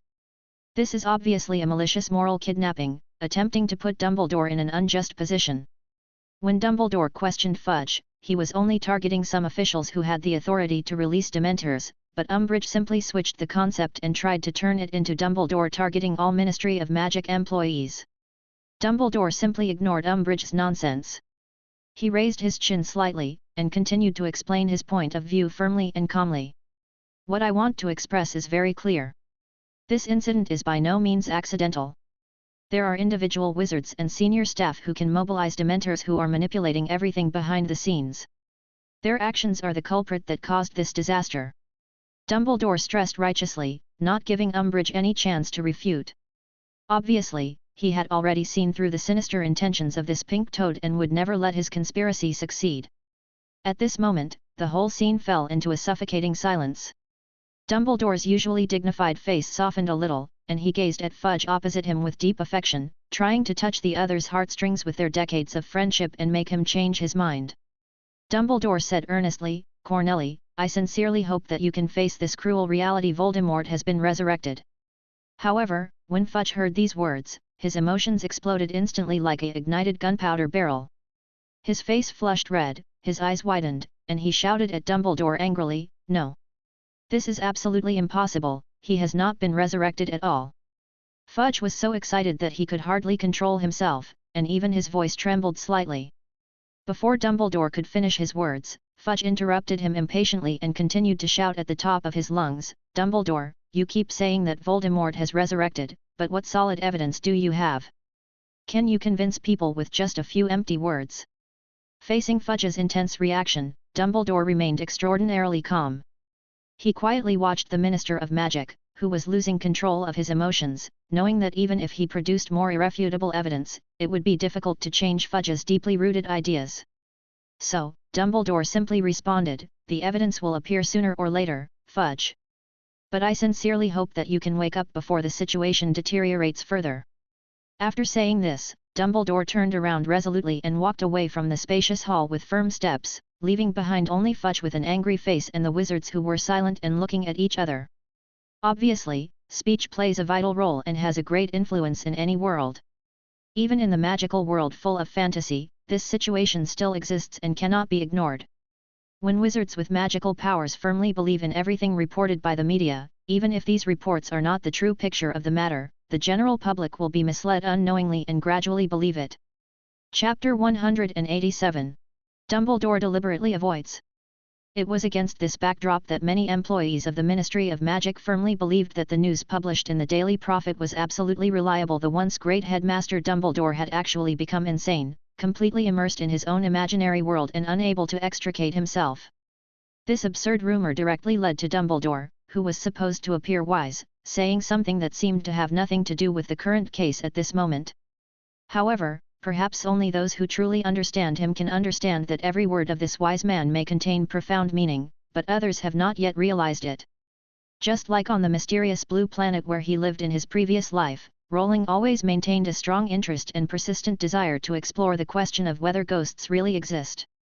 However, it is regrettable that almost no one is willing to believe the stories about ghosts he told. After all, in the general public's cognition, these are absurd feudal superstitions. But in reality, if you want people to truly believe in the existence of ghosts, there are only two possibilities: one is to have personal experience, the other is to get formal recognition and approval at the national level. It is worth mentioning that in recent years, with the rapid development of science and technology and the unremitting efforts of scientific researchers day and night, more and more evidence has gradually shown that the soul is very likely an extremely special magnetic field phenomenon. Because of this, scientists have further explored and discovered a new type of substance neutrino, which also has a vivid nickname called ghost particle. After in-depth thinking and analysis, Llewellyn came to know why it is so difficult for humans to foresee the legendary inner Earth life or the vast universe life beyond the distant blue planet. Perhaps one of the important reasons is that their existence is not in the form of the human body that we are familiar with, but in a unique way that is beyond imagination and completely different from humans. On Earth, life shines like bright stars, and the key to their survival lies in the oxygen that permeates the atmosphere. For a long time, people have firmly believed that one of the most important elements for the birth and maintenance of life is oxygen. Without oxygen, life will collapse like a building without its foundation. However, this seemingly indestructible theory is actually a complete paradox. Although humans rely on oxygen to maintain life, at the same time, they are bound by oxygen. Because of this, in this case, even if they are close at hand, within reach, we still can hardly capture their looming traces with our naked eyes. In this world, there is both a microscopic world as tiny as dust and a vast macroscopic world. Take cells, for example, which are so tiny that our eyes cannot see them. If there are things so small that they cannot be seen, then aren't there things that are so huge that they cannot be seen by the eyes? In the insignificant view of bacteria, humans are simply giants, as far away as a mountain, and naturally they cannot see the whole picture. Look at the twinkling stars in the night sky. From the Earth, they are just faint points of light, but who can know what earth-shaking mysteries are hidden behind these seemingly tiny points of light? In that distant galaxy, the stars are moving in a way that we cannot understand, forming one colorful cosmic wonder after another. However, due to the great distance, we can only sigh in despair and let our imagination run wild at those tiny stars. Rowling has always felt disdain and disgust for those who judge others, or even the so-called gods, based solely on their own perspectives and standards. What is even more disgusting is that once the discovery of the neutrino was confirmed, all kinds of people came out to pretend to be professionals. Similarly, the so-called Taoist priests are now called professionals by the masses, but they are nothing more than clowns. In short, people always stubbornly believe that since humans have all kinds of emotions and desires, then gods must have the same qualities. This self-righteous idea is simply stupid and also a manifestation of extreme arrogance. When Harry returned to the familiar place, he couldn't wait to tell Rowling everything that had happened to him during this period. Even when Dumbledore ignored him, he told him everything without reservation, hoping to get some valuable advice or insights from him. Rowling listened to Harry's explanation quietly. When he heard about Dumbledore's deliberate avoidance of contact with Harry, his eyes flickered slightly, and he understood the reason in his heart. In the past year, Harry often saw Voldemort's actions in his dreams. He told Dumbledore all this. This special situation caused Dumbledore to be highly vigilant. He knew very well that if Harry Potter could observe Voldemort through dreams, then Voldemort will be able to see through Harry's every move, and the secrets of the Order of the Phoenix are likely to be leaked, and their plan to find and destroy the Horcruxes will face great passiveness. On this quiet night, Hogwarts School of Witchcraft and Wizardry also held its annual freshman dinner. In the spacious and bright hall, the candlelight flickered, the food smelled delicious, and everything seemed so warm and beautiful. However, as Voldemort deliberately hid in the dark, waiting for an opportunity to strike, the wizards in the magic world also remained calm as usual. So despite the undercurrents, the innocent little wizards were still immersed in the joyful atmosphere. They laughed and enjoyed this rare feast to the fullest. When Harry Potter appeared in front of everyone, the originally harmonious atmosphere suddenly became a little subtle. For some reason, everyone looked at him with prejudice, as if he was carrying some unspeakable secret. In particular, Seamus Finnegan, who shared a dormitory with Harry, expressed his dissatisfaction with Harry without hiding it. He complained, "My parents don't want me to live in the same dormitory with you, Harry Potter." This sentence was like a sharp dagger, deeply hurting Harry's heart, which was already in the rebellious period of adolescence. He stared at Seamus with wide eyes, and the anger in his heart was burning more and more. Chapter 188. At this moment, the whole hall suddenly became quiet, and everyone's eyes were focused on the podium. Albus Dumbledore slowly walked up to the podium, and his kind smile was still like a warm spring breeze, blowing away some of the tension in the air. "Good evening, dear little wizards." Headmaster Dumbledore's loud voice echoed in the hall. "In the new school year, there will be some small changes in our professor team. First of all, please allow me to introduce Professor Grubbly Plank to you. Starting from this semester, she will be responsible for teaching you this interesting course, Protection of Magical Creatures. At the same time, Professor Hagrid, who is loved by everyone, will temporarily leave us for a while due to some special reasons. But please rest assured that he will be back as soon as possible." At this point, Headmaster Dumbledore paused for a moment, then continued, "Next, let us warmly welcome the new Defense Against the Dark Arts teacher, Professor Dolores Umbridge." As Headmaster Dumbledore's magnetic and majestic voice slowly fell, a bloated woman walked up to the podium like a ghost. She wore a jaw-dropping pink outfit embellished with countless sparkling yet extremely exaggerated accessories. The facial features were distorted beyond recognition. The huge nose occupied the center of the face, the pair of small eyes were almost squeezed to the sides of the cheeks, and the thick lips were painted with bright lipstick, which only highlighted the ugly nature. She had a smile on her face that seemed friendly but was actually extremely hypocritical, making people feel uncomfortable all over, as if millions of ants were crawling on their bodies. "This is the new Professor Umbridge." She stood on the podium with great pride and began to speak in her shrill, nightingale-like voice. "Thank you, dear Headmaster, for your warm welcome. I am really flattered. I am so happy to be able to teach at such a famous magic school like Hogwarts. Look at the audience, there are so many innocent, happy and smart little faces, as tender and lovely as flowers blooming in the morning. Now, let me also say hello to all the excellent little wizards. I firmly believe that in the days to come, we will be able to become close friends who can talk about anything. From today on, I will be honored to be your Defense Against the Dark Arts professor. Here, I sincerely hope that every student can concentrate on learning and strictly abide by classroom discipline. You know, the Ministry of Magic has always paid great attention to the education of male and female wizards and has given strong support.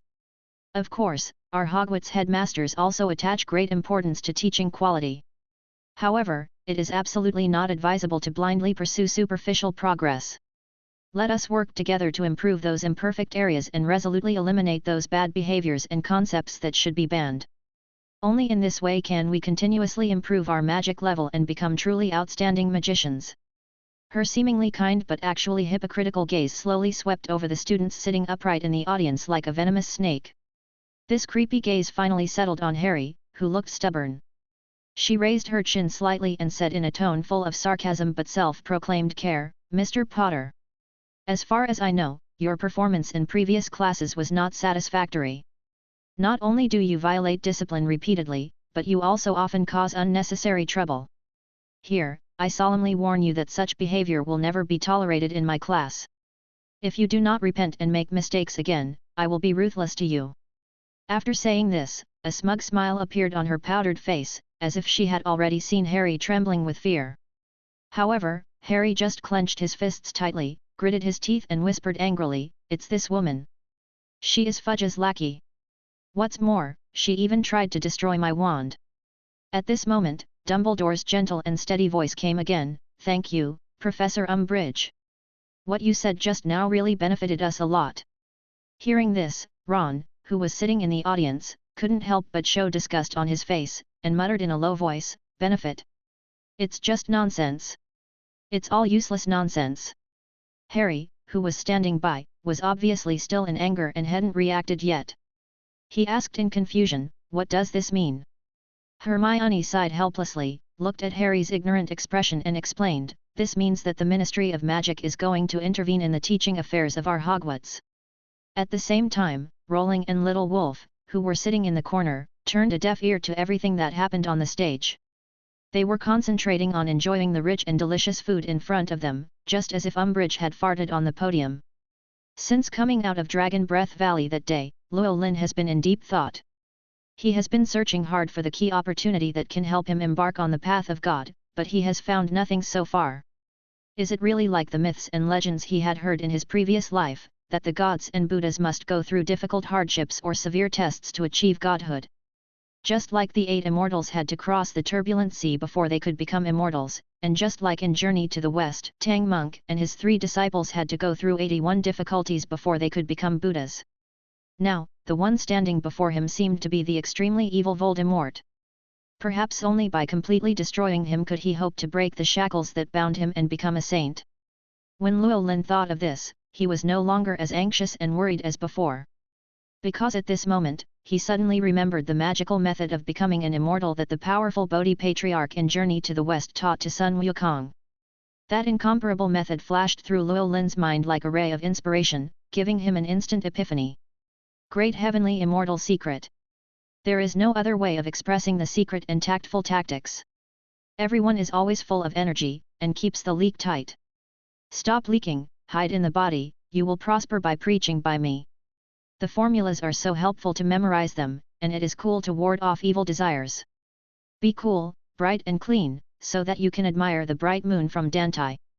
When the moon hides the jade rabbit and the black crow, it has its own tortoise and snake entanglement. The phase is entangled, the life is strong, but it can plant golden lotus in the fire. Gather the 5 elements and use them in reverse order, and when you are done you will become a Buddha or an immortal. Chapter 189. The truly wonderful secret of the perfect penetration of both exoteric and esoteric teachings is the supreme method for those who cherish their life and cultivate their nature.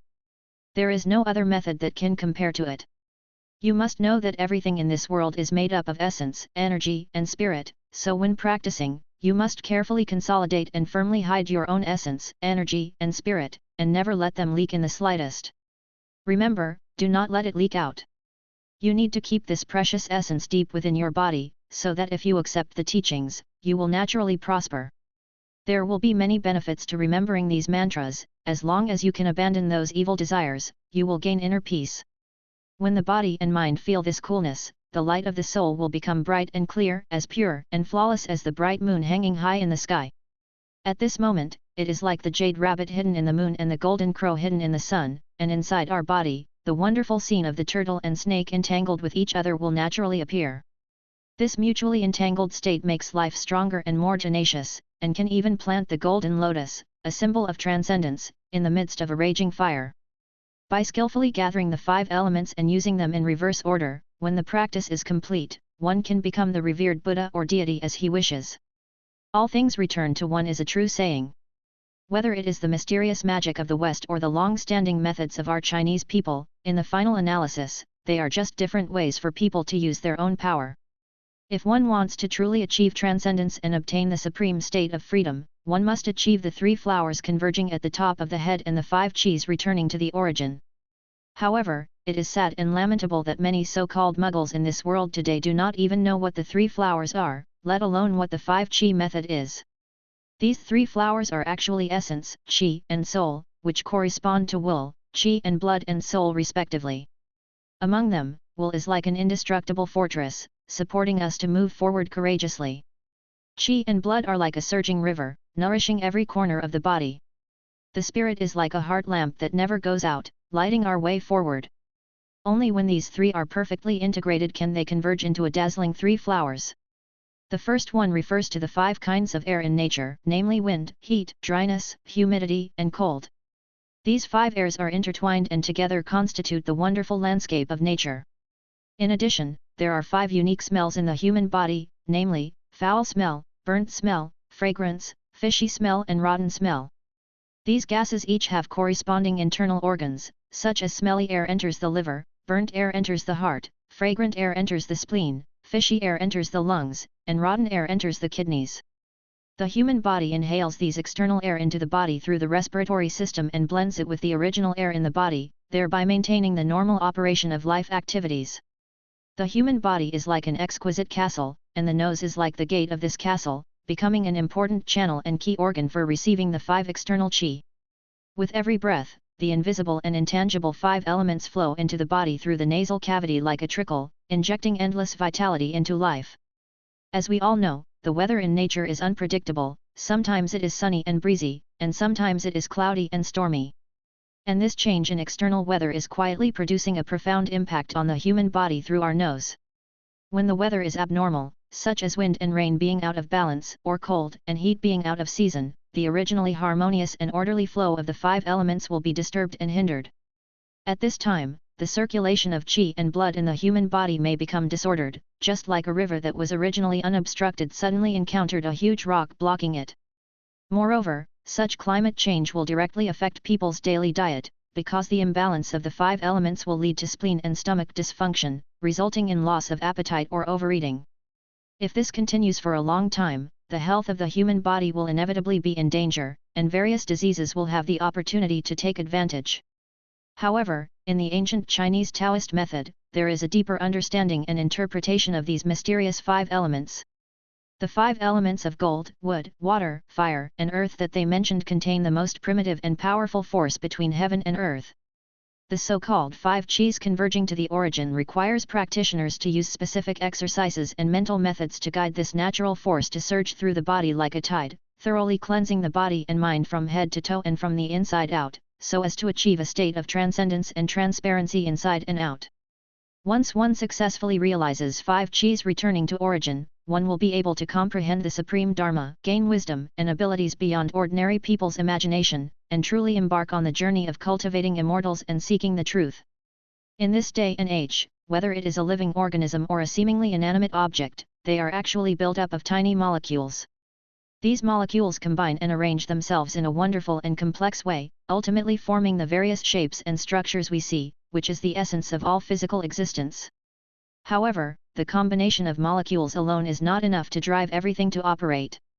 The mysterious force that truly gives them vitality and the ability to move is neutrinos.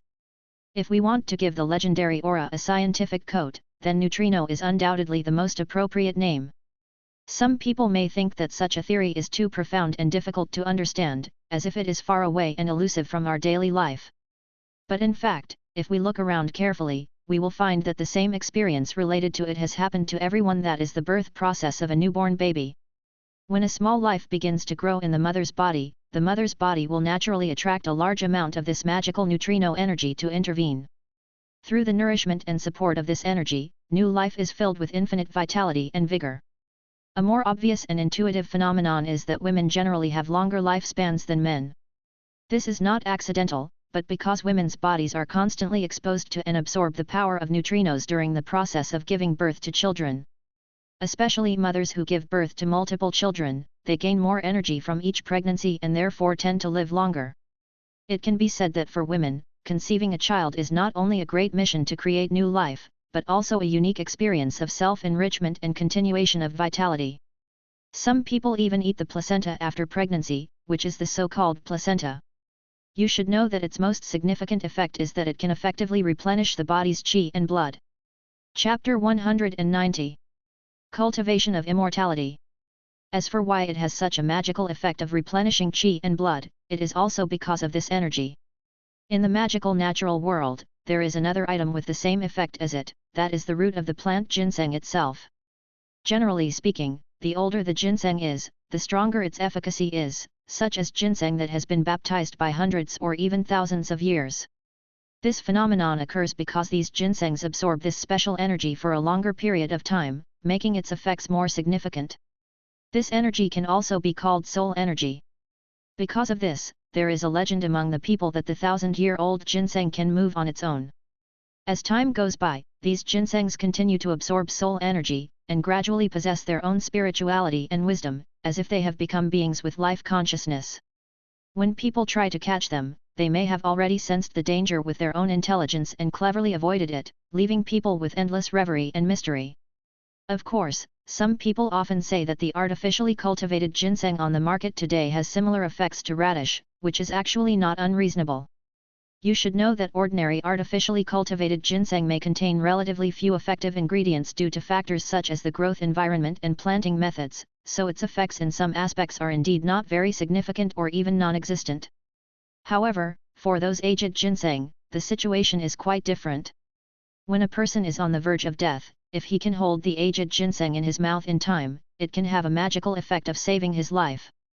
Remember to cut it directly and hold it in your mouth, do not process it. When a person faces death, the body is like a bottle with a hole.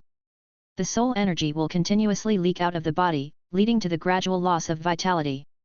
But if at this critical moment, the human body can be quickly replenished with the energy contained in aged ginseng, then the arrival of death can be effectively delayed. That's why aged ginseng has such amazing effects. However, dear readers, after listening to these wonderful theories, please do not blindly and impulsively buy ginseng. You must be cautious to avoid being deceived. After all, the market is full of mixed goods and it is difficult to distinguish the real from the fake. Even aged ginseng that is effective is basically gone. In addition, not every deceased person can leave behind a complete soul. In fact, in most cases, after people pass away, their souls tend to quietly dissipate in the vast nature like these scattered soul energies. Only those who hold extremely strong obsessions when they are on the verge of death, such as unfulfilled wishes or encountering unexpected disasters, will have their souls bound by some force and be able to survive. You know, when a person's emotions fluctuate violently, it will trigger the surge of a powerful magnetic field in the body. This magnetic field has an amazing binding ability, which can firmly imprison the free soul power, and eventually give rise to a terrifying ghost image. Just as when people are furious, others can often feel an invisible pressure and fear. This is actually one of the effects brought about by changes in the human body's magnetic field. The reason why those innocent souls who died tragically choose revenge is also due to the indelible obsession. As for those who unfortunately died in accidents, due to the unwillingness and nostalgia in their hearts, their souls lingered at the scene of death for a long time, as if they were bound by invisible shackles and could never leave. However, once the obsessions of these dead souls are resolved, they will naturally disappear into thin air and return to the world. Just like the old ghosts in folk legends who have experienced hundreds of years of baptism, or the mysterious ghost fairies in the Northeast, they all have obtained great fortune and opportunity to be able to survive in the world for a long time and become legendary existences passed down by word of mouth. Having said that, it can be seen from this that the saying that people often say that regular nourishment can prolong life is by no means groundless. Of course, due to the weak constitution of people nowadays, if they suddenly take a large amount of nourishment, their bodies may not be able to bear it. This school year finally ushered in the first defense against the dark arts class at Hogwarts, which the young wizards and professors were looking forward to. The young wizards took their seats with anticipation and curiosity, and their eyes were focused on the figure on the podium Umbridge. This professor appointed by the Ministry of Magic. She had a disgusting hypocritical smile on her face, which seemed to be deliberately carved out, stiff and fake, and her eyes looked around at all the little wizards present. With a gentle wave of the wand in her hand, volumes of Basics of Defense Against the Dark Arts as thick as bricks floated across the podium and landed accurately in front of Rowling and the other young wizards. Umbridge stood in front of the podium, folded her hands in front of her chest, and began her long speech in a condescending manner. Dear students, the teaching of your Defense Against the Dark Arts class in the past was simply a mess and disorganized. Professors change every year, and the teaching content is disorganized and has no system at all. However, you are lucky this year to have met such an excellent teacher like me. You should feel extremely honored.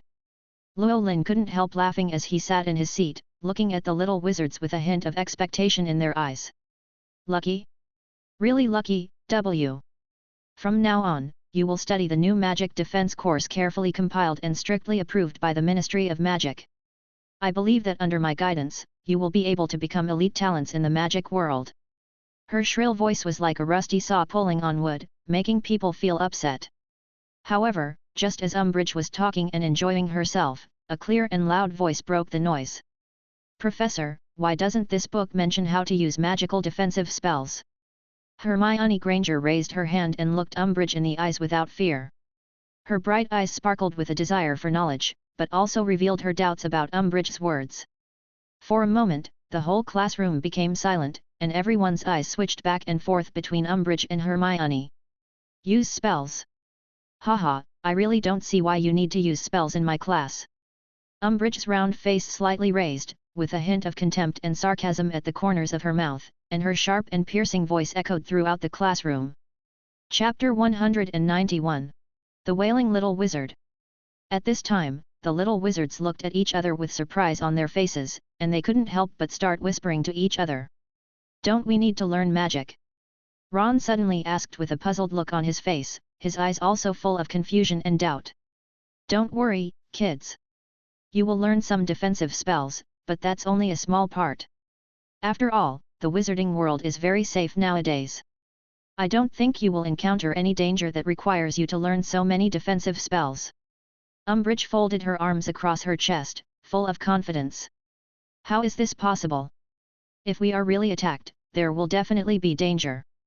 Harry Potter, who had been silent all this time, could no longer suppress his anger. He stood up abruptly and retorted with extremely intense emotions.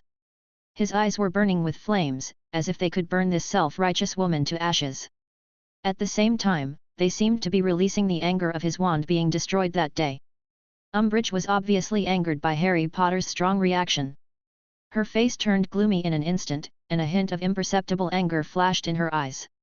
When you speak in my class in the future, you must first raise your hand, Mr. Potter. Also, you come here to study, of course, in order to pass those important exams. The Ministry of Magic has made it clear that these theoretical knowledge are more than enough for you to cope with various exams. If it's just theoretical knowledge of optics, then how can we deal with unknown dangers from the outside world? Harry Potter frowned and looked serious. No, Mr. Potter, you are worrying too much. How could there be any danger outside? Besides, who would attack innocent children like you for no reason? Umbridge folded her arms and retorted righteously. Her fake smile made people feel very uncomfortable. Oh, I don't think so. Maybe it's Voldemort. Harry Potter was not affected by Umbridge's words at all, and expressed his inner concerns firmly. However, just as Harry Potter finished his words, the little wizards around him all turned their eyes to him. Their eyes were full of disdain and doubt, as if they thought everything Harry Potter said was nonsense. After all, for most young wizards, Voldemort had disappeared and died for many years, and they were unwilling to believe that the evil Dark Lord could be resurrected again. At this time, the crowd began to faintly hear waves of discussion. Humph, he must be exaggerating, that's right, Voldemort has been dead for so long, how could he still be alive? This Harry Potter really likes to show off, always saying scary things to attract everyone's attention. Even Luo, who was standing aside and observing all this silently, couldn't help but feel a deep chill. The reaction of these people was really terrible, and the guidance of public opinion was really terrible. This is a deep malice. At this moment, Luo Lin truly understands the saying, when an avalanche occurs, no snowflake is innocent. Looking at the little wizards who were whispering and talking in front of her, Umbridge's originally hypocritical face suddenly became extremely serious. She widened her eyes, glanced at the group of immature children in front of her, and said loudly in an unquestionable tone. I'm going to make it very clear to you right now. Recently, someone has been spreading rumors that a certain vicious dark wizard is at large again. Humph, I'm telling you, this is a complete and utter lie. Defining it as a lie so mercilessly instantly silenced the discussions among the little wizards. Meanwhile, Harry Potter's long-suppressed anger was finally ignited. All the repression and grievances he had endured over the past few days erupted like a volcano. He suddenly took a step forward, his face flushed, and he shouted in a hoarse voice, "No, this is not a lie at all. I have never lied. I saw the terrible Voldemort with my own eyes, and I had a thrilling life and death duel with him." As his emotions became more and more excited, Harry Potter's voice became higher and higher, as if he wanted to vent all the resentment in his heart through these words. However, just as he was talking, Umbridge's face, distorted by anger, suddenly came close to him. She opened her mouth and let out a sharp and piercing roar. "Enough, Mr. Potter! Shut your mouth right now! Come to my office right now!" After saying that, he turned around and left, leaving behind Harry Potter with a look of astonishment and the students around him who were silent as a mouse. Umbridge's arrival was like a storm that swept across the entire Hogwarts, causing huge waves wherever she went, making the originally quiet and peaceful campus instantly become turbulent and turned upside down. What followed was the resounding wails of the little wizards, as if they were about to break through the sky. Ever since Umbridge set foot in Hogwarts, her strict, almost perverted school rules have been falling like snowflakes. One rule after another, like heavy shackles, bound the free and unrestrained hearts of the little wizards. They could no longer cast magic as they pleased, explore the mysterious magical world to their heart's content, and even their playfulness during breaks was restricted. As a result, dissatisfaction and resentment gradually accumulated in the hearts of the young wizards, and their attitude towards Umbridge gradually changed from initial awe to deep resentment. In the first defense against the dark arts class, Umbridge couldn't wait to show her unique insights into the course, and without hesitation set the direction for the entire year's defense against the dark arts teaching. Everything is based on theoretical knowledge, and everything is for the upcoming wizard exam. In her eyes, those fascinating practical magics are just dispensable embellishments. Today, these little wizards who were once full of passion and creativity can only be trapped in the classroom, burying their heads in studying those densely packed texts and reciting long and complicated spell principles. You know, all fifth-year students at Hogwarts will face the crucial OWLS exam, which is also known as the Ordinary Wizarding Level exam. The results of this exam not only determine whether they can continue their studies in higher-level magic courses, but also determine their future development direction and destiny. However, Umbridge completely ignored the students' true needs and desires, and stubbornly abandoned practical magic that could train practical skills, leaving only cold book knowledge and rigid examination points. Chapter 192. This teaching method undoubtedly made many young wizards feel extremely disappointed and frustrated, but facing Umbridge's overwhelming authority, they could only dare not speak out and silently endure it all. Facing this kind of education method, Llewellyn felt an inexplicable sense of familiarity. He couldn't help but fall into deep thought. This is exactly the same as the rules of the school he attended in his previous life. At that time, they also studied hard day after day, all for the purpose of coping with the exams that determined their fate, as if the only purpose of studying was to pass the exams and then prepare for the next one. The school explicitly prohibits students from dating, considering it a disaster, fearing that it will affect their academic performance. At the same time, there are strict requirements for students' dress, and they are not allowed to wear strange clothes, but must dress appropriately, neatly, and elegantly. These regulations are like invisible shackles that restrain students from releasing their youthful vitality. Could it be that Umbridge studied in China? Llewellyn didn't have the time to care about those messy and annoying trivialities. At this moment, he sat upright in the dormitory with his eyes tightly closed, as if he was completely isolated from the outside world. His whole body emanated a layer of aura that was faint and as light as a veil. This aura was both mysterious and profound. At this moment, Llewellyn was concentrating on running the mighty magic power in his body. He focused all his thoughts and guided the magic power to flow through his meridians, washing his soul over and over again. With each cycle, his soul was further condensed and compressed, just like a blacksmith repeatedly hammering a piece of fine iron, making it more and more pure and powerful. Time passed by minute, and Llewellyn showed no signs of being disturbed by the outside world. Gradually, his soul was changing little by little. The originally illusory soul is constantly solidifying.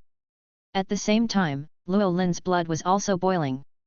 They were like a surging, unstoppable torrent, rushing rapidly through his blood vessels. Every drop of blood contains endless power and vitality, as if this energy will burst out of the body if one is not careful. Llewellyn's unique water spirit body, nourished by magic, has completely transformed into the form of clear, transparent, and crystal clear water. Pure and flawless, without any impurities or flaws. This was what Llewellyn tried after comprehending the three flowers gathering at the top of the head. Chi and blood filled his body restored his spirit, and his spirit condensed his soul. Suddenly, an indescribable strange energy wave came from above his head. This mysterious power seemed to have an invisible attraction, causing the three original powers in Llewellyn's body that had been hidden to be awakened instantly and began to surge. The essence of the water quickly condensed into a ball of dark blue light, shining like the purest gem in the deep sea. The origin of fire was not to be outdone, and the red flames that gathered together burned fiercely, as if they were going to burn the entire space to ashes. The most magical thing is the endless rays of light born from the source of purification, which are like colorful rainbows interwoven together. It is beautiful and yet contains an extremely powerful purifying force. As the magic power rapidly flowed through Rowling's body like a surging torrent, a vortex only the size of a fist slowly formed in the void above his head. This small vortex possessed an amazing attraction. The dazzling light flashing in it attracted the elemental forces from the surrounding area as if they were summoned by something, and they rushed into the vortex like crazy. At this tense moment, the light in the vortex suddenly reached its peak, and then suddenly exploded. In an instant, three extremely gorgeous and dazzling invisible and intangible flowers bloomed gorgeously above Llewellyn's head. Each flower has layers of petals, colorful and glittering, and exudes a terrifying aura. As Llewellyn opened his eyes, Sanhua also disappeared. At this moment, a mysterious wizard whose figure was tightly covered by a robe in the depths of the forbidden forest quietly raised his head, and his eyes hidden in the shadows unexpectedly looked up at the Hogwarts tower. At the same time, the wand he was holding tightly began to emit a faint golden light, and the light was constantly increasing, becoming more and more dazzling. At the same moment, Luo Lin and Xiao Ke, as if they had telepathic connection, simultaneously turned their gazes towards the forbidden forest. The little wolf standing nearby seemed to have noticed something unusual, and without hesitation, he quickly pulled out a compass from his arms. In an instant, the originally faint blue light on the compass suddenly burst out and became extremely strong, and the delicate needle was like being cast under a spell, pointing steadily at the direction where Rolling's eyes were looking, without moving at all. This is actually the breath of Kuro Rito. Xiao Ke was the first to break the depressing and solemn atmosphere, his voice full of surprise and disbelief. Could it be that the Clow cards have appeared? The little wolf asked suspiciously, because the light flashing on the compass at this moment was so abnormally strong that it was unprecedented. However, in the face of Xiaolang's question, Luo Lin was firm and answered without hesitation, "No, it's not the Clow card, but Clow Reed himself." After hearing this, Xiao Ke and Xiaolang looked at each other in bewilderment. After all, Kuro Rito had passed away decades ago. How could he appear again? Looking at the little wolf with a puzzled face, Rolling sighed helplessly and said slowly, "Let's go, it seems that he is deliberately leading us there again." Rolling knew very well that since he could feel such a strong breath of Kuro Rito, it was very likely that Kuro Rito's reincarnation had appeared. Luo Lin no longer hesitated, and took the little wolf Xiao Ke to gallop towards the forbidden forest at the fastest speed. Along the way, Luo Lin's mood was as difficult to calm down as the surging waves. He secretly thought, if he is really the reincarnation of Kuro Reed, then why would he summon himself in the forbidden forest? More importantly, he hadn't successfully sealed all the Clow cards yet. It seemed that the final judgment had not yet arrived. With such doubts, Luo Lin continued to gallop. After a long journey, they finally reached the deepest part of the forbidden forest. However, to his confusion, there was no one here. There was only a staff of light emitting dazzling light standing there alone, and it was still continuously emitting mysterious magic power. Chapter 193. Elio. It is indeed Clow Reed's wand. Xiao Ke confirmed excitedly. Just as they were looking for Kuro Rito, Rolling suddenly felt an extremely powerful and surging magical power rushing towards him from behind like a tide.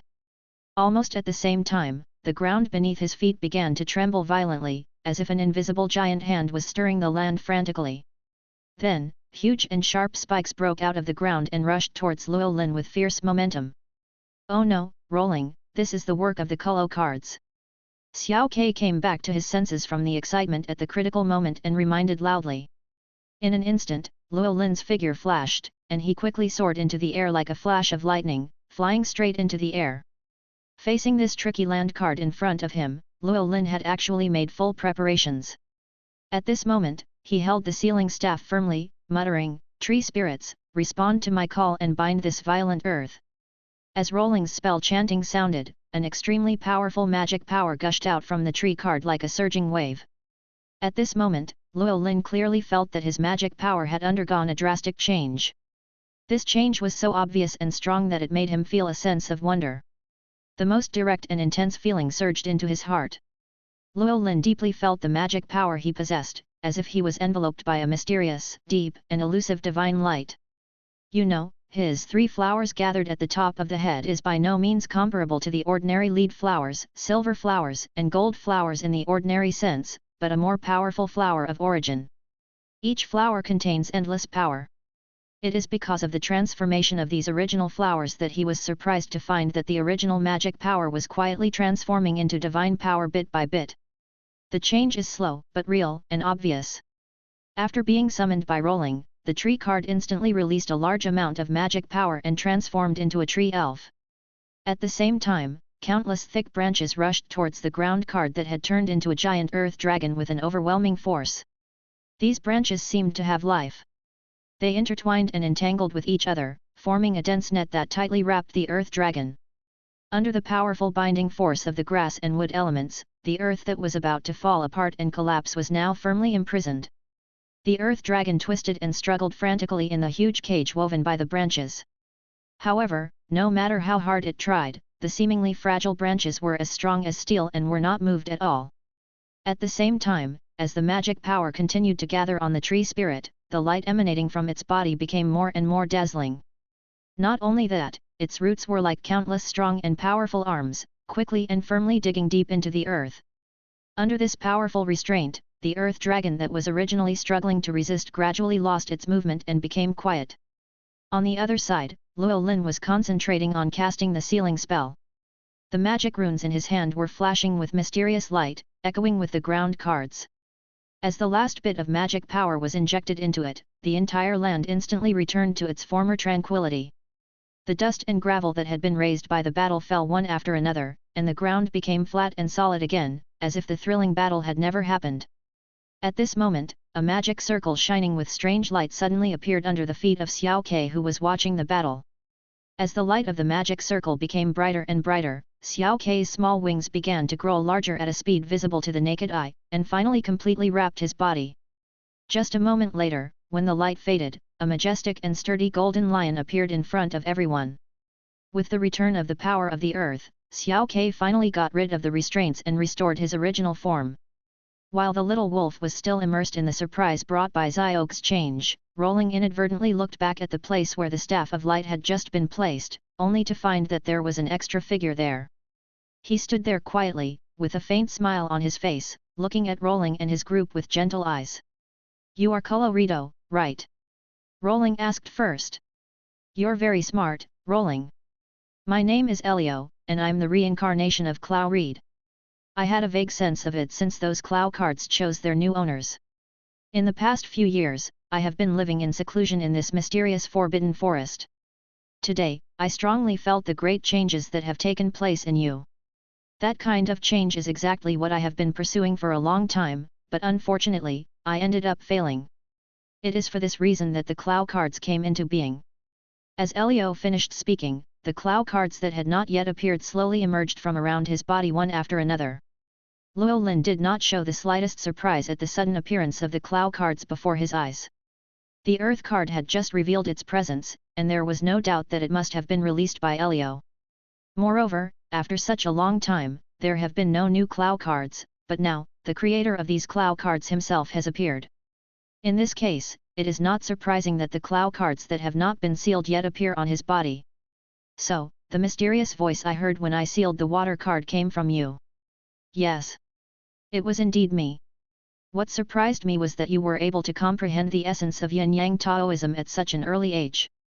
You should know that the relationship between Yin and Yang is never a simple confrontation, but a dynamic equilibrium state of one rising while the other falls. In a cycle when Yin is strong, Yang will naturally weaken.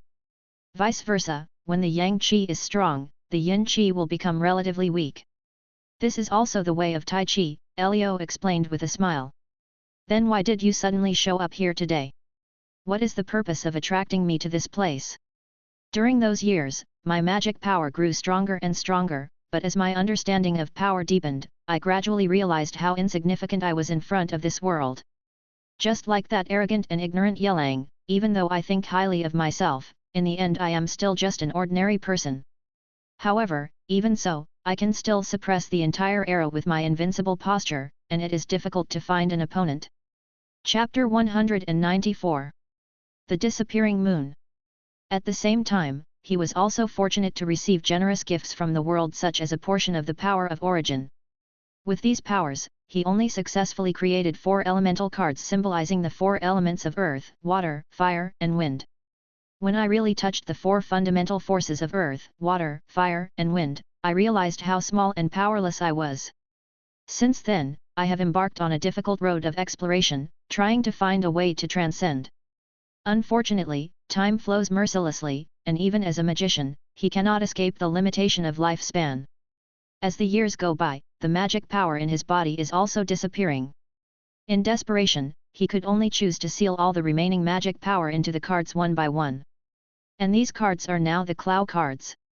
Speaking of this, Elio's tone was full of emotion and helplessness. Hearing this, Luo Lin couldn't help but feel nervous. "So, are you here just to take the Clow cards?" Hearing Rolling's question, Elio's smile remained unchanged, still warm. He shook his head slightly. "No, the Clow cards, they once belonged to the magician Clow Reed. However, I am now just his reincarnation. I am not here for those Clow cards, but for you.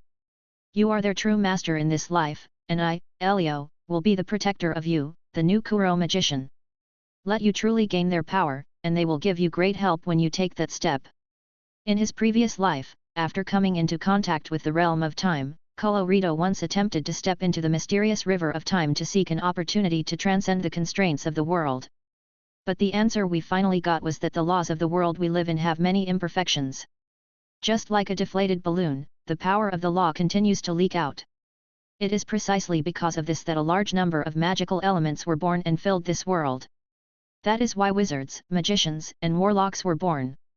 If the laws of this world could be perfected, perhaps there would no longer be any magical elements here. Or perhaps the magical elements would be even more abundant. Moreover, throughout the long river of history, no one has ever been able to successfully transcend it. But as Kurolito explored the long river of time, his own life force was quickly exhausted.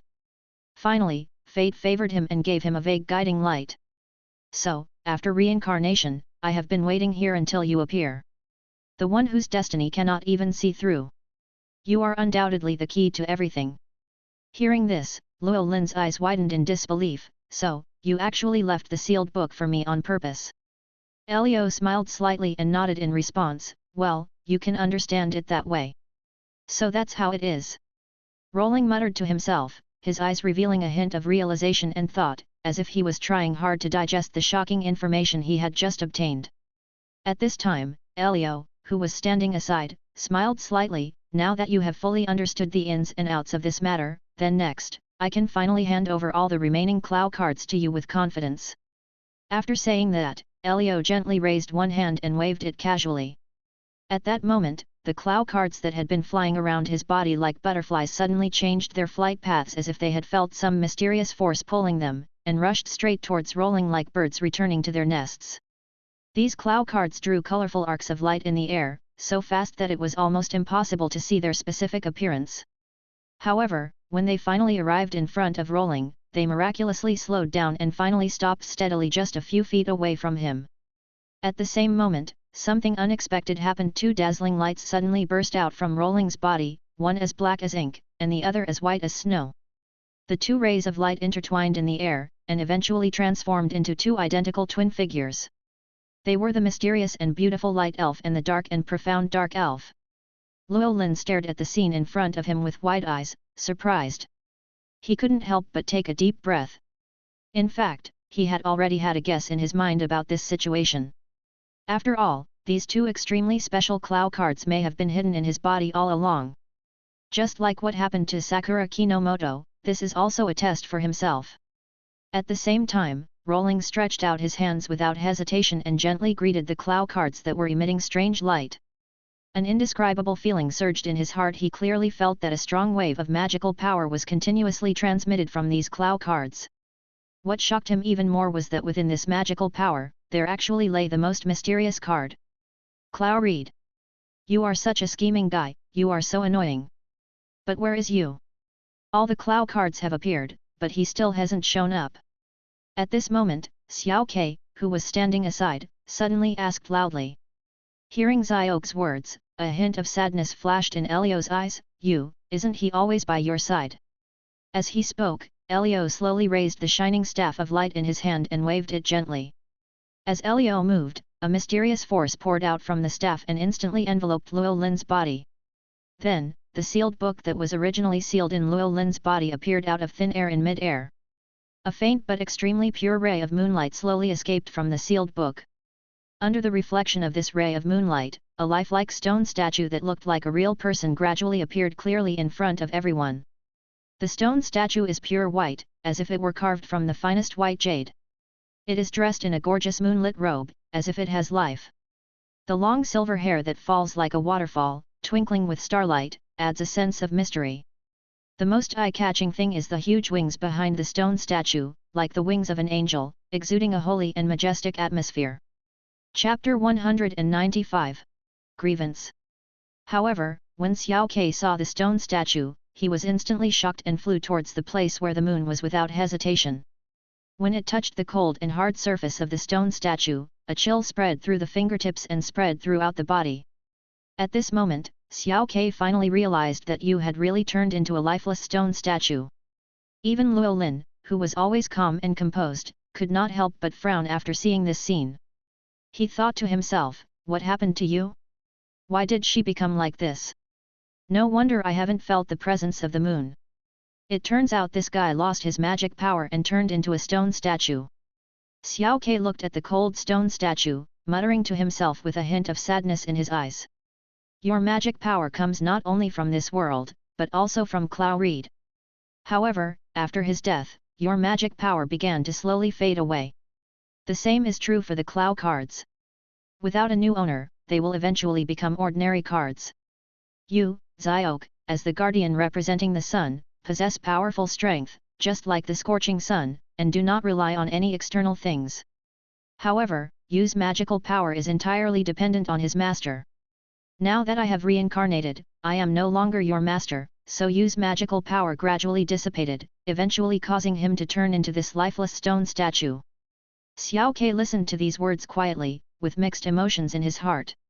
He recalled the days when he fought side by side with Yu, and those passionate and challenging times seemed to be still vivid in his mind. But now, Yu has fallen into a deep sleep due to the loss of her magic power, which makes Xiaoke feel extremely sad. Is there no way to wake Yu up? We can't just watch him sleep forever. Xiao Ke shouted anxiously, with a determined light flashing in his eyes. Of course, hasn't a new Clow card wizard appeared in the Clow cards? Then Elio turned his gaze to Rolling. After some operations, Rolling successfully left his own unique mark on each Clow card, his name. This simple yet meaningful action officially declared that Rolling became the owner of these powerful Clow cards. At this moment, the power contained in the Clow cards was like a trickle, pouring into Luo Lin's body bit by bit.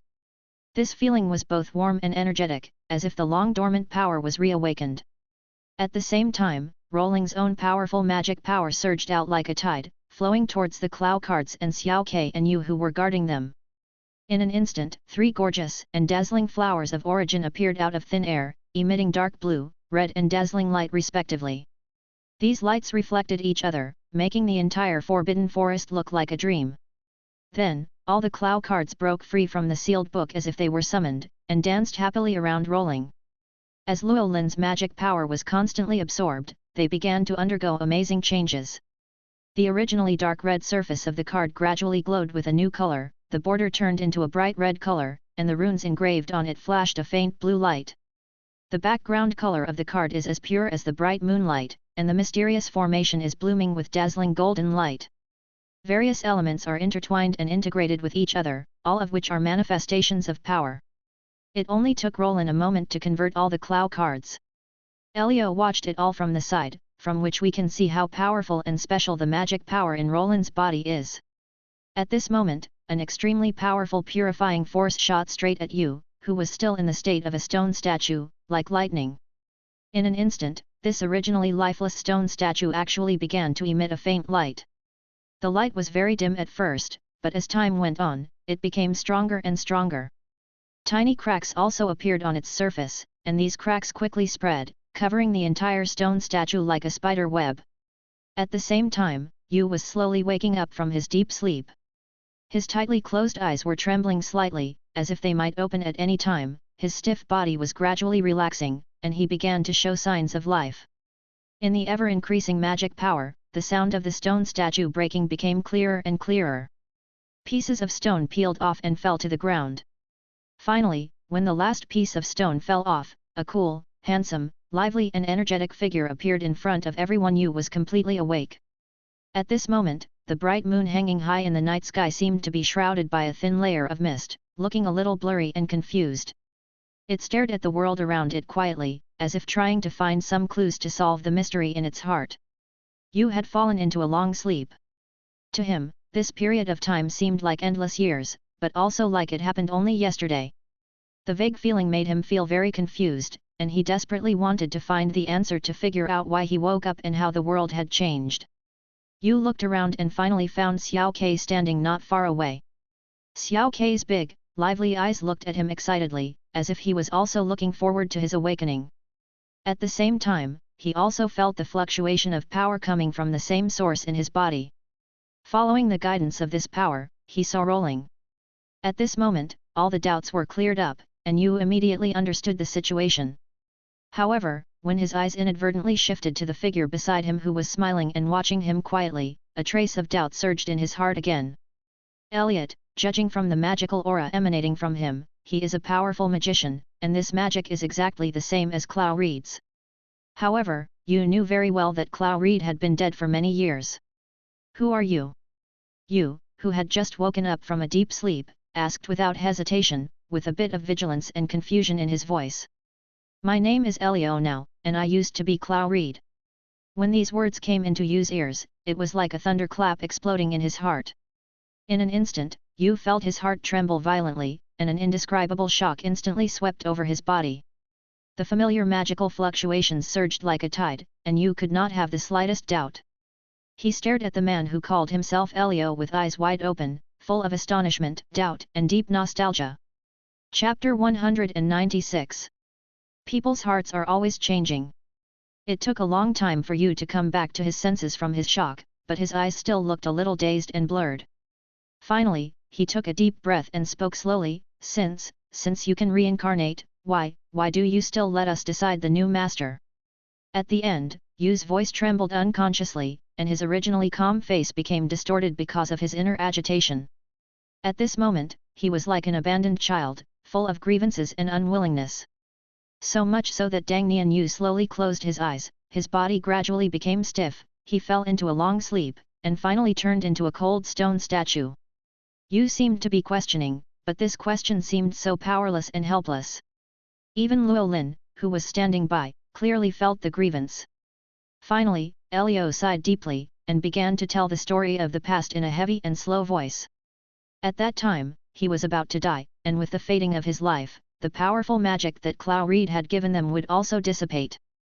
He elaborated in detail one by one that when he lost his magic power, they, who were closely related to magic power, would lose their power. It seemed that he was just trying to clear up Yu Yiren's confusion. Clow Reed had always treated Yu like his own child. Once, when Yu was facing death, he was most concerned about Yu. As for Xiao Ke, Clow Reed believed that Yu would adjust himself. Elio's affairs have also come to an end. He has also heard about Voldemort's affairs. During this period of time, he will still live in the Forbidden Forest. Since most of Clow Reed's magic power was sealed in the Clow cards, Elio's magic power was also accumulated after reincarnation. Although it is not as strong as before, it is still a great help to Rolling. When Rolling walked briskly back to the Gryffindor common room, his sharp eyes instantly caught an unusual figure. Hermione Granger was squatting in the corner, fiddling with something in a panic, looking like a little squirrel secretly hiding food. A strong curiosity burned like a flame, driving Rolling to lighten his steps and quietly approach Hermione. "Hello, Hermione, what are you doing here?" Hermione, who was concentrating on hiding something, was frightened by the sudden greeting and trembled all over, almost dropping the item in her hand. She turned around with a look of surprise and annoyance on her face. "Oh, it's you, Luo Lin. I was scared to death." After calming down a little, Hermione took a deep breath, as if she had made up her mind to tell Rolling the truth. "Actually, you know, those house elves are so pitiful. They work hard from morning till night every day, but they don't get any reward or respect. So since last year, I have devoted myself to the work of protecting the rights of house elves." But at this point, Hermione's eyes dimmed, and her voice became low and frustrated.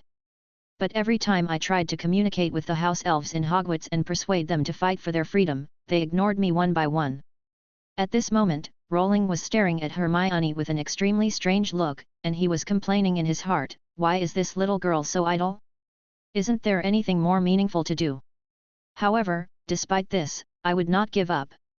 After a conversation with Harry and Ron, I learned how the house elf named Dobby regained his freedom. So I secretly knitted a lot of hats and hid them in the garbage heap of the Gryffindor dormitory. When the house elves came to clean up the garbage, they would definitely find the gifts hidden among them. According to the contract, as long as the house elves receive gifts from wizards, they will be able to break free from their shackles and embrace freedom. "Hehe, do you think my idea is great?" Hermione explained proudly. At this moment, a cry of surprise was heard. "Oh, Hermione, this is simply a genius prank. But, isn't it a bit too unethical?" It turned out that George and Fred had suddenly jumped out from the side at some point, looking at Hermione with surprise and a bit of ridicule. Hermione didn't care about George and Fred's teasing at all, because in the past year, her strong heart had been able to accommodate many prejudices and misunderstandings. She knew that the house elves seemed to regard being liberated by wizards like her as a humiliation, but Hermione always believed that what she did was right and just. So, she looked at Llewellyn expectantly, with a firm light in her eyes, and said sincerely, "So, Llewellyn, are you willing to join my House Elf Rights Protection Association? You know, you are the youngest recipient of the Order of Merlin. If we can get your support, more wizards will definitely start to pay attention to this issue." However, in the face of Hermione's enthusiastic invitation, Rowling gently shook his head, indicating his refusal, then slowly turned around and walked towards the dormitory. At this moment, George and Fred's comments on this matter just now kept echoing in his mind. This is indeed a bit immoral. Rowling couldn't help but sigh softly, thinking to himself, maybe what they said was not wrong. After all, the house elves have long been accustomed to the existing lifestyle, and Hermione's strong desire to change them is really too radical. When he stretched out his hand to close the door, he suddenly caught a glimpse of a familiar yet strange mark on the door. Looking closely, he saw 4 big characters that he had carved with his own hands many years ago repeatedly. These 4 words are like a key that instantly opens the floodgates of memory, and all the past events that have been buried deep in the years come flooding back to my mind. Rowling couldn't help but fall into deep thought. The experiences of these years were like a dream. Unknowingly, he had transformed from a muggle into an extraordinary wizard. However, as he crossed the class barrier, had he forgotten his former heart as a weak person? Could it be that he had also become one of the beneficiaries of the house elf system? However, just like cattle and horses get used to working and servitude day after day, is this phenomenon just natural? Llewellyn began to have doubts. He remembered that there had been a rebellion by the house elves, which had led to the enslavement of the house elves. But in comparison, the wars between wizards and muggles seemed to be more frequent and fierce. Chapter 197. Expulsion. Since he could help a cunning and weird squib like Filch master magic, why couldn't he lend a helping hand to the poor house elves? Once this idea emerged, it lingered in Rowling's mind. However, he soon began to doubt himself. Was this just a momentary impulse, or the so-called overflowing chastity? After all, it is not easy to change a deeply rooted status quo, which involves too many complex interests and traditional concepts. In the wizarding world, the house elves, a special group of people, have always been in a state of slavery. For a long time, this slavery has been deeply engraved in their souls, so that they can only get inner satisfaction through hard work. For these elves, being released by their masters would be a great insult, as if they had lost the value and meaning of their existence. From the perspective of wizards, this phenomenon is undoubtedly extremely extreme. However, one thing that must be recognized is that house elves are not human after all. They have magical talents and amazing wisdom that are no less than those of wizards, and there are many of them. If one day these elves break free from their shackles and become a free species, the entire magical world will probably fall into uncontrollable chaos. In this case, the slave contract of the house elf is more than just a simple contract. It actually serves to protect wizards and even more ordinary muggles. After all, the old saying, "Those who are not of my kind must have different hearts," is a truth that applies in any world. Of course, elves like Dobby who dare to resist and desire freedom are only a minority. Over the years, he has suffered endless beatings and torture in the Malfoy family. It is this cruel treatment that has finally made him develop a strong rebellious mentality. However, even under the constraints of the slavery contract, the elves should still fight for some basic rights. For Llewellyn, who once experienced hardships and lived like an ox or a horse, he knows well how difficult it is for disadvantaged groups. Therefore, when faced with these poor house elves, he would lend a helping hand and provide appropriate assistance as long as it was within his ability. Even after Hermione successfully became the Minister of Magic, she never forgot this mission. For example, she was committed to promoting reforms in relevant laws, and won benefits for house elves such as appropriate holidays and reasonable wages, while also prohibiting cruel acts such as corporal punishment on them. But this is still under the contract of the house elf. Since Hermione was working hard to do those things, Rowling knew very well that she was fully capable of doing them. However, Hermione seemed to have a large funding gap. Thinking of this, Rowling decided to give her financial support. After providing financial assistance, Rowling put the matter aside for the time being and no longer paid too much attention to it. But in the next few days, an even more shocking news swept across Hogwarts like a gust of wind. That is, Umbridge became the senior investigator appointed by the Ministry of Magic to Hogwarts.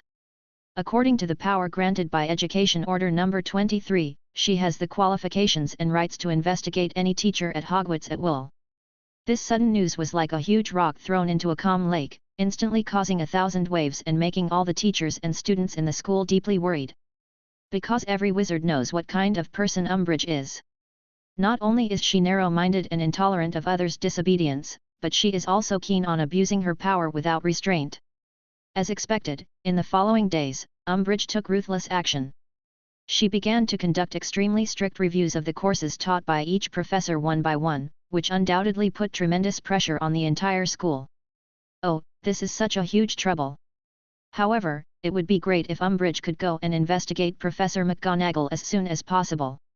In that case, given Professor McGonagall's temper, she will definitely give her a good beating. Ron stood aside with a gloating smile on his face, muttering to himself. Ron's funny remarks immediately eased the tense atmosphere around them.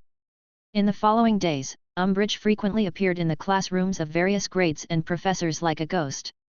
Her sharp and critical eyes kept scanning every corner of the classroom. The quill pen in her hand rustled on the parchment from time to time, carefully recording everything that happened in the classroom. Not only that, she would suddenly throw all kinds of tricky and weird questions to those unsuspecting little wizards, making the whole classroom atmosphere tense and depressing. Under such strict and almost perverted scrutiny, a shocking news came from the square of Hogwarts Castle. Divination Professor Trelawney was ruthlessly expelled from the professor team by Umbridge.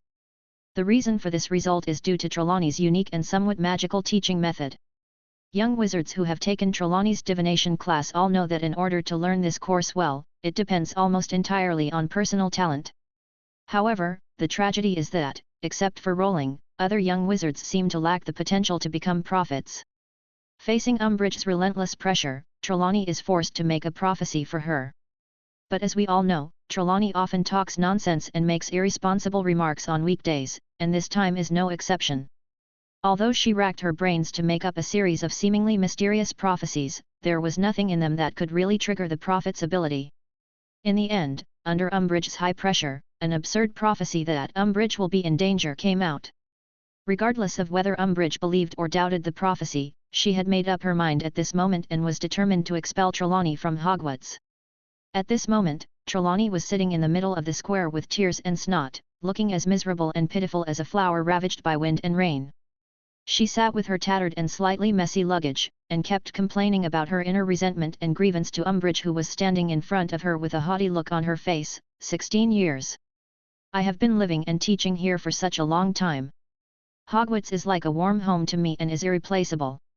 How can you be so cruel as to expel me without saying a word? Chapter 198. Refuse politely. However, Umbridge was not moved at all. Her fat face was filled with indifference and arrogance.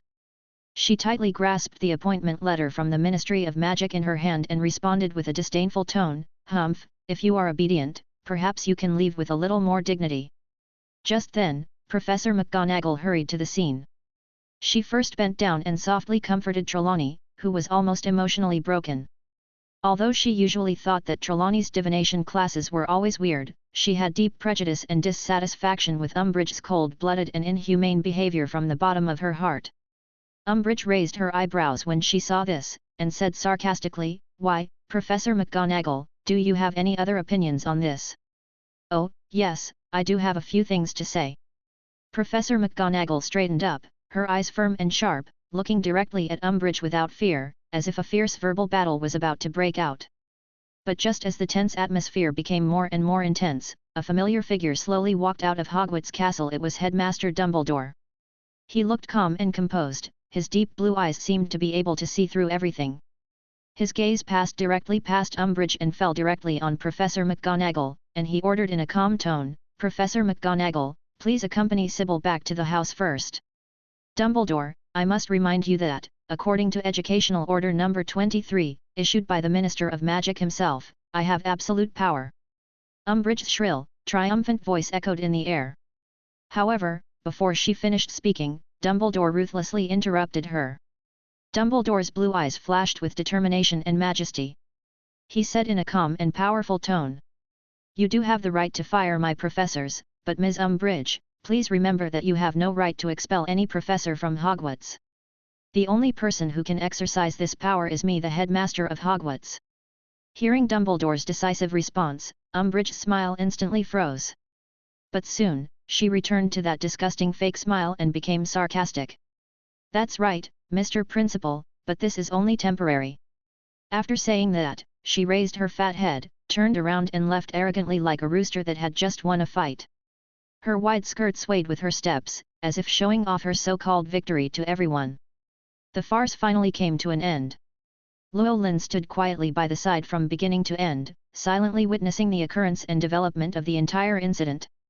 However, he chose to remain silent and did not make any comments or opinions on the matter. Indeed, Dumbledore agreed to Professor Trelawney's employment only because of the Savior's prophecy to protect her. Her teaching level is really problematic. If his memory is correct, this year Voldemort will sneak into the Department of Prophecy of the Ministry of Magic, attempting to steal the prophecy about the Savior told by Professor Trelawney. You know, that year, Snape, a Death Eater, only overheard the first half of the prophecy, which led to Voldemort's death.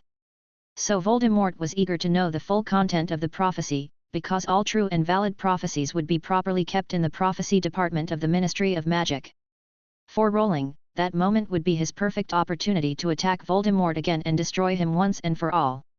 Therefore, all the episodes and disturbances currently happening in Hogwarts School, no matter how thrilling or difficult they seemed, were nothing more than insignificant minor events in his eyes.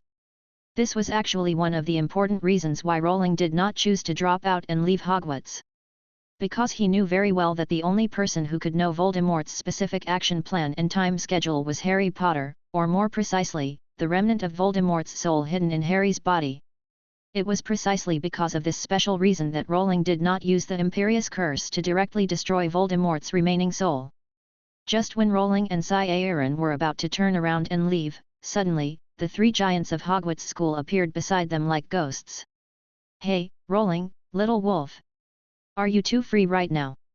Llewellyn looked at the three people with suspicion, and a hint of surprise surged in his heart. "What's the matter?" Hermione said seriously, "It's like this, Rowling. The situation in the school is becoming increasingly tense and serious.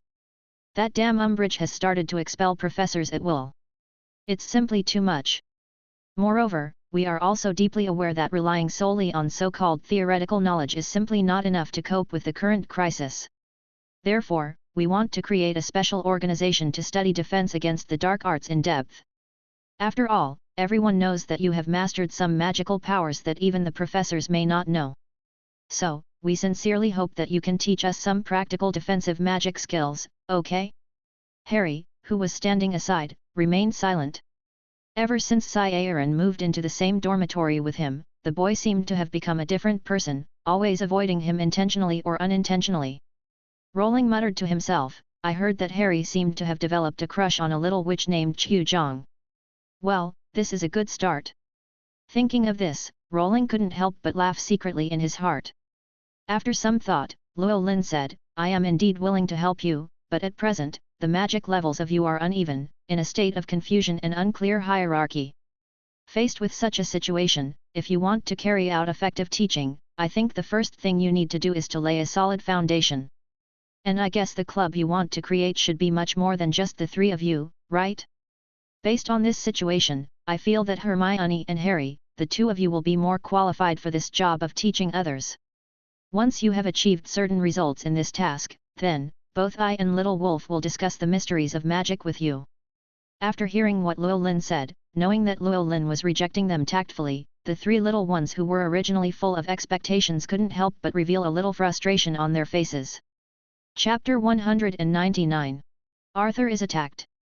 Although they felt a little unwilling in their hearts, they also clearly realized that what Rowling said was true. Their current skills in defense against the dark arts were too weak, and they had not even mastered some basic offensive magic. Just like that, after saying goodbye to Rowling, the three little ones fell into deep thought and began to seriously consider what to do next. The little wolf standing aside at this time looked at the slightly lonely backs of the three people and couldn't help but joked, "Don't you really want to consider teaching? In my opinion, that little witch Hermione is really gifted." Rowling shook his head slightly and responded softly, "Her talent is indeed outstanding, there is no doubt about that. But with Umbridge in Hogwarts, they will not have smooth sailing. In fact, this is indeed the case.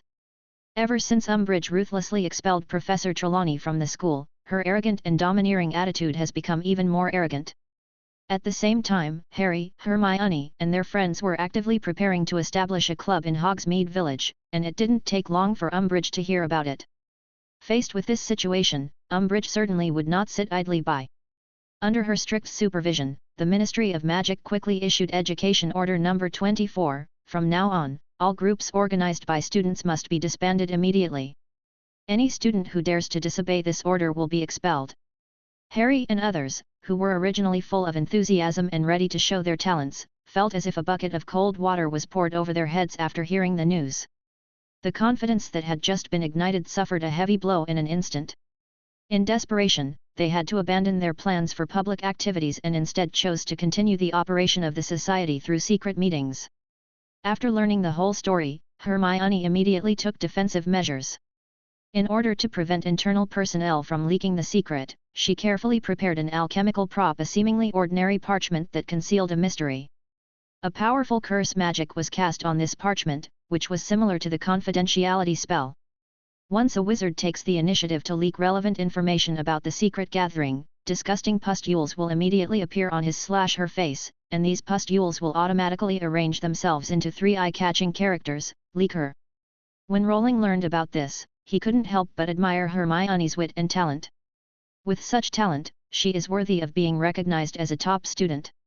Under Umbridge's seemingly impetuous and decisive style of doing things, the atmosphere of the entire Hogwarts School of Witchcraft and Wizardry has undergone a drastic change, and the young wizards have become surprisingly well behaved. The noisy and bustling scene during the break time is gone, replaced by complete silence. The figures chasing, fighting, and playing have also disappeared without a trace. All the students were dressed appropriately and neatly.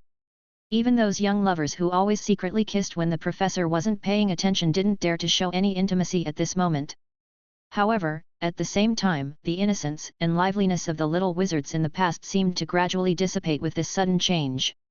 Looking at the orderly scene in front of her, Umbridge couldn't help but smile triumphantly, feeling very satisfied with her results. For Rowling, this scene made him feel as if he had returned to the time when he was studying in China. On this quiet night, when Rowling was resting alone in his dormitory, suddenly, a slight sound of footsteps broke the peace. Then, Professor Snape's tall and slightly gloomy figure appeared at the door of his dormitory. Just a few hours ago, Harry Potter also fell into a deep sleep. However, unlike other little wizards who fell asleep peacefully and immersed in sweet dreams, what was waiting for Harry was not a beautiful dream, but a horrifying nightmare. At this moment, in the dream, Harry found himself transformed into a snake, which was moving flexibly in an unusually wide corridor at a speed that was astonishing. Harry was secretly surprised, because he quickly realized that this was the Ministry of Magic. Just as Harry continued to move forward along with the giant python's perspective, the heavy door at the end of the corridor suddenly opened slowly. The figure that came into view made Harry's eyes widen instantly and his heart beat rapidly. It was Mr. Arthur Weasley, whom he was very familiar with. Before Harry could recover from his shock, the giant python attacked as fast as lightning, opening its bloody mouth and rushing straight towards Arthur. At this thrilling moment, Harry suddenly woke up from the nightmare. He was sweating all over, and his heart was still beating violently in his chest, as if it was going to burst through his chest. This dream was too real, and every detail was vivid, as if it had just happened. At the same time, his thoughts involuntarily drifted back to the period of the Triwizard Tournament, when he had also had a series of strange and bizarre dreams that also came true. Now, connecting the two together, Harry was almost certain that everything he had just experienced in the dream was not an illusion, but a foreshadowing or hint of some real event. Thinking of this, he got out of bed without hesitation and rushed to the headmaster's office. Along the way, he kept thinking about the terrible dream in his mind, and he was anxious and wanted to tell Dumbledore everything he knew as soon as possible. When Dumbledore heard the news, his expression instantly became serious. He cast magic at the fastest speed and sent an urgent notice to the Aurors of the Order of the Phoenix lurking in the Ministry of Magic. After receiving the signal, these Aurors rushed towards the target location without any hesitation. When they arrived at the scene, they were all stunned by the scene in front of them. Arthur was lying lifeless in a pool of blood, and there were traces of fierce fighting around his body. The huge python coiled on the side, spitting out its tongue from time to time, as if it was quite satisfied with the result of the battle. Fortunately, the Aurors arrived in time. After a fierce battle, they successfully repelled the python and quickly transferred the seriously injured and unconscious Arthur to a safe area. Afterwards, with the tense and orderly efforts of everyone, Arthur was rushed to St. Mungo's Hospital. Although the doctors tried their best to treat him, the situation was still not optimistic.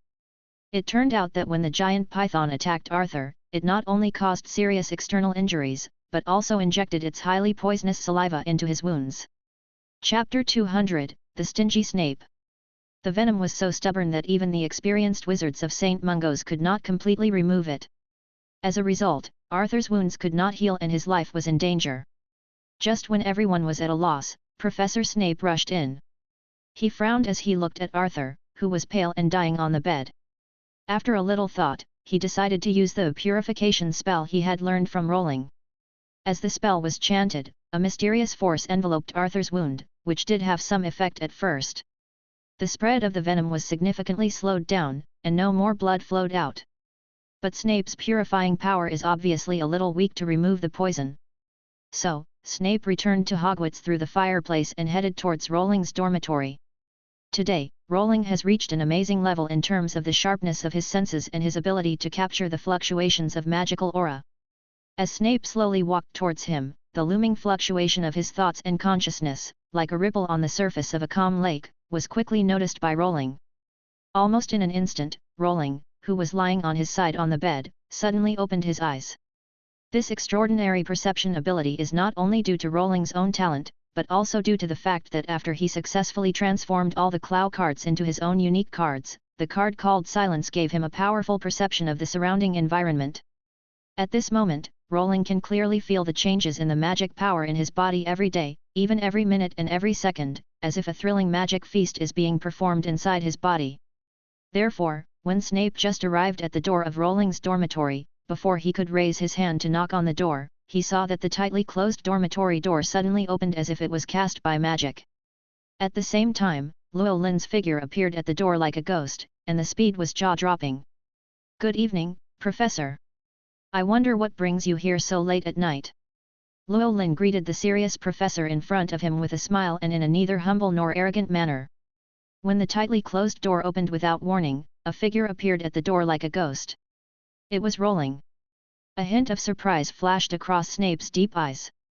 At this moment, he could not fathom the mysterious power hidden in Rowling.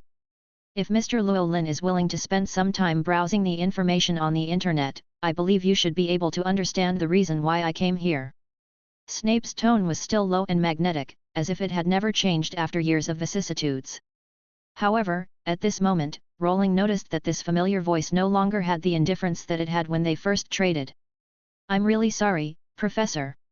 At this late hour, few people are still asleep." Rowling shrugged and responded helplessly. Apparently, when Snape's attempts to save Arthur Weasley failed, they had to use the internet to send a distress signal to Rowling, but unfortunately, Rowling was already in a state of rest at that time. After learning the details of the whole series of events, Rowling followed Professor Snape's hurried footsteps without hesitation, and the two of them headed towards St. Mungo's Hospital for Wizardry together. Along the way, Rowling's brain never stopped thinking. He thought to himself, "It seems that Voldemort has really started to take action. I guess when he figured out that in order to get the crucial prophecy ball, he must let the person in the prophecy go there in person to successfully obtain it, that's probably when he tried every means to lure Harry Potter into the trap." And it is very obvious that although there are indeed some residual souls of their owners in the Horcruxes, they must not be regarded as completely identical individuals with the original body, otherwise the Python Horcrux will be able to obtain the prophecy. Similarly, Voldemort should have known that Harry Potter was another of his Horcruxes, so he created living Horcruxes. Similarly, they are more like another independent life form. So after being resurrected with the help of a Horcrux, can you really still be considered the same person as before? Rowling's heart was filled with these questions, but at the same time, he felt deep disdain for this evil and dark magic from the bottom of his heart. Just as he was thinking, in the blink of an eye, the two of them had passed through the blazing fireplace flames and successfully arrived at Arthur Weasley's ward in St. Mungo's Hospital for Magical Injuries. At this moment, the ward was already crowded with many wizards, including Mrs. Weasley, who looked anxious, and Headmaster Dumbledore. In addition, some Auror members from the Order of the Phoenix were also present, such as Kingsley, Tonks, and others. To Rowling's surprise, even Neville's parents showed up here. Although they had suffered more than a decade of torture and hardship under Voldemort's persecution, the fire of yearning for justice in their hearts had never been extinguished. At this moment, when the doctors at St. Mungo's Hospital saw Rowling walk in, the somewhat blurry figure in their minds suddenly became clear. Recalling the last time Rowling left in a hurry, no matter how hard they racked their brains to recall, they could not remember who saved the Longbottoms. However, at this moment, when they saw Rowling's face again with their own eyes, those lost memories came flooding back to them like a surging tide. The moment the Longbottoms saw Rowling, they raised their right hands, gently supported their chests, and bowed slightly. This action was not only a traditional knightly etiquette, but also an expression of their respect and loyalty to Rowling. Rowling nodded in response and walked to Arthur Weasley's bed. When Mrs. Weasley saw Rowling coming, her face immediately blossomed with excitement, and her bright eyes sparkled with hope. Because she knew very well that Rowling was different from others, and she also knew that even Snape, the current master of potions, praised Rowling's talent in healing magic, so he must have extraordinary magic to heal her seriously injured husband. When Rowling finally looked at Arthur Weasley on the bed, he couldn't help but feel pity for him. Arthur still had his eyes closed, in a deep coma, and was completely unconscious. His originally strong body was now covered with shocking scars, some of which were even bloody and horrible to look at. These wounds seemed to tell of the terrible torture he had suffered.